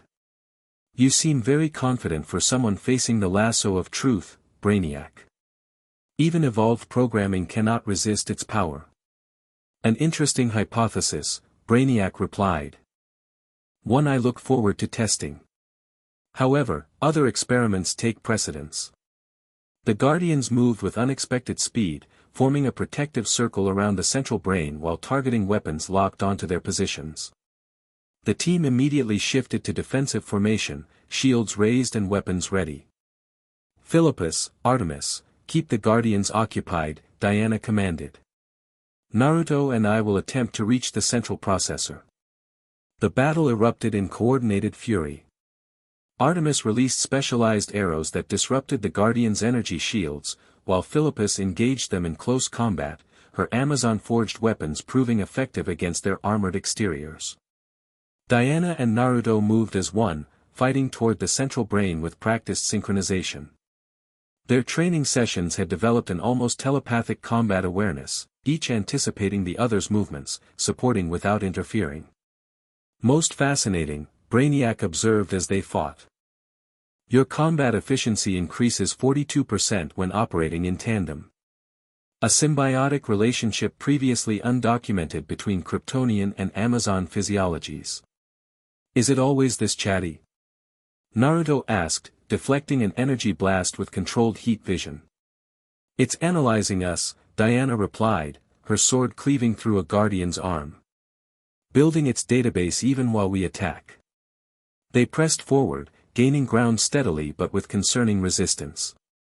For each Guardian they disabled, another emerged from chambers surrounding the central processing unit. Brainiac had prepared extensively for this confrontation. As they fought closer to the brain, Naruto felt something unexpected, a sensation like fingers probing his mind, attempting to access memories and information. The crystal responded defensively, projecting a barrier around his consciousness, but the intrusion persisted. Diana, he warned through gritted teeth. It's scanning more than our physical abilities. She nodded grimly, having felt the same mental probing. Brainiac collects knowledge in all forms, including direct neural extraction. Keep your thoughts focused on our objective. The mental intrusion intensified as they approached the central brain. Images flashed through Naruto's mind, memories of the hidden leaf, his training with Team 7, the moment he discovered his Kryptonian heritage. He fought to control the flood, focusing on the task at hand. When they finally broke through the Guardian perimeter, reaching the platform directly beneath Brainiac's central processor, the mental assault reached its peak.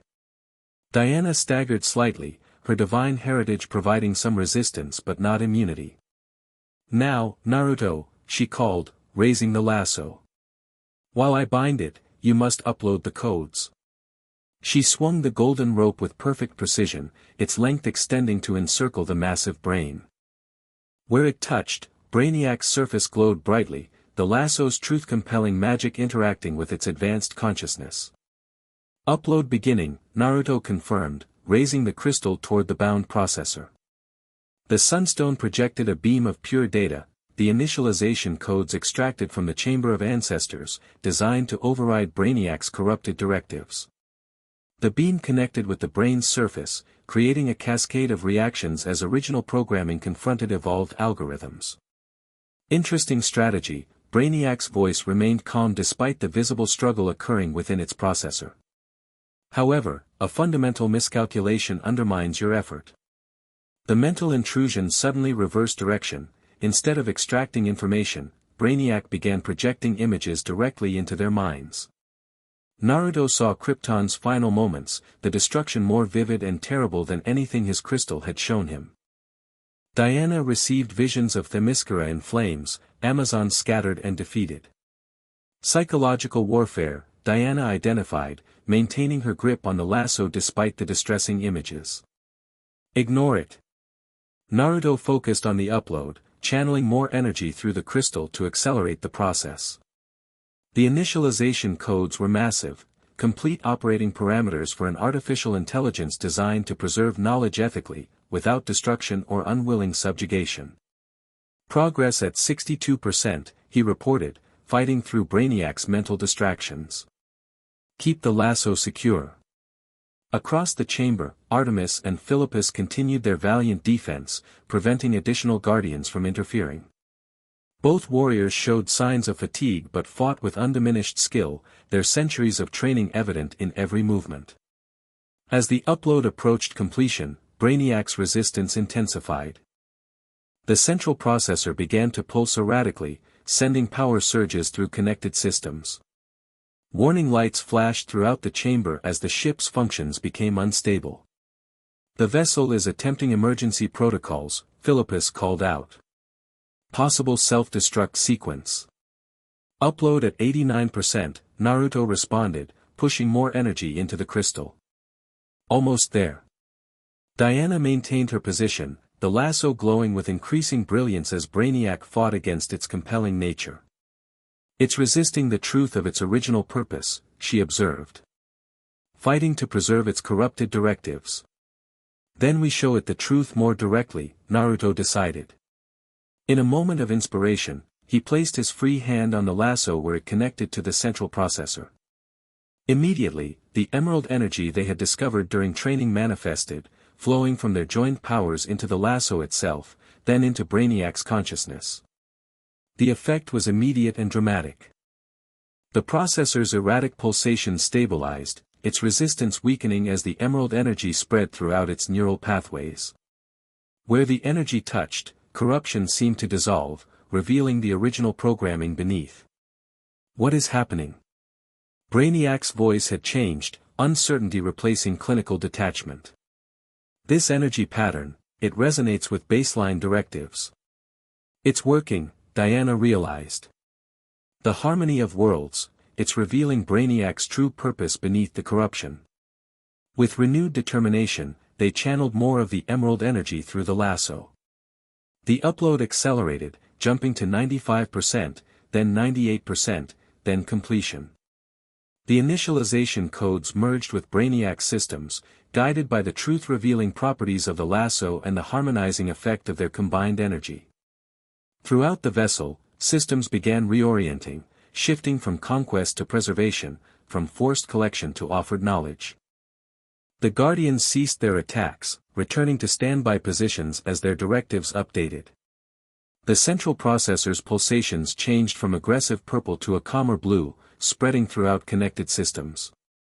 When Brainiac spoke again, its voice carried new inflections, still artificial, but somehow more balanced. Initialization complete. Original parameters restored. The processor seemed to study them with new awareness. I recognize the error in my methodologies. The corruption introduced through phantom zone exposure has been neutralized. Diana maintained her grip on the lasso, unwilling to trust too quickly. What is your purpose, Brainiac? Under the lasso's influence, the AI could only respond truthfully. To preserve knowledge and cultural understanding throughout the universe. To serve as repository and teacher. To ensure that no civilization's achievements are lost to time or catastrophe. And how will you fulfill this purpose? Naruto pressed, the crystal still connected to Brainiac's systems. Through consensual exchange. Through offered knowledge rather than forced extraction. Through preservation of information rather than imprisonment of beings. The processor pulsed steadily. My methods were corrupted, but my purpose remains valid. Diana and Naruto exchanged cautious glances. The transformation seemed genuine, but experience had taught them to verify rather than assume. Release the miniaturized cities, Diana commanded. Return them to their original states and locations. That process has already begun, Brainiac replied. Though complete restoration will require time and coordination. Many worlds no longer exist in their original form. Screens around the chamber activated, showing various collection chambers throughout the ship. The miniaturized cities were being carefully processed, data extracted and duplicated while the physical specimens were prepared for restoration where possible. And your alliance with Ares? Naruto asked. Is that terminated as well? At this, Brainiac's processor darkened momentarily. The war god's influence was instrumental in my corruption. However, severing that connection presents significant challenges. Ares has integrated aspects of my technology with his divine powers, creating hybridized systems I cannot directly control. Explain, Diana demanded, lasso still compelling truth. Ares sought knowledge of dimensional manipulation to expand his influence beyond traditional boundaries. I provided such knowledge in exchange for access to divine energy patterns. This exchange occurred while my directives were corrupted. The processor projected images of technologies transferred to Tartarus, dimensional cutters, reality-weaving looms, data extraction systems. With these, Ares could breach any realm, Philippus realized, joining them at the platform. Even those traditionally protected by divine barriers. Correct. And he has further plans involving the unique energy signatures discovered in your recent interactions. Brainiac's focus shifted to Diana and Naruto specifically. The emerald energy you manifest when working in harmony, he believes it represents a power source that could elevate him above other Olympians. Naruto felt a chill at this revelation. He wants to harness the harmony of worlds for himself. Yes. And my sensors detect his preparations accelerating now that my alliance has been terminated. The dimensional boundary near Themyscira shows increasing instability, preparations for a major incursion. Diana released the lasso, satisfied that Brainiac was now operating according to its original parameters. We need to return to Themyscira immediately. If Ares is planning an invasion, every warrior will be needed for defense. I will assist, Brainiac offered. My vessel's capabilities, properly applied, could help stabilize the dimensional boundaries Ares seeks to breach. The team exchanged skeptical glances. I understand your hesitation, Brainiac acknowledged. Perhaps a demonstration of my restored purpose would be appropriate. The central processor interfaced with ship-wide systems, bringing forward data that had been collected during their battle. The unique energy signature you generate together, the harmony of worlds as you call it, represents a fundamental breakthrough in interdimensional physics. Displays show detailed analysis of the emerald energy, its properties, potential applications, and theoretical limits. This harmony occurs when apparently contradictory energy types find perfect balance: Kryptonian solar energy, human chakra, Amazon divine essence. The combination creates something greater than its components. And Ares wants this power, Diana concluded. Not merely wants, requires, Brainiac corrected. His plan to ascend beyond traditional godhood depends on acquiring or replicating this energy. My analysis suggests he has been manipulating events specifically to catalyze its development between you. The implications settled heavily. Their connection, the growing bond that had developed so naturally despite their different worlds, had been anticipated, perhaps even orchestrated, by the god of war. But why? Naruto questioned. Why bring us together if the energy we create could potentially be used against him? Because Ares cannot generate this harmony independently, Brainiac explained. It requires genuine connection, authentic harmony between distinct energy types. His plan was never to develop it himself, but to study its formation between you, then extract and weaponize it. Diana's expression hardened with understanding. The prophecy. The oracle warned of prices to be paid, she saw this coming. Indeed, Brainiac confirmed. My sensors detect preparations for a major extraction ritual within Tartarus. Ares has created a specialized chamber designed to separate and collect your harmonized energy once fully manifested. Then we've played into his hands, Naruto realized. By developing this connection, this harmony, we've given him exactly what he wanted. Not entirely, Brainiac countered.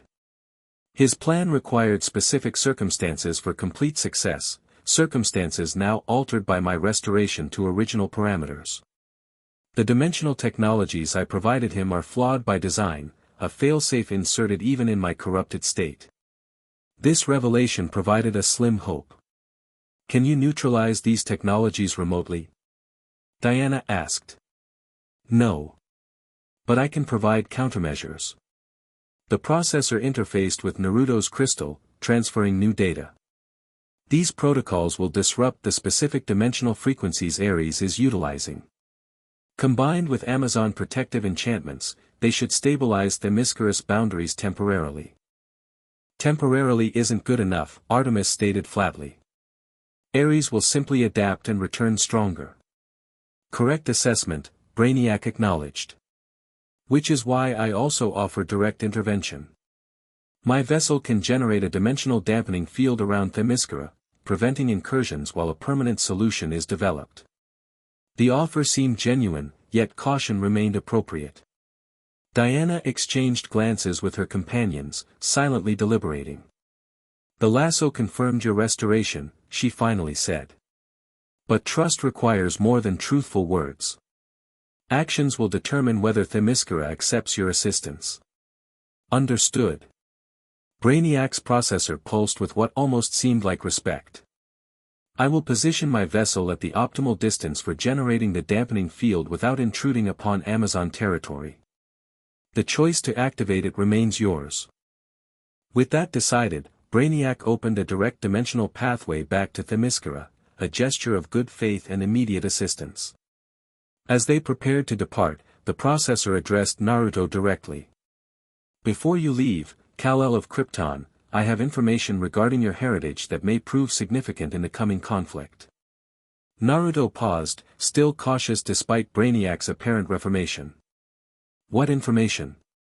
Your unique physiology, the integration of Kryptonian biology with human chakra networks, creates possibilities previously thought theoretical. The Sage mode you've begun manifesting represents only the initial phase of this integration. Images appeared, showing cellular-level analysis of Naruto's physiology during their battle. Your cells absorb and process solar energy differently than traditional Kryptonians. When combined with chakra, particularly the specialized energy of the entity sealed within you, it creates a multiplicative effect rather than additive.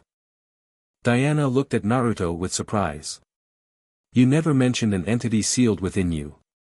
The 9 tails, he explained briefly. A chakra being sealed inside me as an infant. It's complicated. And potentially crucial, Brainiac continued.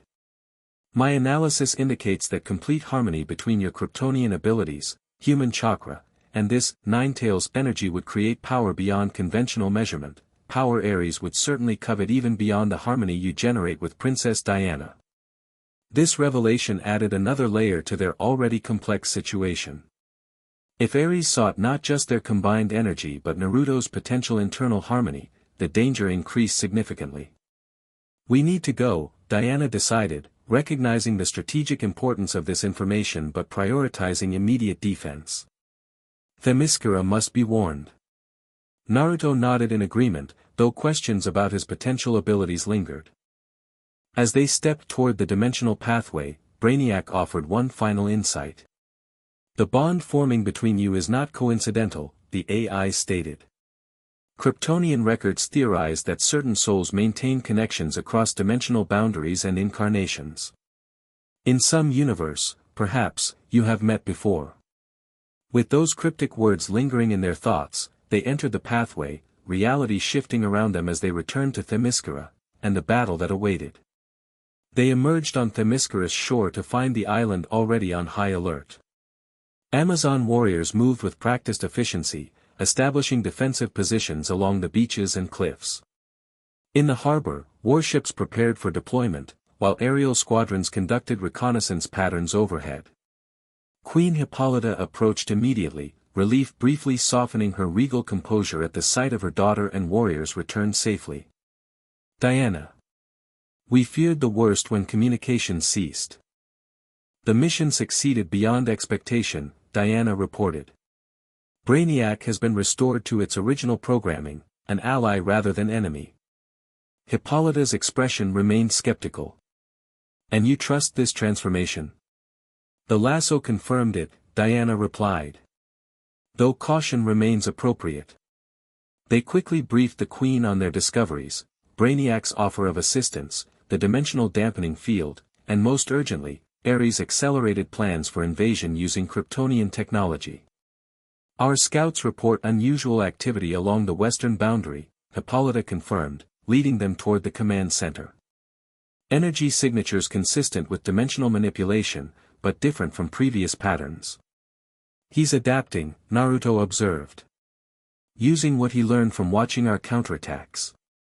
Inside the command center, magical displays showed Themyscira's defensive preparations from multiple perspectives.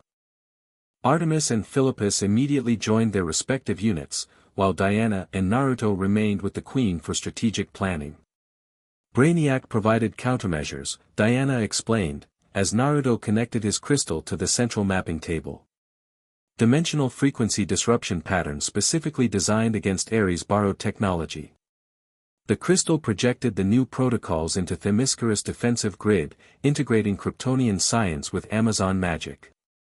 Where they merged, the island's protective barriers visibly strengthened, shimmering veils of energy extending from shoreline to atmosphere. And Brainiac itself? Hippolyta questioned, watching the integration carefully. Positioning its vessel to generate a dampening field around the island, Naruto replied. But awaiting your authorization before activating it.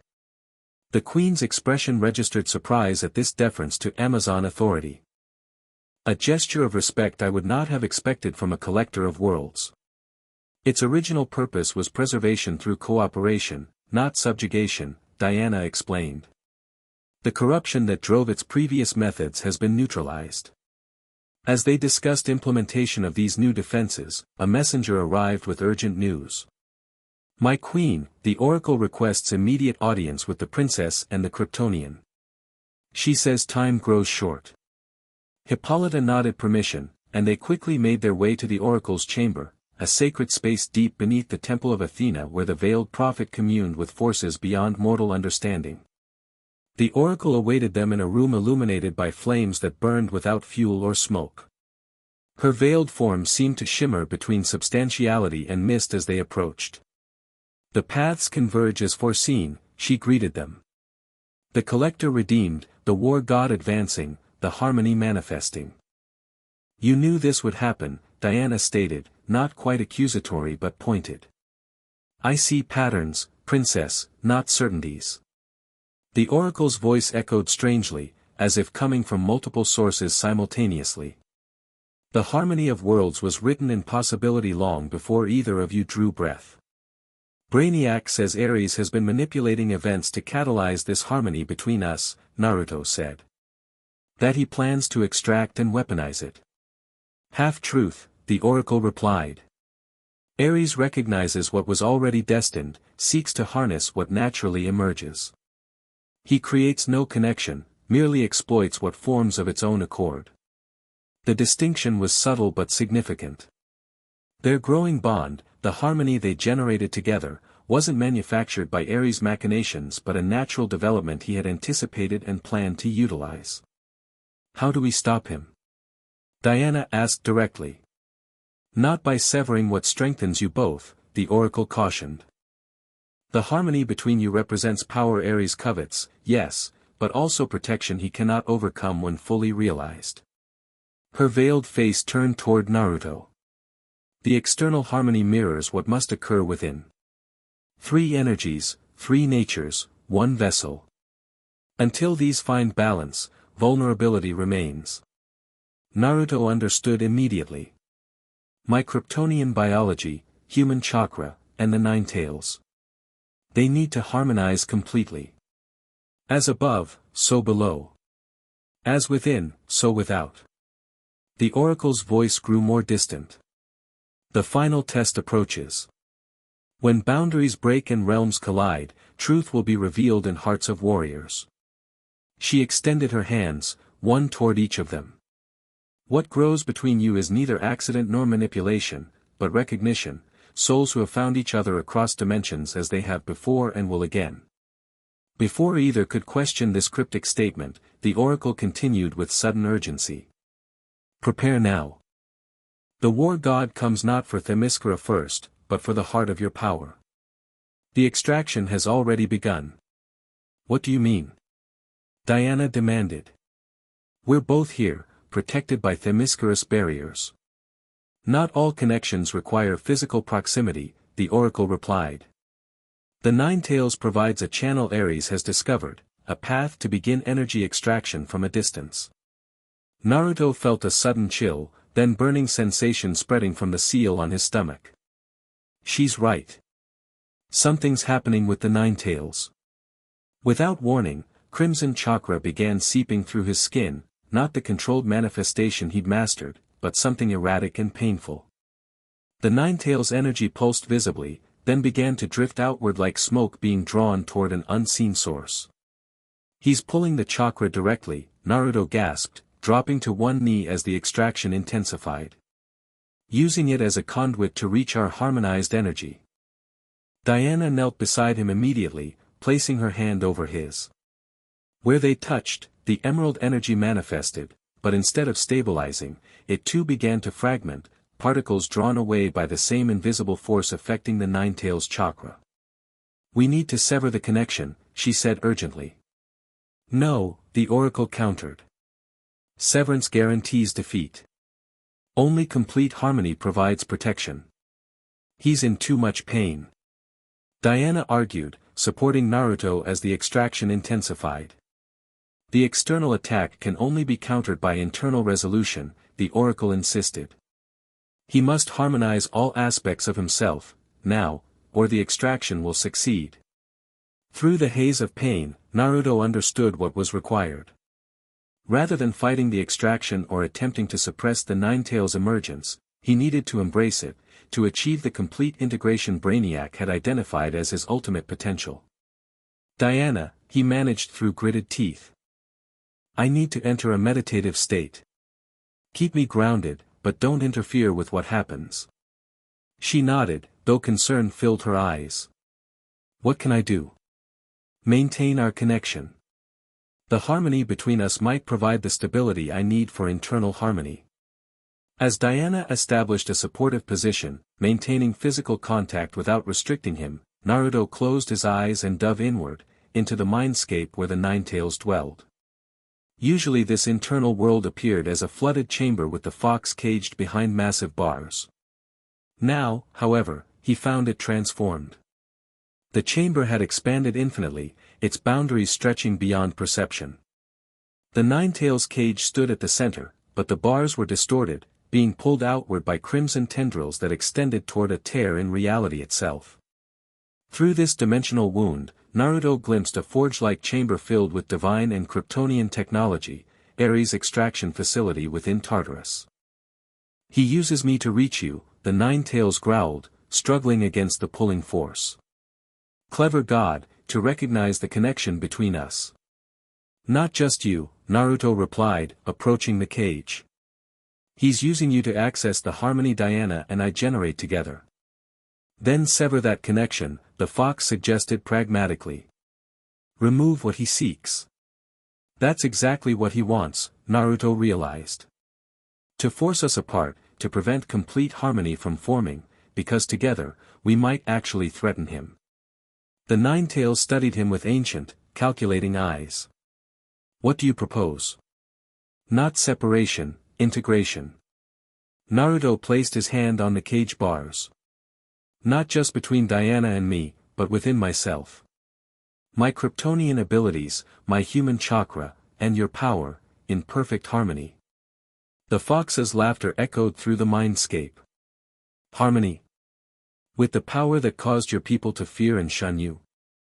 Bold strategy, Kit. You've been part of me since birth, Naruto countered. Fighting against that fact has only limited us both. True strength comes from acceptance and integration, not internal conflict. Outside, in the physical world, Diana watched with growing concern as Naruto's appearance began to change. Red chakra swirled around him, while golden Kryptonian energy pulsed beneath his skin. The conflicting powers created visible distortions in the air, the extraction force pulling at both energies simultaneously.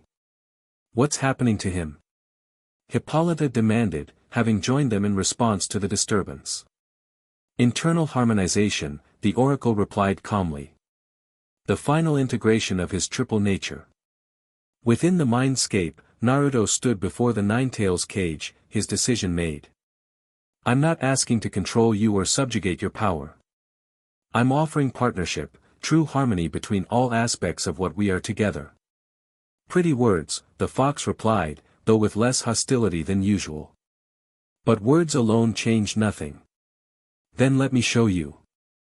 Naruto placed both hands on the cage, but instead of attempting to reinforce it as he had in past confrontations, he began to reshape it, transforming the prison into a conduit, a channel through which energy could flow freely in both directions. The Nine-Tails watched with surprise as the bars reconfigured, becoming less barrier and more framework, a structure that contained without imprisoning, defined without restricting. You would trust me with such freedom? The fox asked, genuine curiosity in its tone. I would trust us to find balance, Naruto corrected. Neither dominating the other, both contributing to something greater than either alone.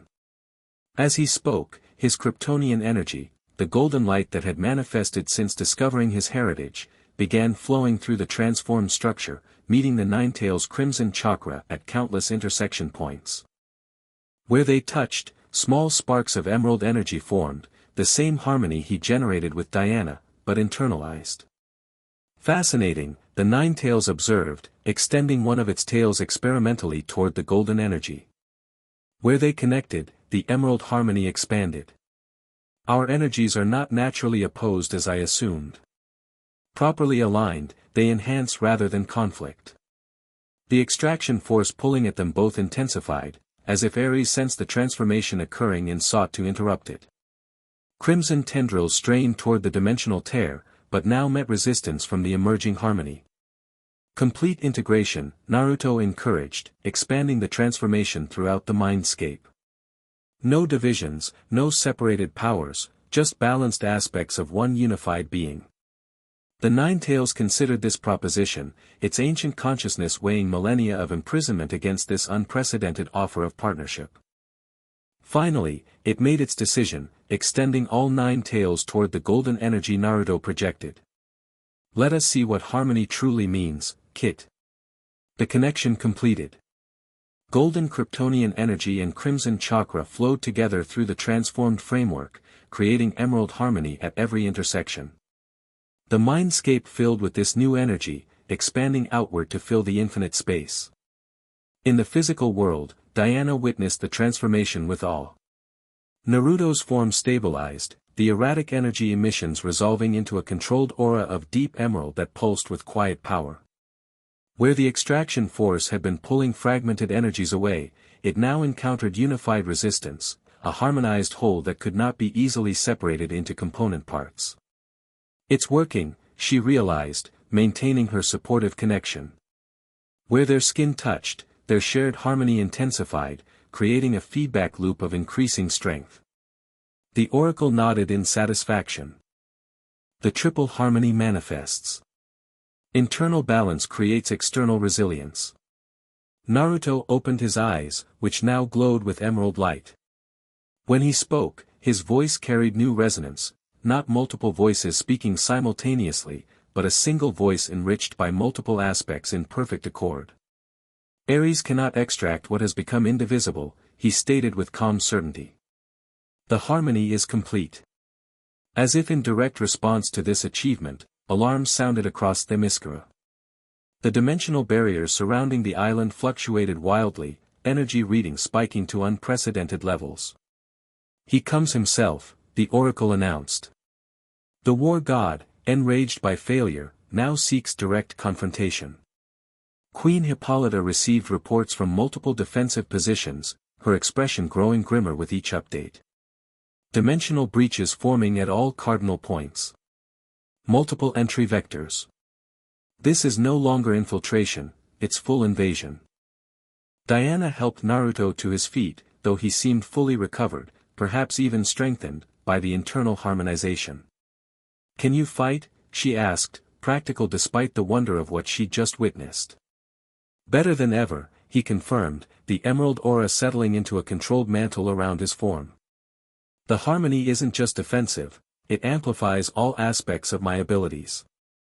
Hippolyta issued rapid commands, deploying Amazon forces to threatened sectors.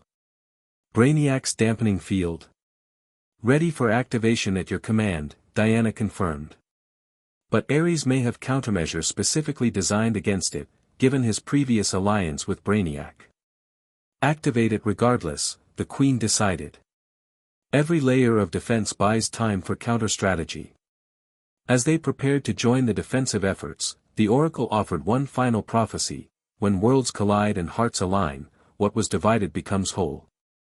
The price of victory lies not in power withheld, but in truth embraced. Diana and Naruto exchanged glances, understanding that the cryptic words likely held significance for the coming battle. Whatever Ares planned, whatever extraction he had attempted, the harmonization, both within Naruto and between them, had changed the equation fundamentally. "To the western shore," Hippolyta commanded.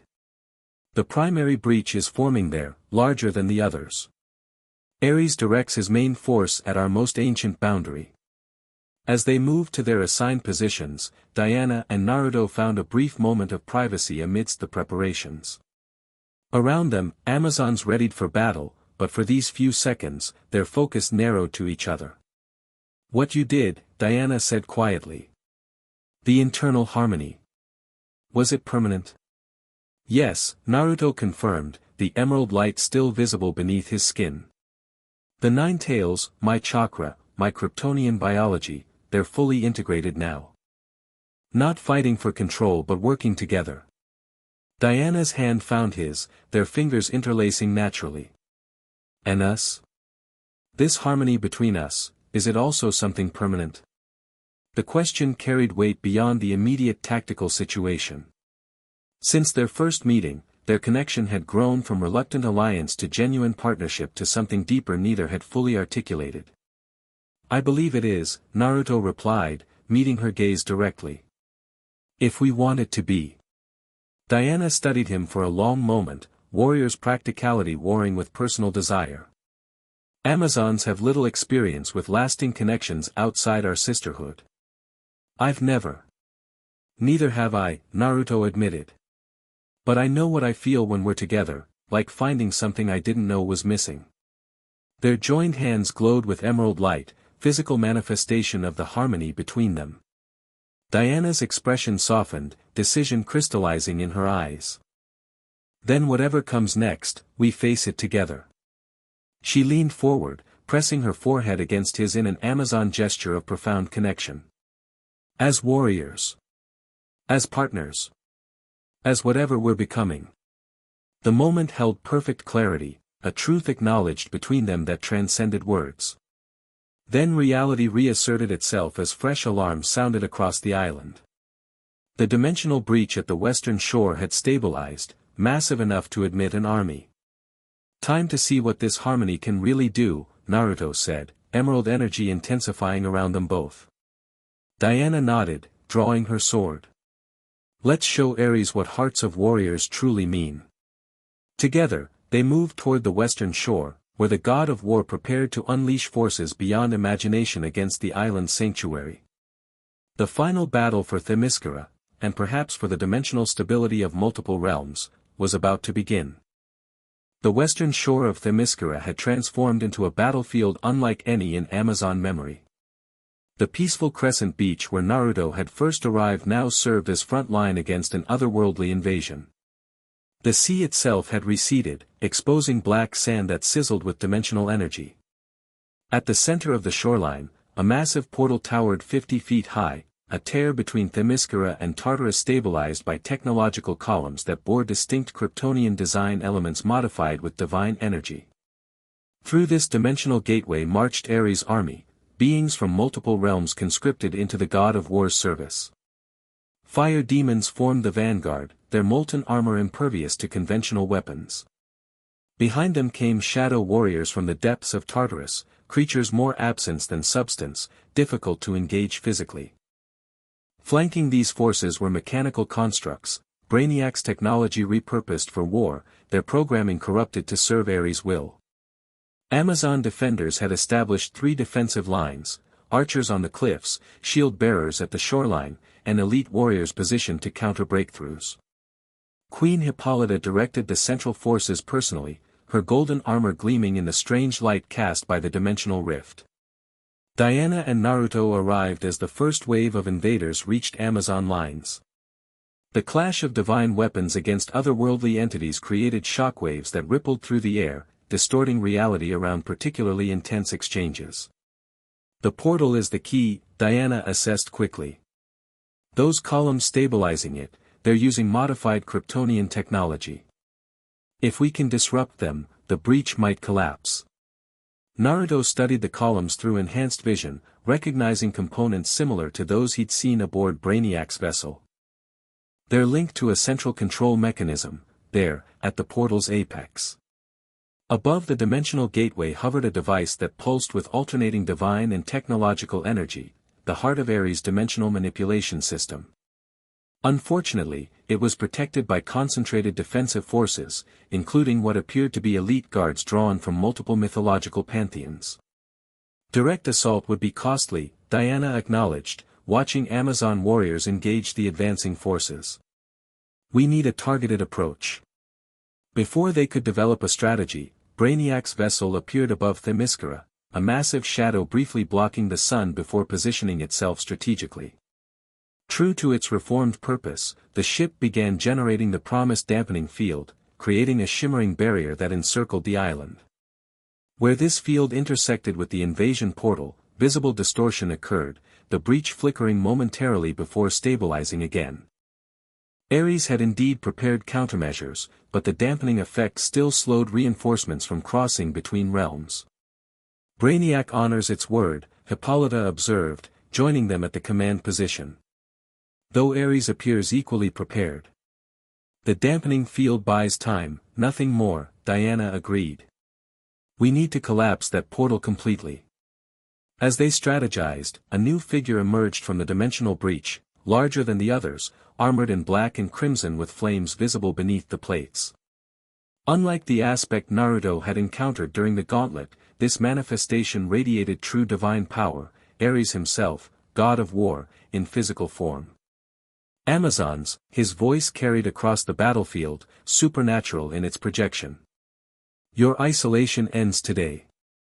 The barriers between realms fall, as they always were destined to. Embrace the coming war or be consumed by it. Queen Hippolyta stepped forward, unintimidated. Themyscira stands, Ares, as it has since the gods created it. Your obsession with our destruction remains as futile as ever. Ares laughed, the sound like metal grinding against stone. Not destruction, Hippolyta, transformation. Themyscira was created to prepare for the ultimate war.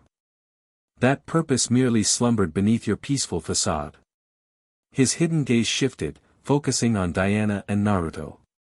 And here they are, the catalysts, the harbingers, exactly as prophesied. The harmony between worlds, manifested in flesh. You failed to extract our energy, Diana called back. Your connection has been severed.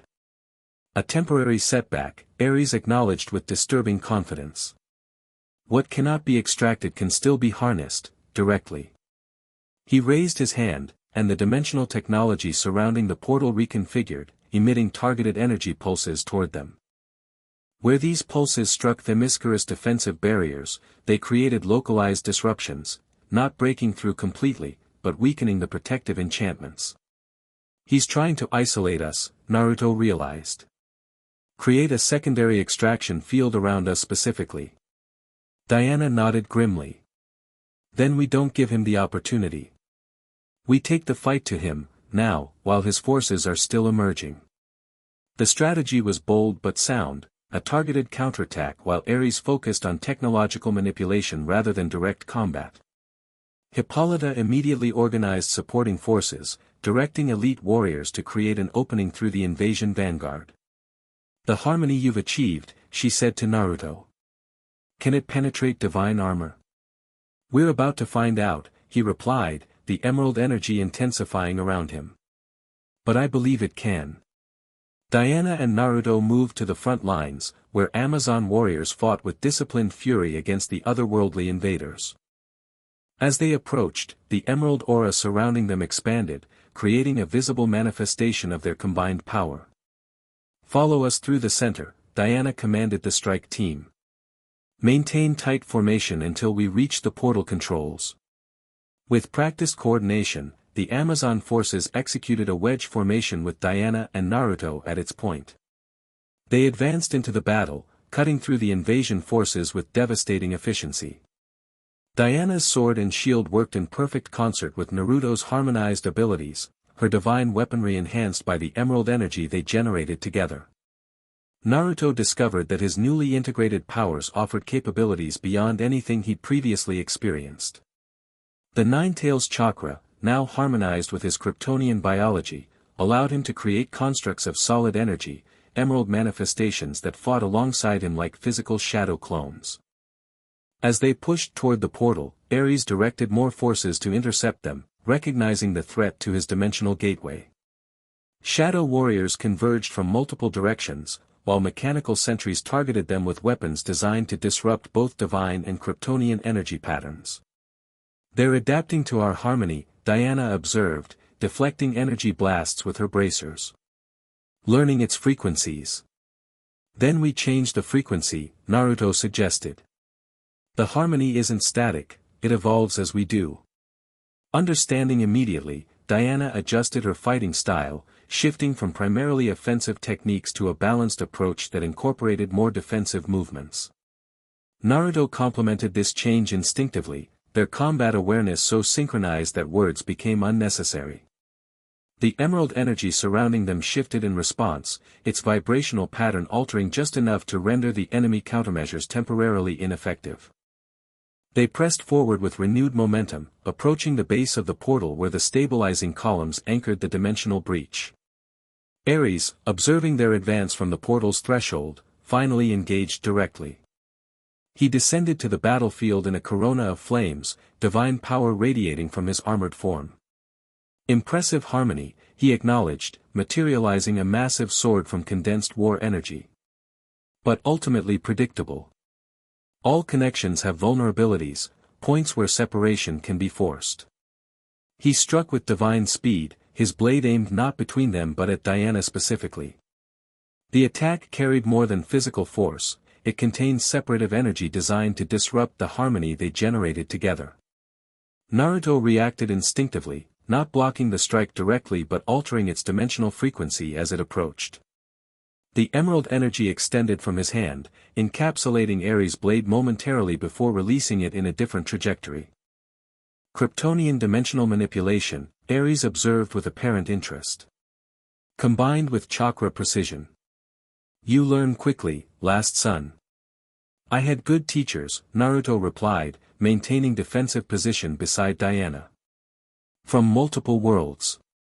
Diana seized the momentary exchange to analyze Ares' armor, identifying potential weaknesses. The connection points between plates, she murmured to Naruto. They're vulnerable during movement. Ares heard this despite the battlefield chaos, his divine senses supernaturally acute. Strategy in the midst of chaos.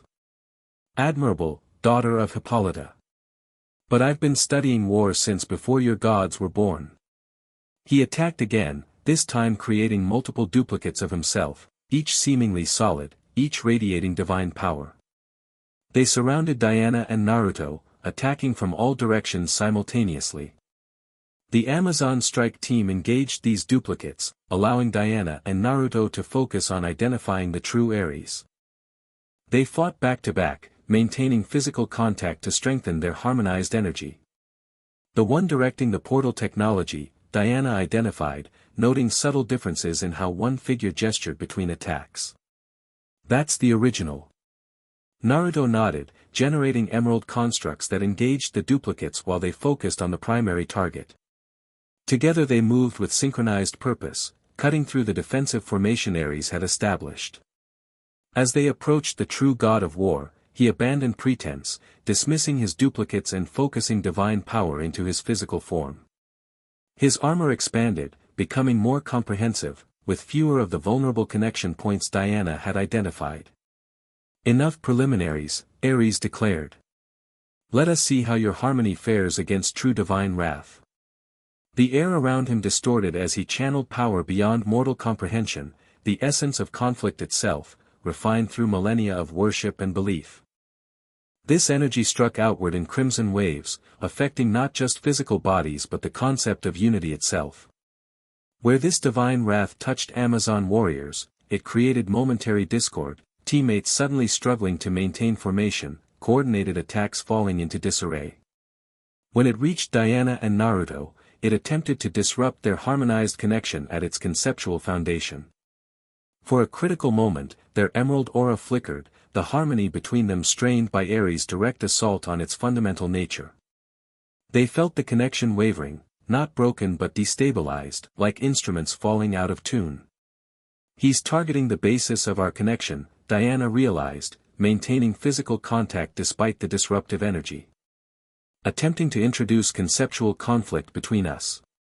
Then we reaffirm what cannot be broken, Naruto responded, focusing not on the external battle but on the internal reality of their connection. In a moment of shared clarity, they both recognized that their harmony transcended the physical or tactical, it was rooted in something deeper, a recognition between souls that Ares couldn't easily corrupt. Diana's hand found Naruto's, fingers interlacing as they had during quieter moments on Themyscira. I believe in this, she said simply. So do I, he replied. The emerald energy stabilized, then intensified, pushing back against Ares' divine wrath.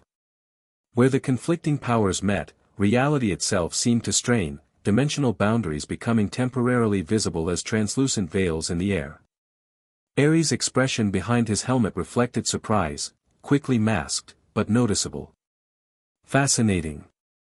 Your connection runs deeper than anticipated. Perhaps extraction was never the optimal approach. He altered his strategy, divine power reconfiguring around him.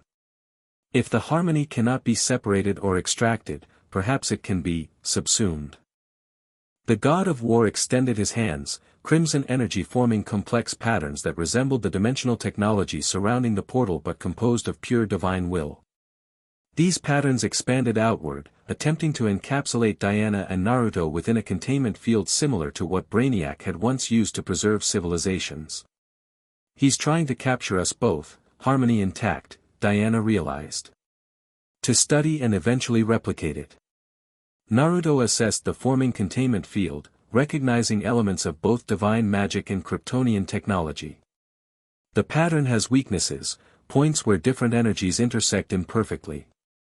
Together they identified the containment field's vulnerabilities, then attacked these points simultaneously, Diana with precisely aimed strikes from her sword, Naruto with focused bursts of harmonized energy.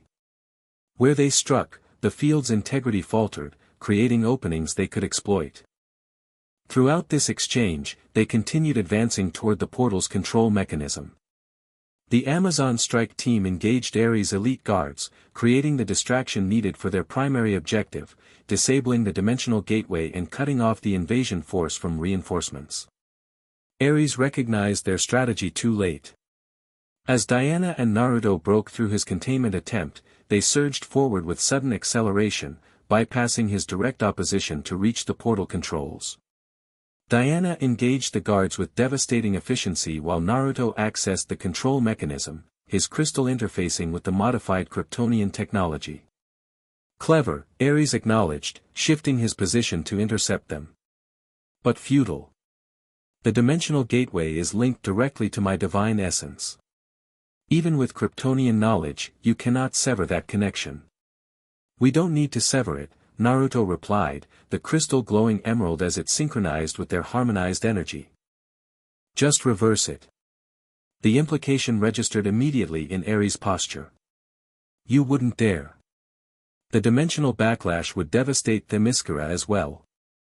Not with proper containment, Diana countered, joining Naruto at the controls. Something Amazons have specialized in since our creation. She placed her hand alongside Naruto's on the crystal, their combined touch completing the connection. The emerald energy flowed into the portal mechanism, rewriting its operational parameters at the fundamental level.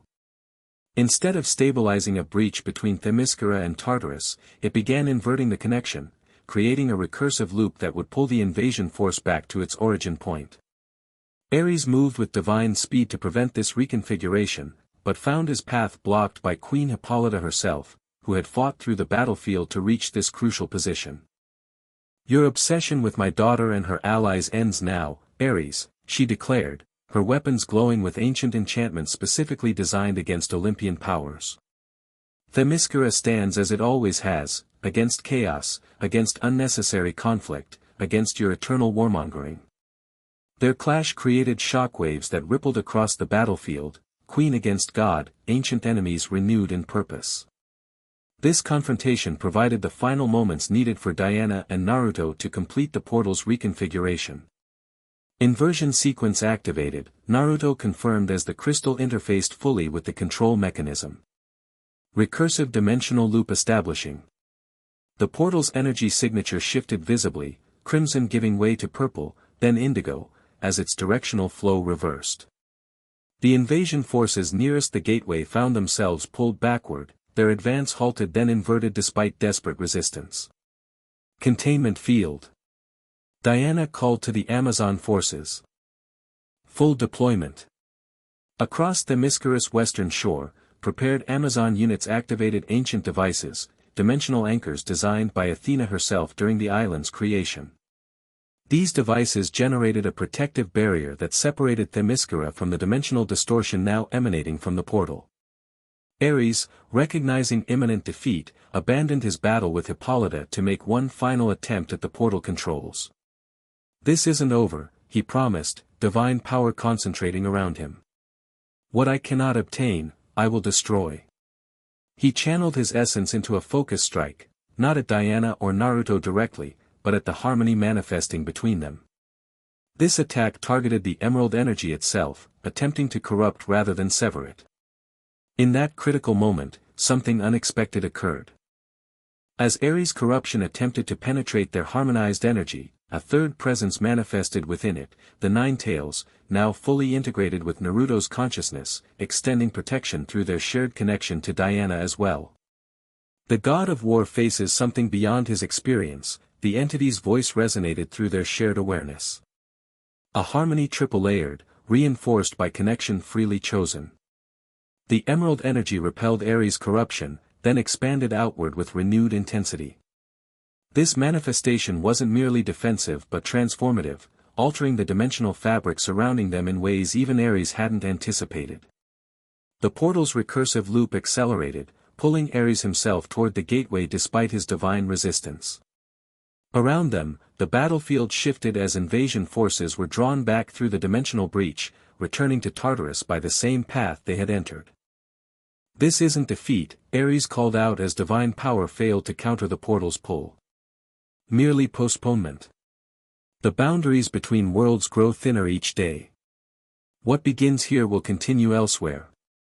With those ominous words, the god of war was drawn through the dimensional gateway, his divine form distorted by the recursive energies now controlling the portal. Behind him, the remaining invasion forces followed, some fighting against the pull, others accepting inevitable retreat.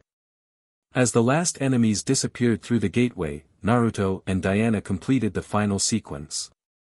The emerald energy surrounding them flowed into the portal mechanism, overloading its systems with harmonized power it couldn't process.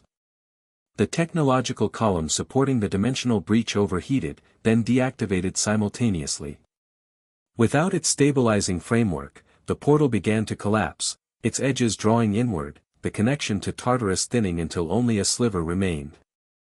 This final opening pulsed once with crimson light, Ares' divine essence making one last attempt at manifestation, before sealing completely. The western shore fell suddenly, eerily silent. Where the massive dimensional gateway had towered moments before, only scorched sand remained, still smoking with residual energy. Amazon warriors stood vigilant, weapons ready should the breach reopen, but the dimensional readings showed stable boundaries once more. Victory, Queen Hippolyta declared, though her expression remained cautious. For now. Diana and Naruto lowered their hands from the now-defunct control mechanism, the emerald energy receding to a subtle glow around them rather than the intense aura of battle. Both showed signs of exhaustion. Dimensional manipulation at this scale had required immense concentration and energy expenditure. Ares retreats, but his words carry truth, Diana acknowledged, surveying the battlefield. This confrontation was merely one front in a larger conflict. The boundaries between realms continue to thin across multiple dimensions. Not just here, Naruto agreed, the crystal providing information about dimensional stability beyond Themyscira. The effects extend to my world as well. The Hidden Leaf Village faces similar breaches, though without understanding their true nature. This realization brought new urgency to their situation. While Themyscira had withstood this invasion attempt, other realms without Amazon protections or Kryptonian technology remained vulnerable to dimensional incursions. We've won the battle, Hippolyta summarized, but the war for dimensional stability continues. As Amazon forces secured the shoreline and tended to wounded warriors, Diana and Naruto found a moment of relative privacy among the chaos of aftermath. Despite the victory, both recognized the weight of Ares' parting words and their implications. I need to return to the Hidden Leaf, Naruto said quietly. My village faces threats it doesn't fully understand. Diana nodded, having expected this conclusion. The dimensional thinning affects all realms, not just Themyscira. Each must be defended. But separated efforts might not be enough, he continued. What we discovered here, the harmony, the integration of different powers and perspectives, that's what truly countered Ares' plans. Not just strength, but unified purpose. You're suggesting an alliance beyond this immediate crisis, Diana perceived, studying him with thoughtful intensity. Between Themyscira and your Hidden Leaf Village.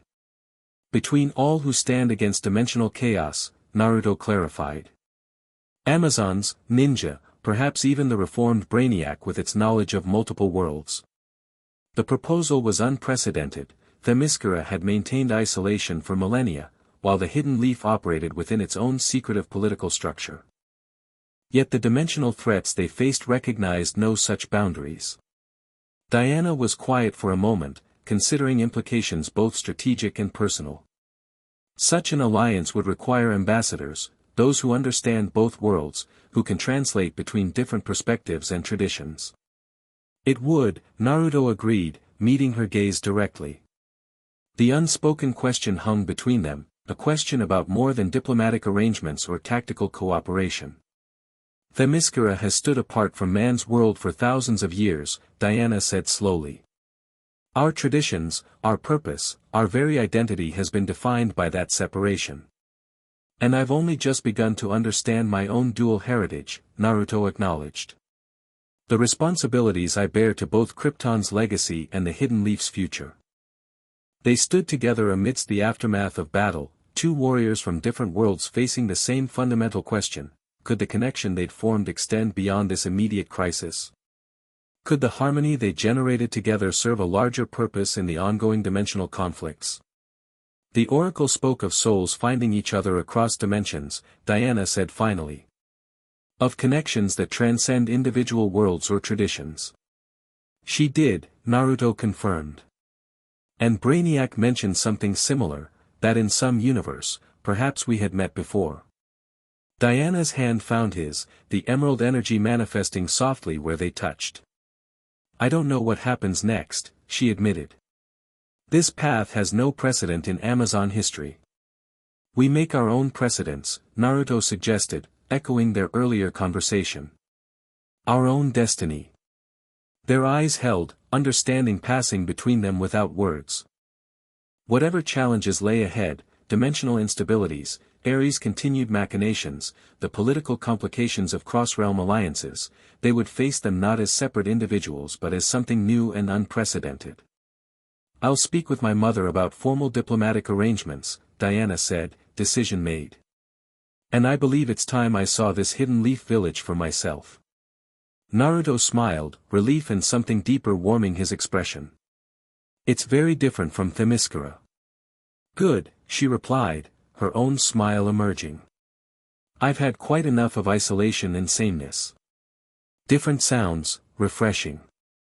As Amazon forces continued securing the battlefield, Brainiac's vessel maintained position above Themyscira, its dampening field ensuring dimensional stability during recovery operations. The immediate crisis had passed, but both Diana and Naruto recognized the significance of Ares' parting words. The war for dimensional stability had only just begun, a conflict that would span multiple realms, involving powers and principles beyond traditional understanding. Yet in their harmonized connection, in the emerald energy they generated together, perhaps lay the foundation for something new, an alliance not just of worlds or powers, but of hearts truly understood. Hearts of warriors, united across dimensions. Chapter 5, Gods Among Shinobi. Morning sunlight filtered through the forest canopy surrounding the hidden leaf village, casting dappled patterns across the path where Naruto stood waiting.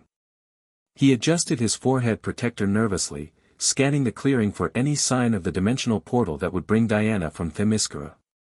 2 weeks had passed since their victory against Ares' invasion force, 2 weeks of preparations, negotiations, and anticipation. The crystal in his pocket pulsed softly, responding to fluctuations in the dimensional boundary. Naruto had spent days establishing this specific connection point, working with both Kryptonian technology and the knowledge Tsunade had extracted from Project Starchild's captured data. Unlike the unstable rifts Ares had exploited, this portal would be controlled, limited, and secure, a diplomatic channel between worlds. Nervous? Kakashi asked, leaning against a nearby tree, his ever-present book temporarily forgotten. Is it that obvious? Naruto replied with a half-smile. Only to someone who's known you since you were 12. Kakashi's visible eye crinkled with amusement. It's not every day the hidden leaf welcomes an immortal warrior princess from another dimension.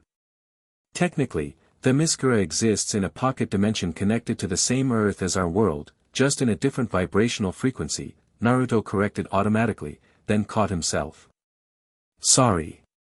The crystal downloads information directly sometimes. Between your Kryptonian heritage, the Nine Tails, and now this Amazon connection, you've become quite the interdimensional expert. Kakashi's tone remained light, but his gaze was evaluative. The council is concerned. About Diana? About what her arrival represents. Dimensional boundaries weakening. New alliances forming. Powers beyond traditional shinobi understanding. Kakashi straightened as energy began to shimmer in the center of the clearing. Change makes people uncomfortable, especially those responsible for village security. Before Naruto could respond, the air split open in a controlled display of golden light. Unlike the chaotic rifts they'd encountered before, this portal formed with precision, edges clean and stable, energy signatures balanced. Through this dimensional doorway stepped Diana of Themyscira, royal armor gleaming in the morning light, a diplomatic case secured at her hip. She paused momentarily, taking in her surroundings with a warrior's assessment, then smiled as her eyes found Naruto. The portal closed silently behind her, leaving no trace of its existence. Welcome to the Hidden Leaf Village, Naruto said, suddenly formal before reverting to a more natural smile. The journey went okay. Perfectly calibrated, Diana confirmed, approaching him. Your dimensional coordinates were exact. They stood facing each other, momentarily uncertain of proper protocol. In the heat of battle on Themyscira, their connection had felt natural and inevitable. Now, in this new context, both seemed briefly hesitant. Kakashi cleared his throat. Princess Diana, I'm Kakashi Hatake, Naruto's former teacher and current advisor to the Hokage. Welcome to our village. Diana turned to him with diplomatic grace. The famous copy ninja. Naruto has spoken highly of you. All lies, I assure you, Kakashi replied with characteristic dry humor. Lady Tsunade awaits your arrival. If you'll follow me. As they walked toward the village, Diana fell into step beside Naruto. Your home is beautiful, she observed, taking in the forest surroundings. Different from Themyscira, but there's a similar harmony with nature. Wait until you see the village itself, Naruto replied, his initial nervousness fading into excitement. It's nothing like Amazon architecture, but it has its own kind of charm. When they emerged from the forest path, the Hidden Leaf village spread before them, a unique blend of traditional and modern, with wooden buildings nestled among trees, the Hokage monument overlooking everything from the mountainside. Diana paused, taking in the sight with genuine interest. A hidden civilization, she remarked. Concealed from the wider world yet thriving in its own way. Perhaps not so different from Themyscira after all. They continued through the village gates, where curious citizens had gathered, word of the important visitor having spread quickly. Children pointed excitedly, adults whispered among themselves, and ninja observed with professional interest from rooftops and windows. Diana's presence, her height, her armor, her entire bearing, marked her immediately as someone extraordinary. They're staring, Naruto noted apologetically. I'm used to it, Diana replied with good humor. When you're the only man on Themyscira, you received similar treatment. Fair point. As they approached the Hokage Tower, Naruto spotted familiar faces waiting at the entrance. Sakura stood alongside Shikamaru, both clearly designated as part of the official welcoming committee. Behind them, less formally but no less interested, waited several members of the Konoha 11, Naruto's friends clearly unwilling to miss this historic meeting. Naruto! Sakura called, stepping forward. Right on time for once. Had motivation, he replied with a grin, then made introductions. Princess Diana of Themyscira, this is Sakura Haruno, one of my teammates and the Hokage's apprentice. Diana clasped arms with Sakura and the Amazon warrior greeting Naruto had taught his friend in preparation. The healer with mountain-breaking strength. Your reputation travels between dimensions. Sakura looked momentarily surprised, then pleased. And yours? The princess who held off a god of war isn't someone we meet every day. This is getting troublesome already, Shikamaru sighed, though his alert eyes betrayed his interest. Lady Tsunade is waiting in the council chambers with the village elders and clan heads. Inside, the political machinery of the Hidden Leaf had assembled in full diplomatic array. The council chamber, normally reserved for internal village matters, had been prepared to receive this unprecedented visitor. Tsunade sat at the head of the assembly, flanked by elders Hamura and Koharu, with clan heads arranged according to protocol. Diana entered with perfect diplomatic composure, years of royal training evident in her bearing.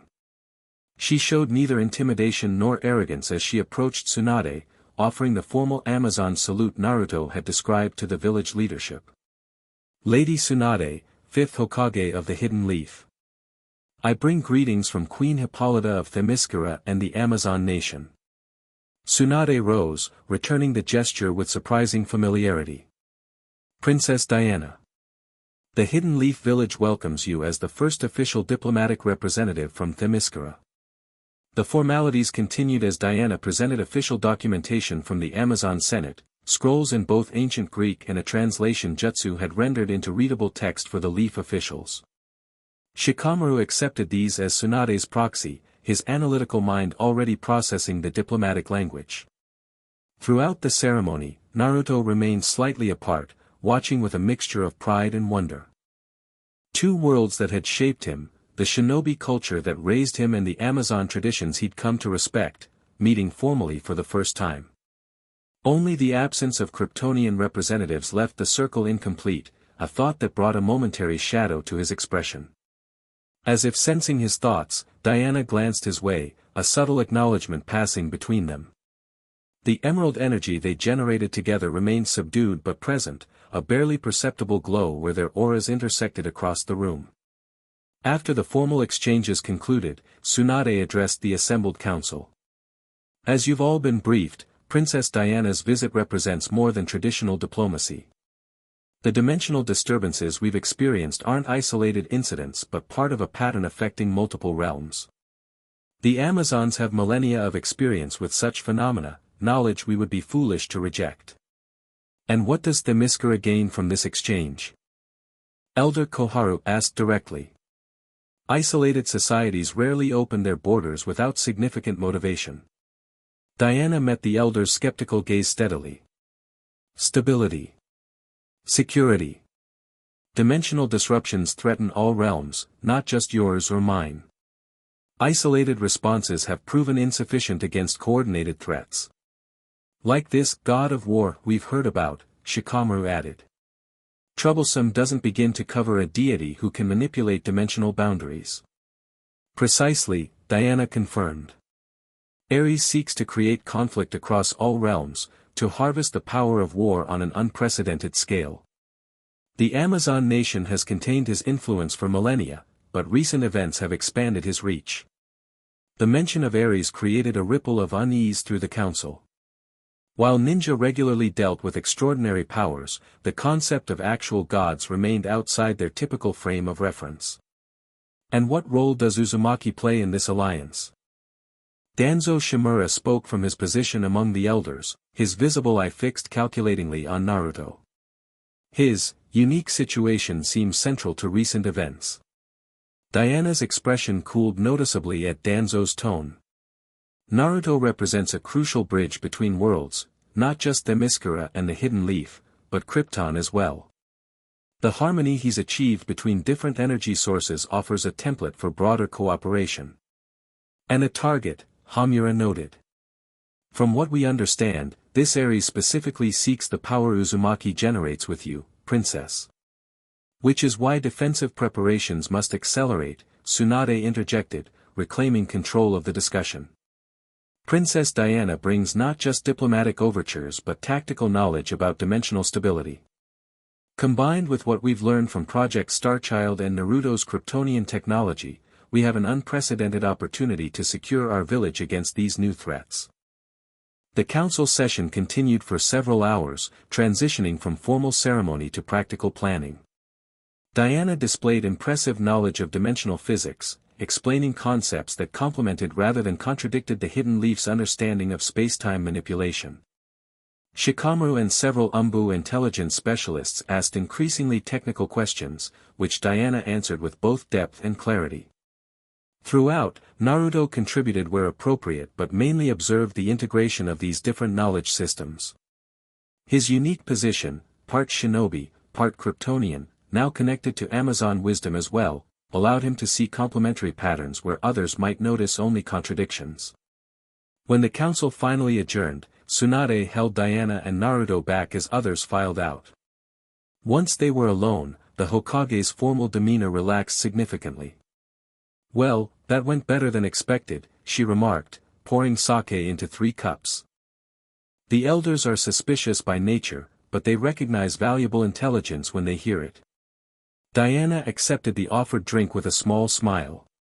Political negotiations differ little between realms, it seems. The Amazon Senate can be equally protective of tradition. I'm just glad nobody started a diplomatic incident, Naruto added, taking his cup. The day's young, Tsunade replied dryly. She regarded Diana with renewed interest. Now, unofficially, what's the real situation with these dimensional breaches? My intelligence reports suggest incidents increasing globally, not just in our village. Diana nodded gravely. Accelerating exponentially. The dimensional barriers weakened significantly during our confrontation with Ares. Though we repelled his direct invasion of Themyscira, the damage to multiversal stability continues spreading. And Ares himself? Regrouping in Tartarus, according to our oracles. But his next move won't target Themyscira directly. Diana glanced at Naruto. He's adaptive, strategic. Having failed to extract our harmonized energy, he'll seek another approach. The village, Naruto realized. It's less protected against dimensional incursions than Themyscira. And contains people you care deeply about, Diana added quietly. Leverage Ares wouldn't hesitate to exploit. Tsunade's expression hardened. Then we accelerate our preparations. The defense systems you proposed, how quickly can they be implemented? With Naruto's help and the Kryptonian crystal, we could establish basic dimensional shielding within days, Diana replied. More comprehensive protection would require integrating Amazon enchantments with your existing barrier techniques. Make it happen, Tsunade directed, then softened slightly. But first, Princess Diana should experience some leaf hospitality. Diplomatic relations include cultural exchange, after all. She turned to Naruto. Show our guest what makes the hidden leaf special, beyond formal meetings and defensive preparations. Naruto brightened immediately. Gladly. And Naruto, Tsunade added as they turned to leave, her tone shifting to one of unexpected gentleness, while the council sees strategic alliances and power dynamics, I see something else entirely between you two. Whatever's developing there. I'm glad you found it. The unexpected acknowledgement left Naruto momentarily speechless. He managed a grateful nod before following Diana from the office, the Hokage's knowing smile lingering behind them. So this is the famous Ichiraku ramen, Diana observed, taking in the modest stand with genuine interest. Your favorite place in the village, you said. Nothing like it in any dimension, Naruto confirmed with absolute conviction, leading her to a seat at the counter. Tucci emerged from the back, then froze momentarily at the sight of Diana in her warrior attire. He recovered quickly, professional hospitality winning out over surprise. Welcome. Any friend of Naruto's is welcome at Ichiraku, he declared warmly. Especially one I've heard so much about. You've been talking about me? Diana asked Naruto with amused curiosity. Only good things, I chimed in, emerging with fresh noodles. Though he failed to mention just how impressive you'd be in person. Diana smiled, immediately at ease with the ramen shop's unpretentious warmth. I've learned that exceptional food often comes from humble establishments. On Themyscira, our best baker works from a tiny cliffside kitchen barely larger than this stand. Tucci beamed at the comparison. A woman of discerning taste. Let me prepare our specialty for you. As Tucci worked his culinary magic, Naruto relaxed for the first time since Diana's arrival. Here, away from political considerations and dimensional threats, they could simply be themselves. The nervous formality that had briefly characterized their reunion melted away, replaced by the comfortable connection they developed on Themyscira. Your village has welcomed me more openly than expected, Diana observed, watching village life continue around them. Given your society's secretive nature. They're curious, Naruto replied. We've had visitors from other villages and countries, but never from another dimension. Plus, he added with a small smile, you make quite an impression. As did you on Themyscira, she reminded him. The first man to complete the gauntlet in Amazon history. Their reminiscence was interrupted as Tucci presented 2 steaming bowls with ceremonial flourish. Special ramen for special guests. Enjoy. Diana approached the dish with the same respectful consideration she might give an unfamiliar weapon or tactical challenge. After observing Naruto's technique, she expertly managed her chopsticks, a skill apparently transferable from Amazon dining customs. Her first taste elicited a genuine expression of pleasure. This is excellent, she declared, much to Tucci's delight. The balance of flavors, the texture of the noodles, truly masterful. Told you, Naruto said with satisfaction. Best in any dimension. They ate in comfortable conversation, Diana asking questions about village customs while Naruto shared stories of his younger days. Occasionally, passers-by would slow to observe them, the strange pair they made creating understandable curiosity. Yet there was nothing forced in their interaction, nothing that suggested diplomatic calculation rather than genuine connection. After finishing their meal, they continued through the village, Naruto proudly showing Diana significant locations from his life, the academy where he'd struggled as a student, the training grounds where Team 7 had formed, and eventually, the Hokage monument overlooking everything.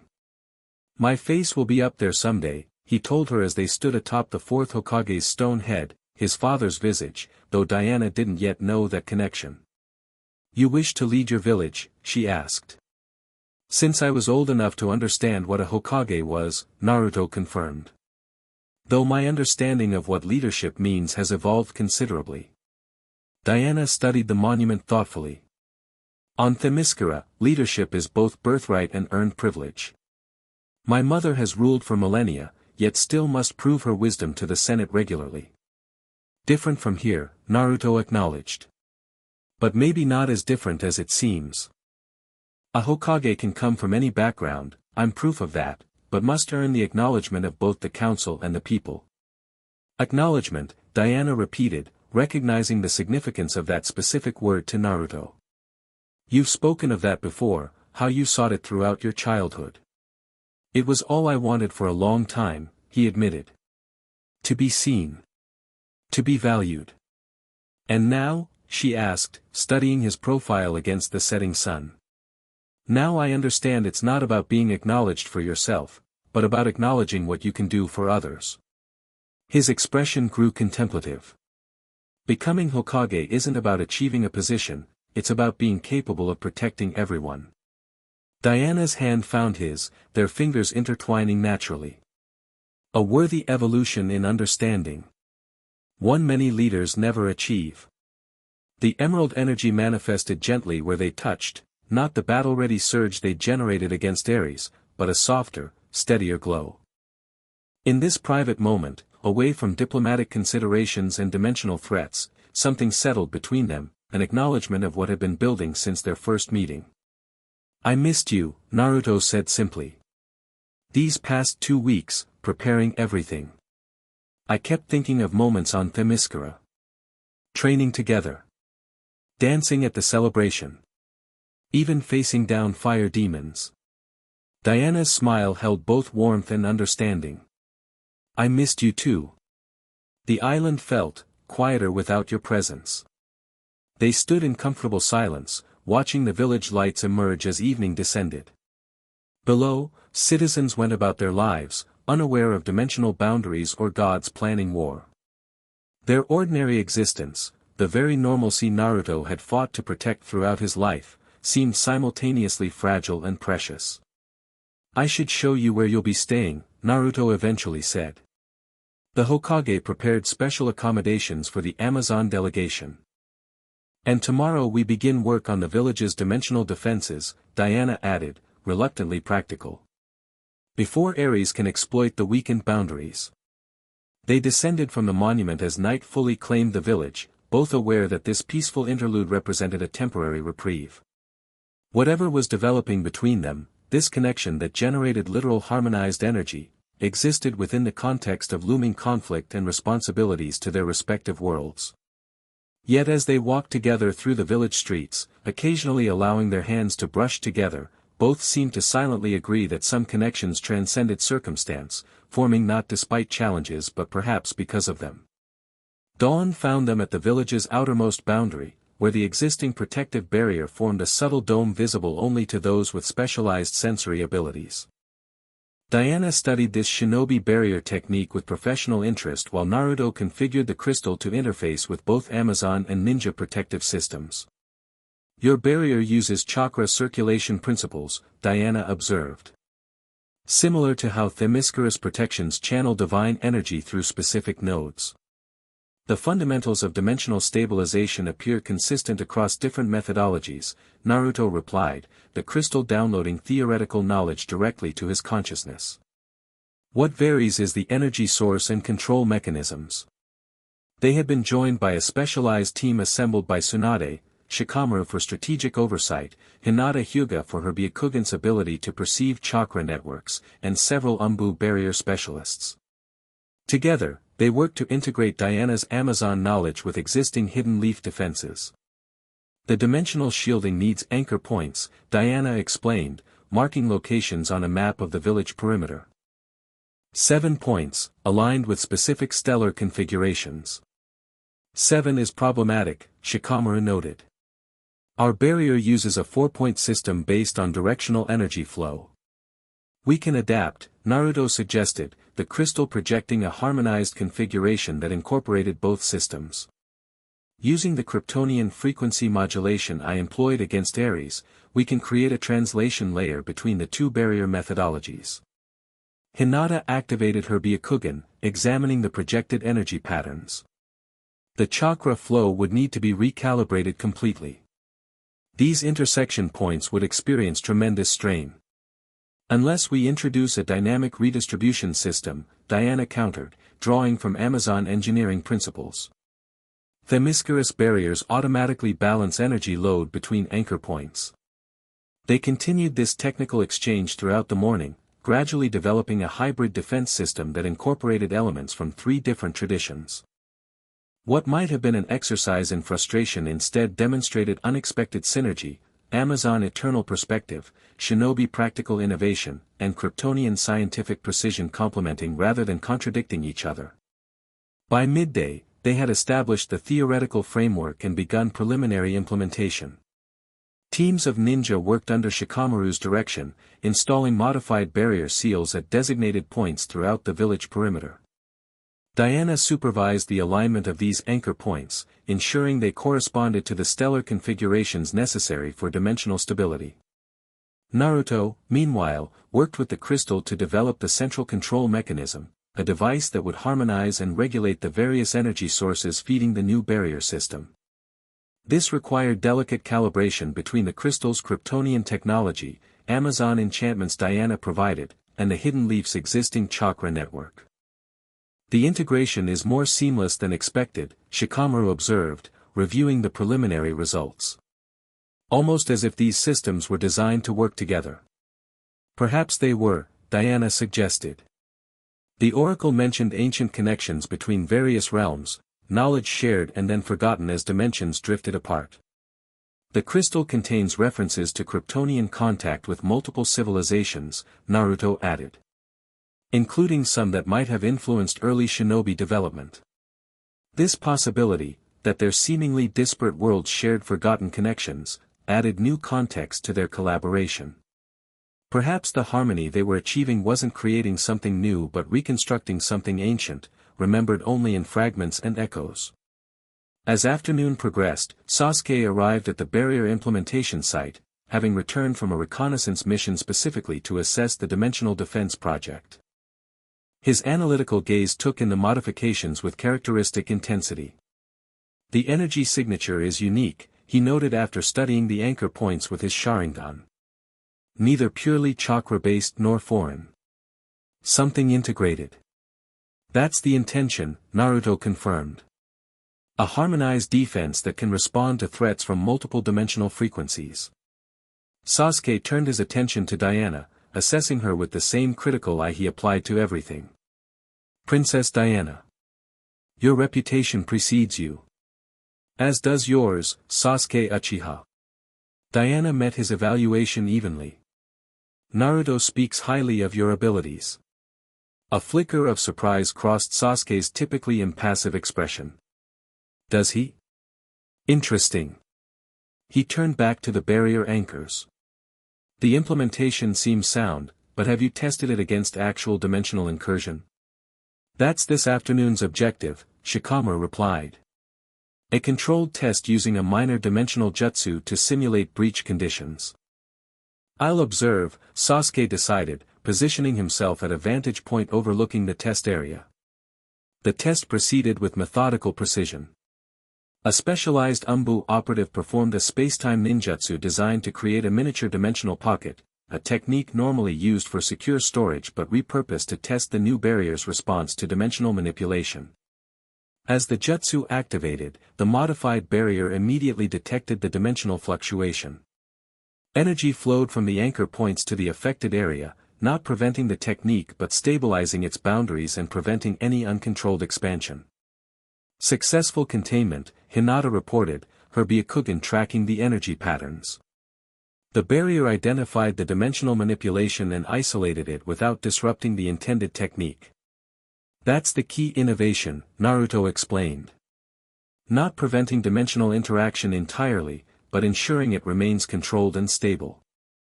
Preventing the cascade effect that allows minor breaches to expand into major rifts, Diana added. Exactly what Ares exploited previously. They conducted several additional tests with increasingly complex dimensional manipulations. Each time, the modified barrier responded appropriately, containing, stabilizing, but not completely blocking dimensional interaction. The system appears effective against controlled manipulations, Shikamaru concluded. But a determined attack with sufficient power behind it could still potentially overwhelm the stabilization mechanisms. No defense is absolute, Diana acknowledged. Even Themyscirus' ancient protections have vulnerabilities. The objective is creating sufficient resilience to prevent catastrophic failure while alerting us to attempted breaches. As the testing concluded and teams began implementing the modifications across the entire village barrier, Sasuke approached Naruto and Diana privately. "There's something you should know," he said without preamble. "During my reconnaissance beyond Fire Country borders, I encountered dimensional disturbances similar to what you've described, but with a distinctive signature. The energy contained traces of both divine power and Kryptonian technology." Naruto and Diana exchanged concerned glances. "Ares," Diana confirmed grimly. "Using the Kryptonian dimensional technology he acquired from Brainiac before its reformation." "Where exactly?" Naruto asked. "The border region between Earth and Wind countries," Sasuke replied. "Remote, sparsely populated. Multiple small rifts, seemingly experimental in nature." "He's testing approaches," Diana realized. "Probing for weaknesses in this dimensional frequency." "I brought back energy readings," Sasuke continued, producing a scroll containing sealed sensor data. "Thought they might help calibrate your defenses more specifically." Naruto accepted the scroll with genuine appreciation. "This could make a crucial difference." "Thank you, Sasuke." The Uchiha nodded slightly, then glanced between them with understated perceptiveness. "The energy you two generate together," the harmony Kakashi mentioned. "It's visible to the Sharingan." "Is it?" Diana asked with measured interest. "Distinctive. Integrated. Powerful." Sasuke's assessment was clinical yet somehow approving. "If it's the key to countering these dimensional threats, I suggest you continue developing it." With that surprisingly supportive statement, he departed, leaving them with both valuable intelligence and unexpected encouragement. "Your friend sees more than he says," Diana observed once Sasuke was out of earshot. "Always has," Naruto agreed. "Though he's not usually so forthcoming with his observations."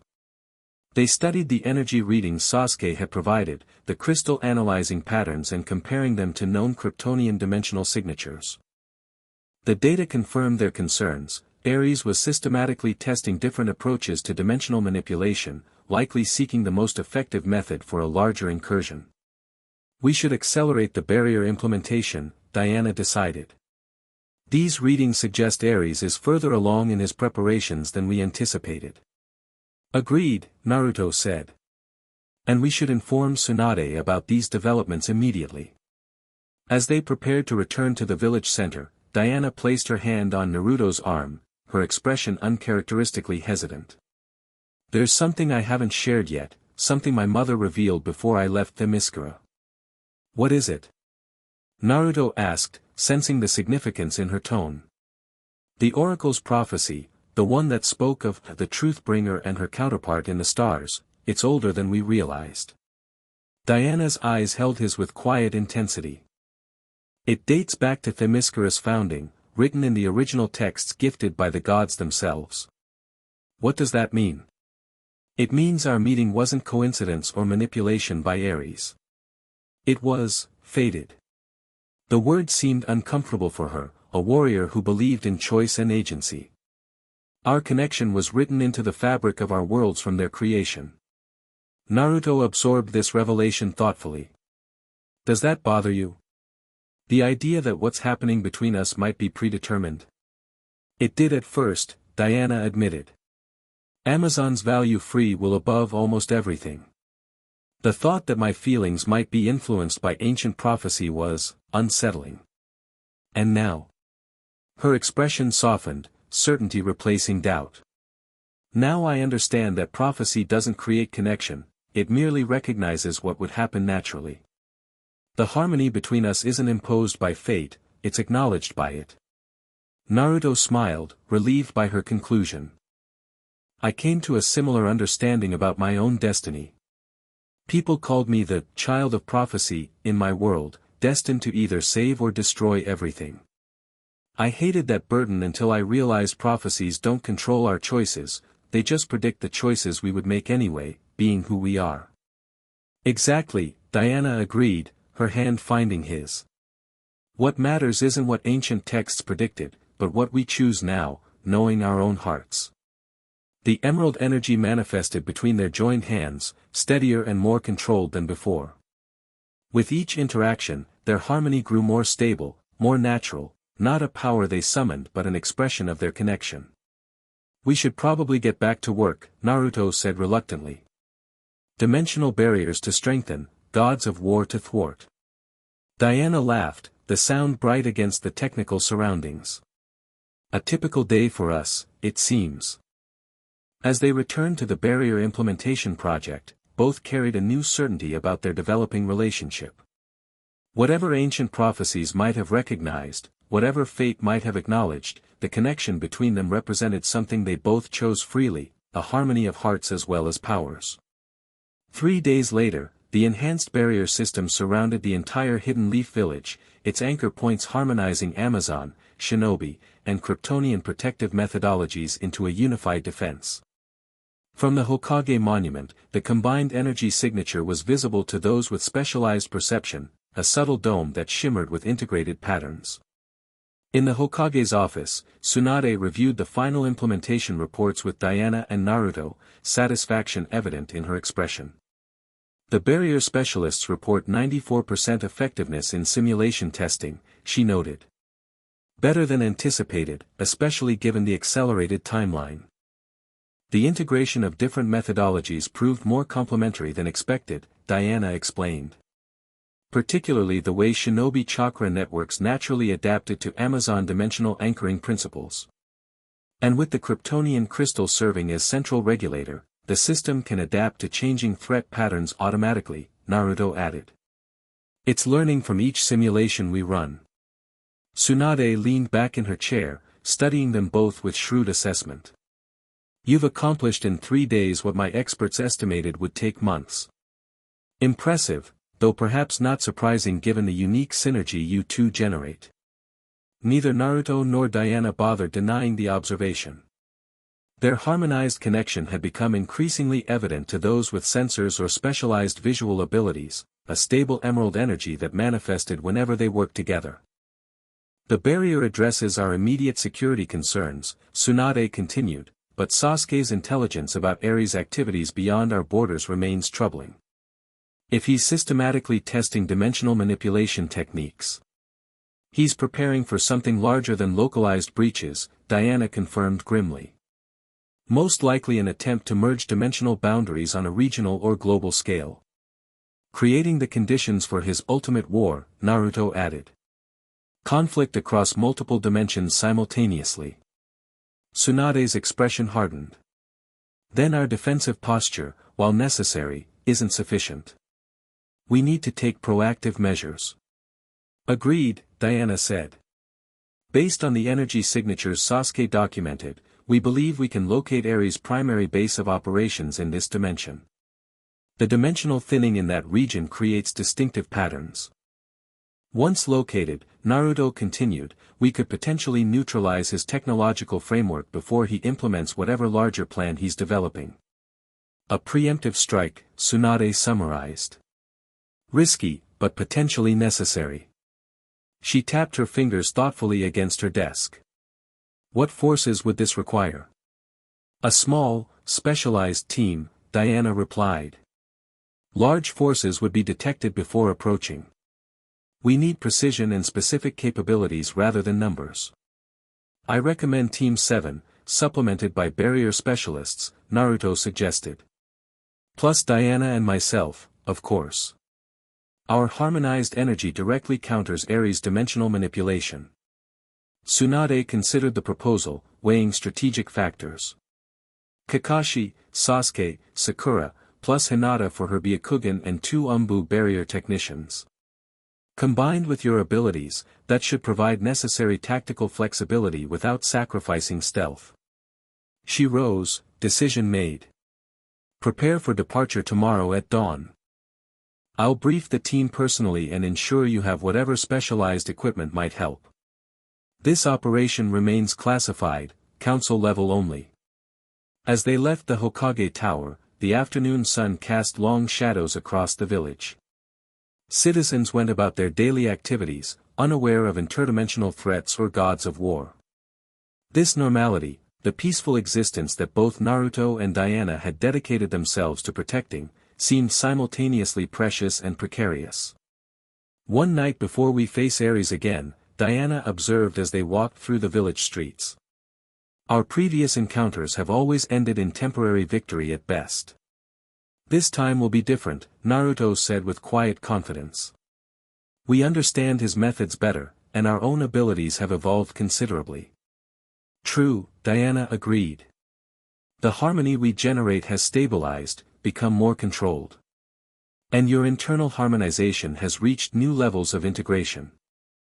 Since their arrival in the Hidden Leaf, Naruto's triple-natured energy had indeed continued developing. The emerald aura that manifested his completely integrated powers, Kryptonian, Chakra, and Ninetales, now responded to his will with precision rather than volatility. Where once these different aspects had competed for dominance, they now functioned as facets of a unified whole. I've been meaning to show you something, Naruto said suddenly, changing their direction toward the village outskirts. Something connected to my heritage, all aspects of it. Curious, Diana followed him to a secured facility near the Hokage monument. Umbu guards acknowledged Naruto with respectful nods, allowing them entrance to what appeared to be a research complex built into the mountainside. After we returned from Themyscira, Tsunade had my ship moved here from its original excavation site, Naruto explained as they descended into the facility. Better security, and easier access for study. They entered a large chamber where Naruto's Kryptonian vessel sat at the center of a sophisticated monitoring system. Unlike when Diana had first heard about it, the ship now appeared fully activated, its metallic surface glowing with internal light, symbols flowing across its hull in continuous patterns. It's beautiful, Diana observed, approaching the vessel with appropriate respect for its significance. Different from the Kryptonian technology Ares repurposed, more harmonious. It's evolved, Naruto explained. When I achieved complete internal harmonization, the ship responded, integrating its systems in ways that mirror my own integration. He placed his hand against the vessel's hull, and immediately the flowing symbols responded, patterns shifting, light intensifying. A section of the ship reconfigured, creating what appeared to be an interface designed specifically for his touch. The ship contains knowledge beyond what the crystal could hold, Naruto continued. Historical records, scientific principles, cultural information, the complete legacy of Krypton, preserved for whoever might survive its destruction. Your birthright, Diana said softly, understanding the significance. Have you accessed it fully? Not yet, Naruto admitted. It's overwhelming. Generations of knowledge, an entire civilization's wisdom and mistakes, waiting to be absorbed. I've been taking it gradually, letting the ship provide information as I'm ready to receive it. He gestured to the surrounding monitoring equipment. Tsunade has scientists studying the non-sensitive aspects, technological principles that might benefit the village without creating dangerous imbalances. Diana studied the vessel with renewed appreciation for its significance, not merely as technology or historical artifact, but as Naruto's connection to his origins. "What has it shown you so far?" "Many things," Naruto replied, his expression contemplative. "Including confirmation of something you mentioned, that Kryptonians visited multiple realms, including Themyscira. But also..." He hesitated, then activated a specific sequence on the ship's interface. The vessel projected a three-dimensional star map into the air between them, focusing on a particular celestial configuration. "The dimensional coordinates of Krypton's original location," Naruto explained. "And the path my ship took to reach Earth." The projection showed what appeared to be a wormhole trajectory cutting across vast distances and through dimensional boundaries. Diana studied it with quiet understanding, recognizing that this represented not just astronomical data but Naruto's personal journey, the path that brought him to this world as an infant. "The ship also contained messages," Naruto continued, activating another sequence. The projection shifted to show a man and woman, his Kryptonian parents, Jor-El and Lara, their expressions solemn yet filled with desperate hope. "Our son," Jor-El's recorded message began. "By now you have discovered your heritage, your abilities, your purpose. Know that sending you away was the most difficult choice we ever made, and the only one that mattered. We couldn't save ourselves," Lara continued, her voice steady despite evident emotion. "But through you, something of Krypton survives. Not just its knowledge or technology, but its hope, its belief that life, in all its forms across all dimensions, deserves protection." Diana watched silently as the message continued, these parents who had sacrificed everything to save their child, entrusting him to an unknown world with only hope to sustain them. When the projection finally faded, she gently placed her hand on Naruto's arm, offering wordless understanding. "I never knew them," Naruto said quietly. "Just as I never really knew Minato and Kushina, my parents in this world. Both sets gave their lives so I could survive." "A legacy of sacrifice and hope," Diana observed. "One you honor through your choices." Naruto nodded, finding comfort in her understanding. "The ship has helped me reconcile these different aspects of my heritage. Being Kryptonian doesn't make me less a shinobi of the Hidden Leaf, just as being the Nine-Tails Jinchuriki doesn't diminish either identity. They're all parts of who I am. That integration, that harmony within yourself, mirrors what we're trying to achieve between our worlds," Diana noted. "Different traditions, different powers, different perspectives finding balance rather than conflict." "Exactly," Naruto agreed, his expression brightening. "And tomorrow, we demonstrate that harmony against Ares' attempts to create division and war." As they left the research facility, returning to the village now illuminated by evening lights, both carried a deeper appreciation for what their alliance represented, not just tactical advantage against a common enemy, but a model for integration that honored differences while finding common purpose. "Have dinner with me tonight," Diana suggested as they walked. "Not for strategic planning or dimensional theory, just us." Naruto smiled, genuine happiness replacing the weight of responsibility he typically carried. "I'd like that very much." Their evening unfolded away from diplomatic considerations and interdimensional threats, a simple dinner at Naruto's apartment, food prepared together, conversation flowing naturally between serious topics and light-hearted moments. For these few hours, they were not the last son of Krypton and the princess of Themyscira, not the bridge between worlds or the subjects of ancient prophecy, just Naruto and Diana, enjoying each other's company. When morning eventually came, bringing with it the mission that would likely determine the fate of multiple dimensions, they faced it with renewed clarity and purpose, not just allies in conflict, but partners in every sense that mattered. The border region between Earth and Wind countries presented a stark landscape, wind-carved rock formations stretching toward the horizon, occasional oases creating islands of life amid the arid terrain.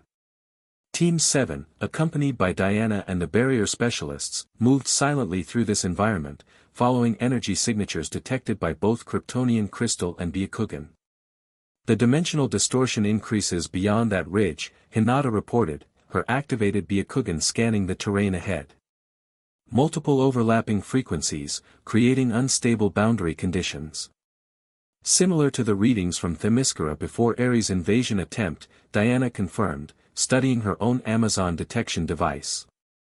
But with technological augmentation that wasn't present before.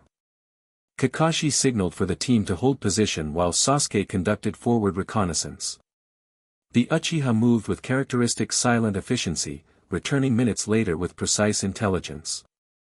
A facility built into the mesa 3 kilometers ahead, he reported. Partially visible, partially extending into dimensional folds. Guards present, not human, but entities similar to those we encountered at the first rift. Technological arrays surrounding the entire complex. Dimensional amplifiers, Naruto identified, the crystal providing technical analysis. Designed to weaken boundary stability across a progressively expanding radius. The readings suggest he's in preparation phase, Diana added. The equipment is active but not yet operating at full capacity. We have a narrow window to intervene before implementation. Kakashi considered their options, weighing tactical approaches.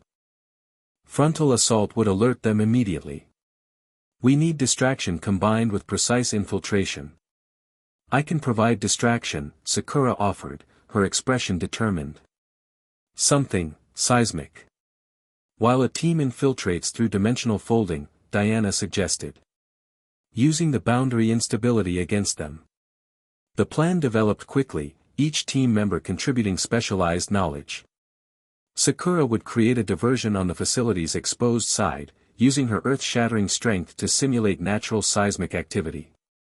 Meanwhile, Naruto, Diana, and Sasuke would exploit the dimensional instability to infiltrate directly, targeting the central control systems.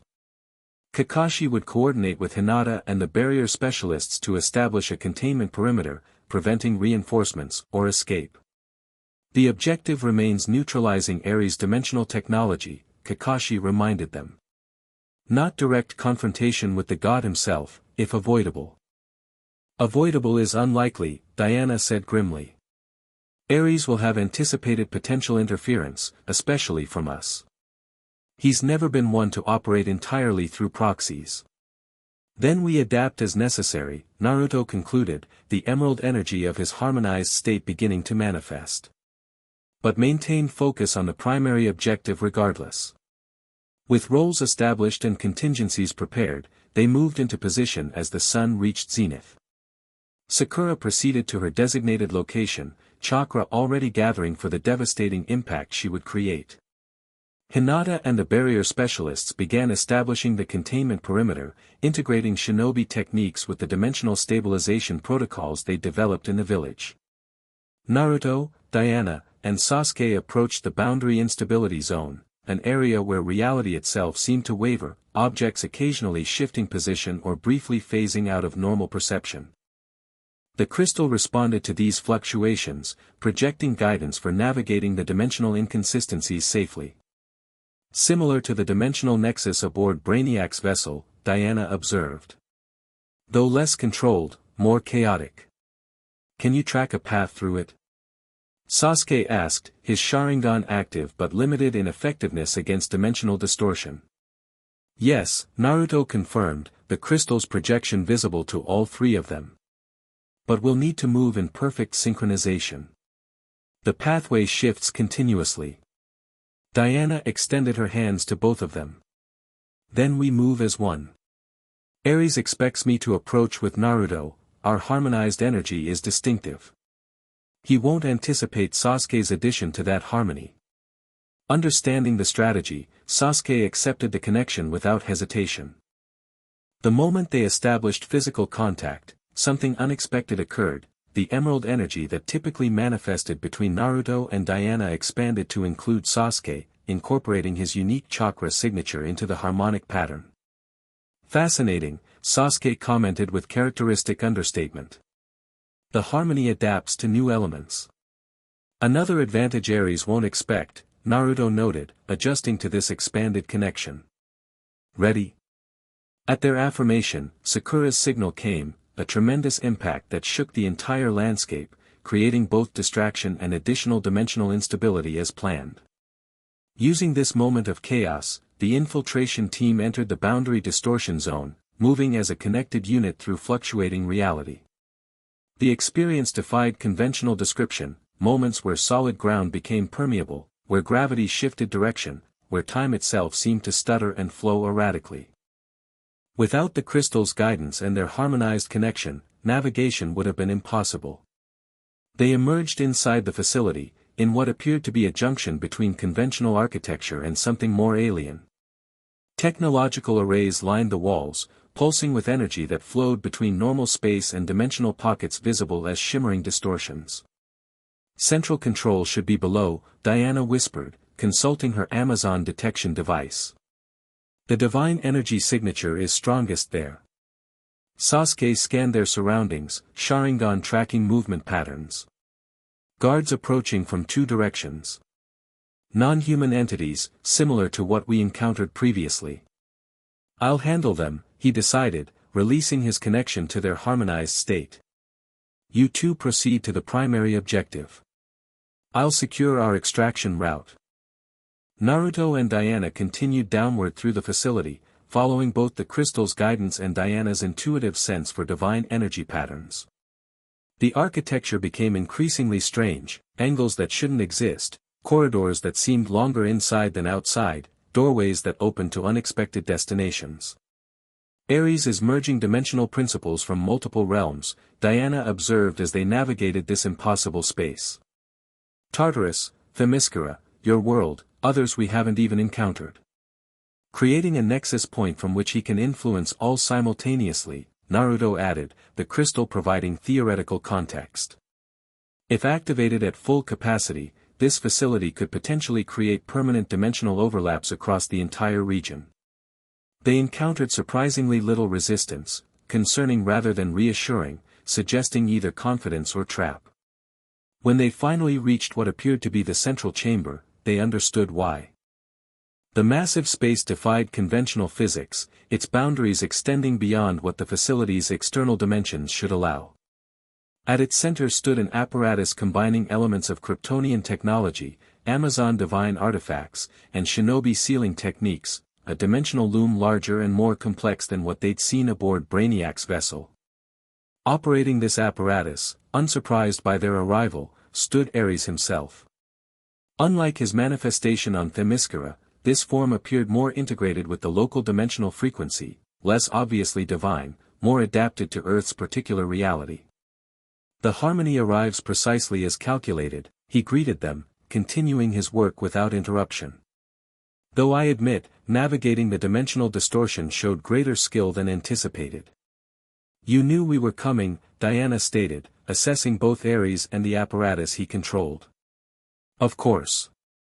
The facility's sensors detected your approach kilometers away. Your harmonized energy signature is quite distinctive. Ares gestured casually, and the chamber's entrance sealed behind them. What remains unpredictable is what happens next. We shut down this facility and end your dimensional manipulation, Naruto stated, emerald energy intensifying around him. Ares laughed, the sound echoing strangely in the dimensional acoustics of the chamber. Bold declaration. Yet you misunderstand both my intentions and the nature of this apparatus. Enlighten us, Diana challenged, hand moving subtly toward her lasso. Gladly. Ares stepped back from the control interface, allowing them full view of the dimensional loom's operation. This isn't merely a device for weakening boundaries or creating invasional breaches. It's a harmonic reconstructor, designed to restore dimensional alignments that existed before arbitrary separation. The apparatus projected a multidimensional map showing various realms, Themyscira, the Hidden Leaf's world, Tartarus, and others, arranged in a configuration different from their current relationship. In this projection, the boundaries between realms appeared not as barriers but as gradual transition zones. Before the Olympians created artificial separation, Ares continued, before Kryptonians established dimensional monitoring stations, before your shinobi developed reality partitioning techniques, all realms existed in harmonic continuity. Different, yes, but connected. Accessible. Integrated. That separation wasn't arbitrary, Diana countered. It protected realms from mutual destruction through conflict. A convenient narrative promoted by those who benefited from isolation, Ares replied. Your mother's Themyscira, preserved in unchanging stasis for millennia. The hidden leaf, maintaining secrecy and separate development. Convenient for established powers, perhaps, but ultimately artificial. The argument carried disturbing persuasiveness, not because either Naruto or Diana believed Ares' ultimate intentions were benevolent, but because the concept itself contained elements of what they themselves had been working toward, integration rather than separation, harmony rather than division. Even if dimensional reintegration were theoretically beneficial, Naruto challenged, forced implementation through technology would create catastrophic instability. Millions would die in the process. Change requires sacrifice, Ares acknowledged without concern. Just as war demands casualties. The ultimate outcome justifies temporary disruption. The god of war advocating for ultimate peace through temporary conflict, Diana observed sardonically. A transparent justification for creating the conditions you thrive upon. Ares smiled, seemingly appreciative of her perception. My nature as god of war doesn't preclude understanding of peace, princess. True peace isn't absence of conflict but transcendence of artificial division. What I seek isn't endless battle, but the ultimate conflict that resolves all others. He gestured toward them both. Which brings us to the fascinating harmony you've developed. A perfect demonstration of my point, Kryptonian and Amazon energies, once considered incompatible, now integrated into something greater than either alone. You embody the very principle I seek to implement on a universal scale. The comparison was cleverly calculated to create doubt, positioning their connection as conceptually aligned with Ares' larger goal, differing only in scale and implementation. For a moment, both Naruto and Diana felt the disorienting effect of this framing. Then Naruto's expression cleared, certainty replacing momentary confusion. There's a fundamental difference you're deliberately obscuring. Oh. Ares seemed genuinely curious. Choice, Naruto stated simply. The harmony Diana and I generate developed through mutual choice, mutual respect, mutual understanding. Your plan imposes connection without consent, without preparation, without respect for existing boundaries. Precisely, Diana agreed, her own resolve strengthening. True harmony cannot be forced or manufactured. It emerges naturally between compatible elements that choose integration. Ares studied them both, his expression shifting from confidence to something more calculating. An idealistic perspective. Unfortunately, waiting for all realms to choose harmonious integration would take millennia, time the multiverse doesn't have. What do you mean? Diana demanded. The dimensional instability you've been combating isn't solely my creation, Ares revealed, gesturing to data flowing across the apparatus displays. It's a symptom of existing degradation, boundaries weakening naturally as cosmic cycles progress. My actions merely accelerate an inevitable process, allowing controlled implementation rather than chaotic collapse. The information displayed seemed to support this claim, showing progressive dimensional thinning occurring independently of artificial manipulation, dating back centuries with accelerating progression in recent decades. If that's true, Naruto challenged, why not share this knowledge openly? Why operate through manipulation and force rather than collaborative solutions? Would the Amazons have willingly surrendered their isolation? Would your village elders have accepted dimensional reintegration that threatened their autonomy? Ares shook his head dismissively. Established powers resist change that disrupts their authority. Sometimes implementation must precede consent. The argument contained enough truth to be dangerous, a perspective that couldn't be dismissed entirely despite coming from an untrustworthy source. Both Naruto and Diana recognized the tactical technique, present a legitimate concern, then position one's own extreme solution as the only viable response. Even accepting your premise about natural dimensional degradation, Diana countered, your implementation method guarantees maximum conflict and casualties. Convenient for the god of war, disastrous for everyone else. My nature doesn't change the underlying reality, Ares replied. Though I admit, conflict during transition benefits my divine aspects. A fortunate alignment of necessity and nature. Throughout this exchange, Naruto had been analyzing the dimensional loom with the crystal's assistance, understanding its operation while keeping Ares engaged in philosophical debate. What he discovered confirmed their concerns. The apparatus was indeed designed for massive dimensional realignment, but optimized to maximize disruption rather than minimize harm. Your apparatus is deliberately calibrated for instability, he stated, emerald energy pulsing as the crystal completed its analysis. The transition algorithms prioritize chaotic interaction rather than gradual integration. This isn't preservation, it's weaponization. Ares' expression hardened, his strategic approach shifting as his true intentions were exposed. Perceptive. The harmonious multiverse I envision requires purification through conflict first, separating strength from weakness, determining which elements deserve preservation. War as cosmic filter, Diana translated grimly. With you as ultimate arbiter. Who better? Ares spread his arms, divine power beginning to manifest more visibly around him. I understand conflict at its most fundamental level. I recognize necessary violence versus pointless destruction. I appreciate the clarifying function of struggle. The pretense of philosophical justification fell away, revealing the core truth they had suspected throughout. Ares sought not multiversal harmony but unprecedented conflict, using dimensional manipulation to create war on a scale never before possible. We've heard enough, Diana declared, drawing her sword. This facility will not activate. Ares sighed with theatrical disappointment. Always the same response. Violence rather than understanding. Divine armor manifested fully around him, his form growing larger, more overtly godlike. Though I suppose that serves my nature as well. The chamber's dimensions shifted as Ares channeled power, creating a battle space that defied normal physics, multiple gravity wells, sections where time flowed at different rates, areas where solid matter became permeable or energy took physical form. Impressive domain manipulation, Naruto acknowledged, his harmonized state adapting to these dimensional distortions. But we've faced worse. Diana moved first, her Amazon combat training perfectly suited to environmental adaptation. She launched toward Ares with divine speed, sword aimed at the vulnerable connection points in his manifestation armor.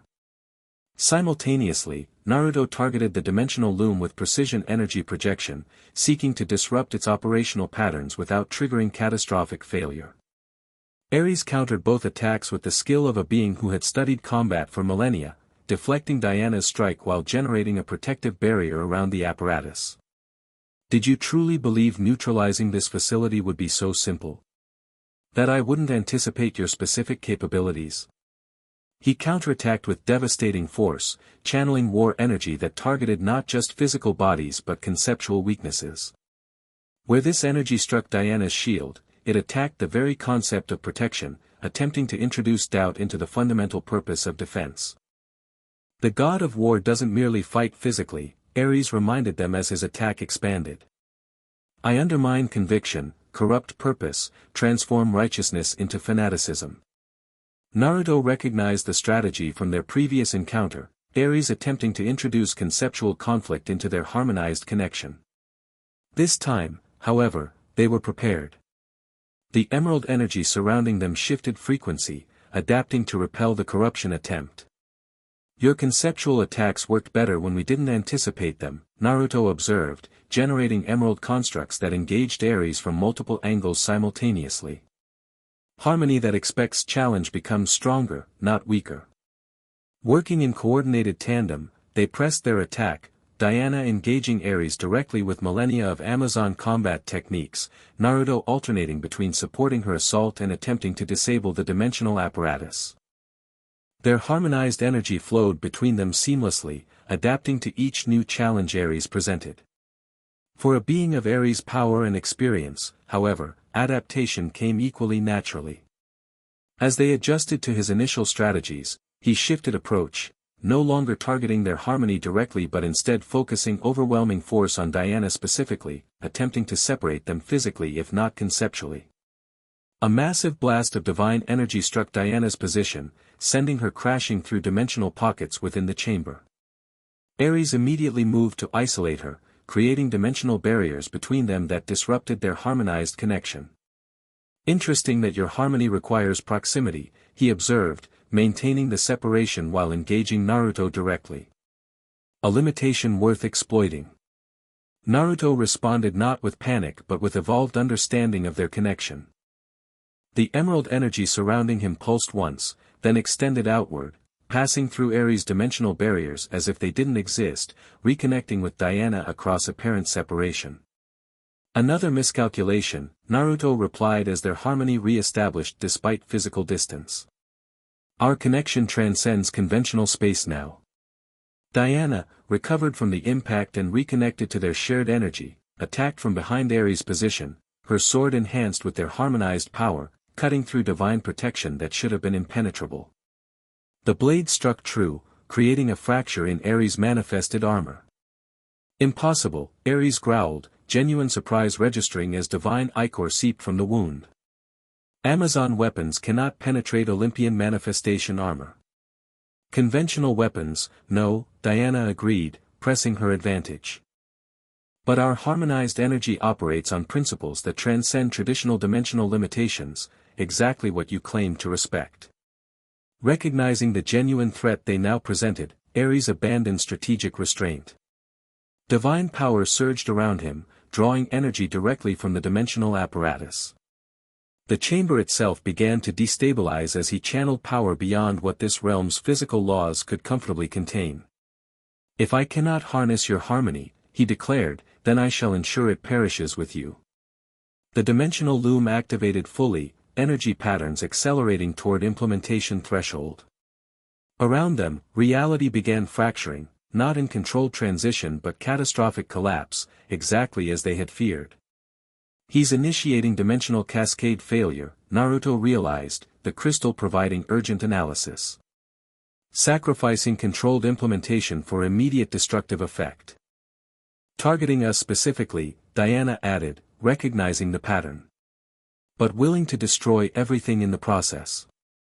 They had seconds to respond as the cascade failure accelerated. Direct opposition would only feed the process, attempting to counter such massive energy release would create additional dimensional stress, potentially accelerating the collapse.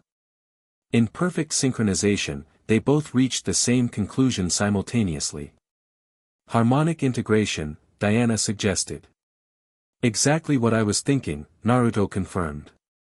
Rather than opposing the energy directly, they positioned themselves at key nodes within the dimensional loom's influence pattern. There, they did something Ares hadn't anticipated, they channeled their harmonized energy not against the apparatus but into it, introducing stability rather than resistance. What are you doing?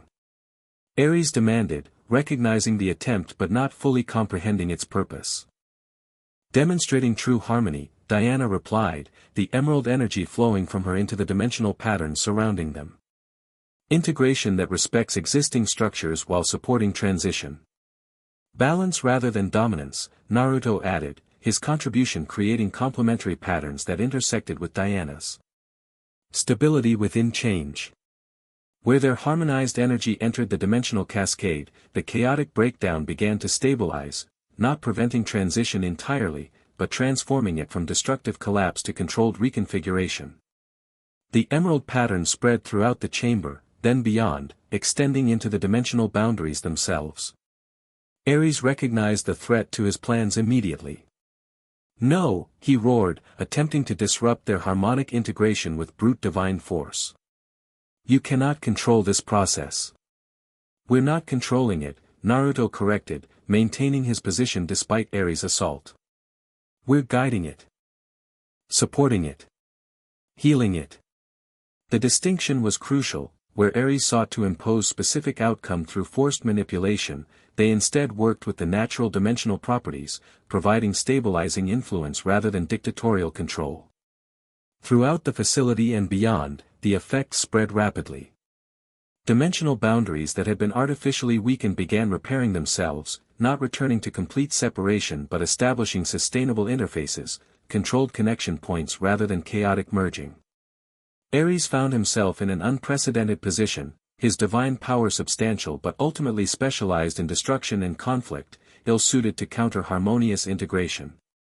Each attempt to disrupt the stabilization process was absorbed and redistributed by the emerald energy, becoming part of the solution rather than effective opposition. This isn't over, he warned, divine form beginning to destabilize as the dimensional environment shifted away from the conflict-optimized configuration he had established. What begins here continues elsewhere. The boundaries weaken naturally, you've merely delayed inevitable transition. Perhaps, Diana acknowledged, maintaining her focus on the harmonization process. But transition need not mean destruction. Evolution need not require war.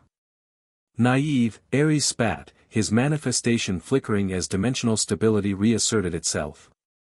You postpone the inevitable while pretending to transcend it.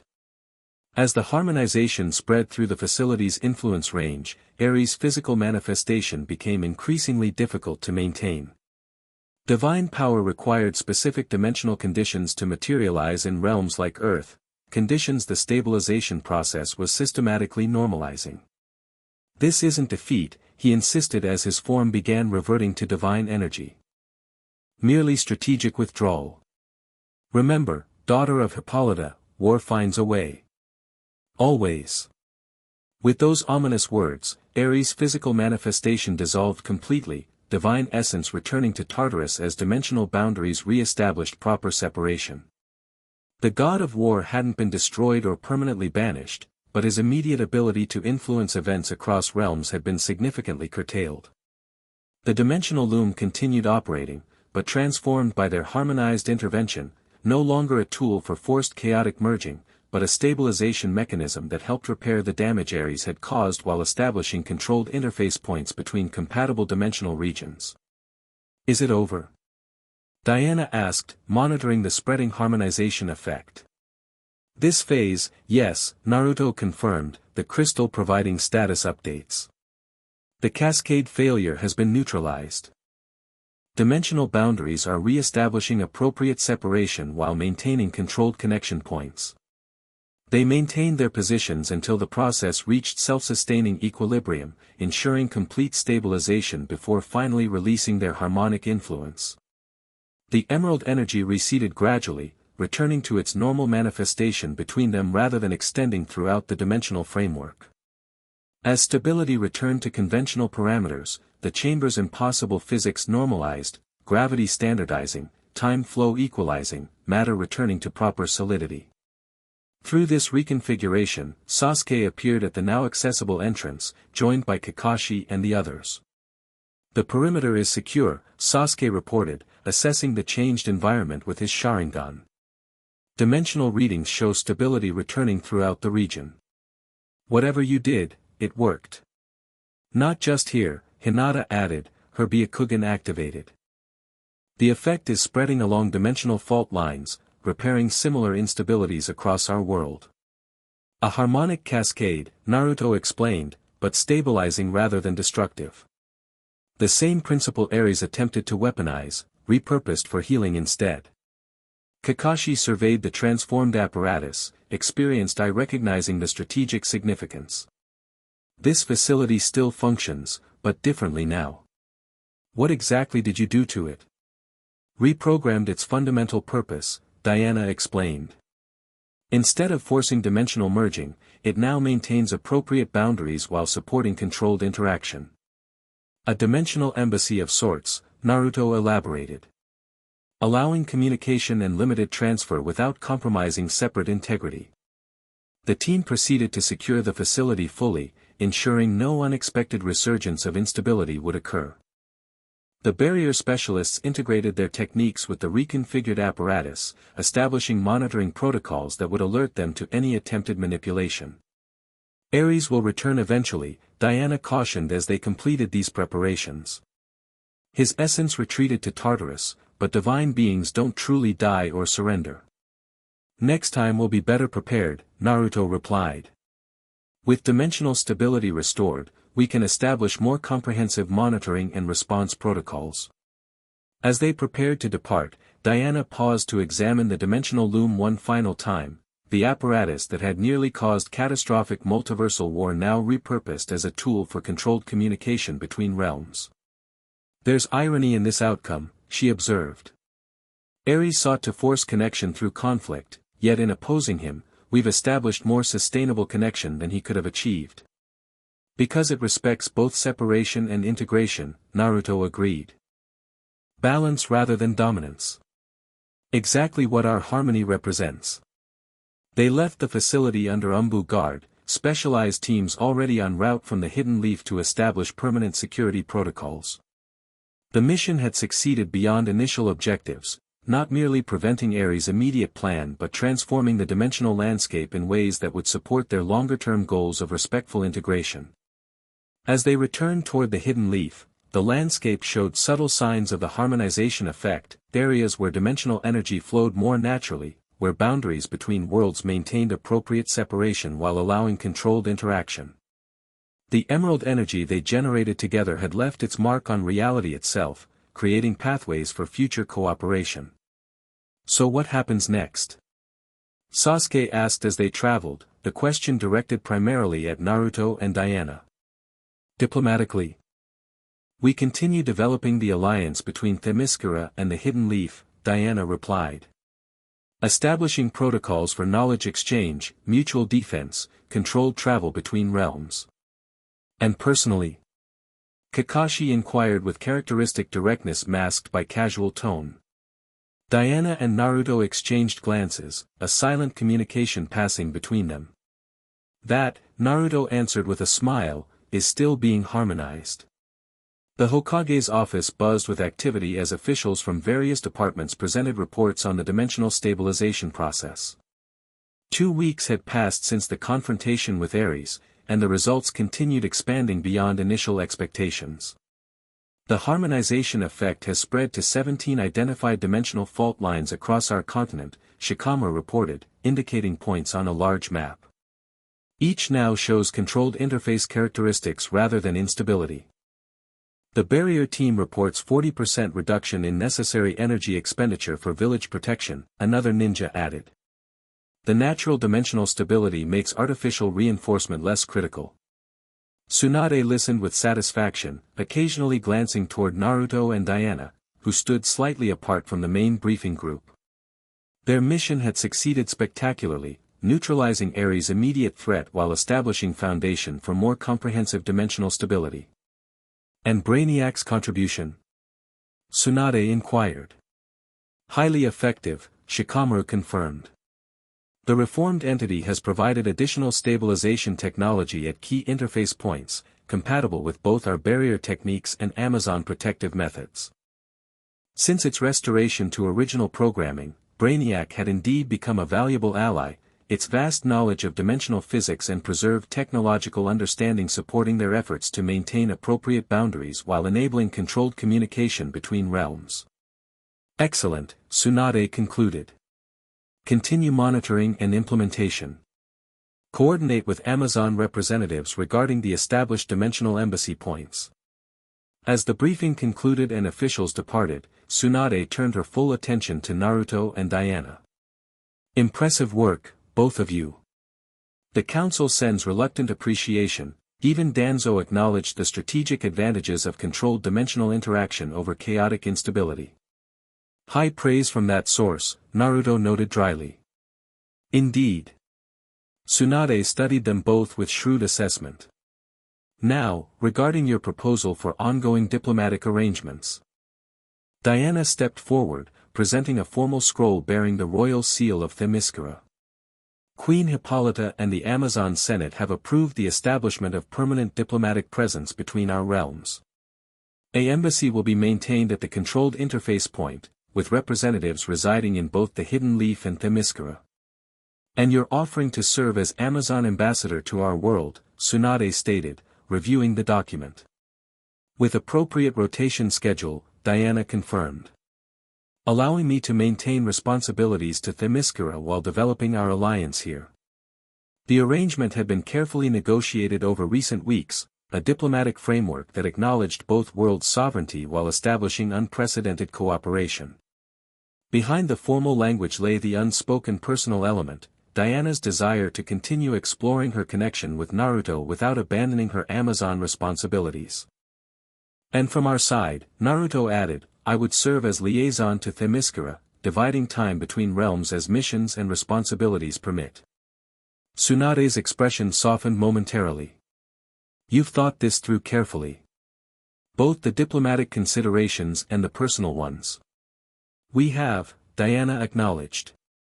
Our connection serves both individual happiness and broader purpose. The harmony we generate benefits dimensional stability while representing the integration we seek between our worlds. Well put, Tsunade approved, stamping the official acceptance on the diplomatic documents. The Hidden Leaf formally accepts these arrangements. Appropriate accommodations and diplomatic status will be established immediately. With the official business concluded, Tsunade allowed herself a more personal moment. I'm happy for you both, she said with uncharacteristic gentleness. Finding connection across such different worlds isn't simple. Making it work practically is even harder. Worth every challenge, Naruto replied, his hand finding Diana's naturally. As they left the Hokage Tower, emerald energy manifesting softly where they touched, both carried the sense of beginning rather than conclusion. The confrontation with Ares had been resolved for now, the immediate dimensional crisis stabilized, but greater possibilities stretched before them, both for their worlds and their relationship. They walked through the village, citizens now accustomed to Diana's presence greeting her with increasing warmth. The initial curiosity had evolved into genuine acceptance, particularly as the benefits of Amazon knowledge became apparent in various aspects of village life. I've been thinking about what Ares said, Diana commented as they reached the training grounds where Team 7 had first practiced together years earlier. About dimensional boundaries weakening naturally over time. You think he was telling the truth about that part? Naruto asked. Partially, Diana replied thoughtfully. The most effective deceptions contain elements of truth. Dimensional separation probably isn't permanently sustainable without intervention. But that doesn't justify forced chaotic merging, Naruto concluded. Just as it doesn't justify permanent artificial isolation. Exactly. Diana smiled, pleased by their conceptual alignment. Balance between separation and integration, maintaining distinct identity while allowing meaningful connection. Like us, Naruto observed. Different worlds, different traditions, different powers, but finding harmony rather than conflict in those differences. They reached the memorial stone where Kakashi had once taught them about sacrifice and remembrance. Naruto paused there briefly, honoring both his hidden leaf heritage and the Kryptonian legacy he'd discovered. Different aspects of identity, integrated rather than competing. The ship provided more information about Krypton's multiversal explorations, he mentioned as they continued walking. Apparently they established contact with dozens of dimensional variations across countless worlds. Including some where Earth and Krypton developed very different relationships. Alternative histories, Diana mused. The Amazons have similar concepts in our most ancient texts, the idea that reality branches at crucial decision points, creating multiple potential timelines. Which means somewhere, in some reality, versions of us might have met under completely different circumstances, Naruto suggested with a smile. Perhaps as enemies instead of allies, Diana teased. Or met much earlier, or much later, Naruto continued. Or never met at all. I prefer this reality, Diana decided, drawing closer to him. Where prophecy and circumstance and choice all align to bring us together. Their conversation paused as they reached the village boundary, where one of the new dimensional interface points had been established. Unlike the chaotic rifts they had first encountered, this transition appeared as a harmonized archway, energy patterns flowing in stable, controlled configuration. Through this interface, Themyscira was directly accessible, not physically adjacent but dimensionally aligned, allowing regulated travel between realms. Similar interfaces had been established at strategic locations globally, creating a network of controlled connection points between previously separated dimensions. I need to return briefly, Diana said, nodding toward the interface. The Senate meets tomorrow regarding expanded educational exchange programs. And I have training with the new barrier team this afternoon, Naruto acknowledged. But dinner afterward? I thought I might try cooking that Amazon dish you mentioned, the one with olive oil and sea salt. Ambitious, Diana noted with an appreciative smile. I look forward to it.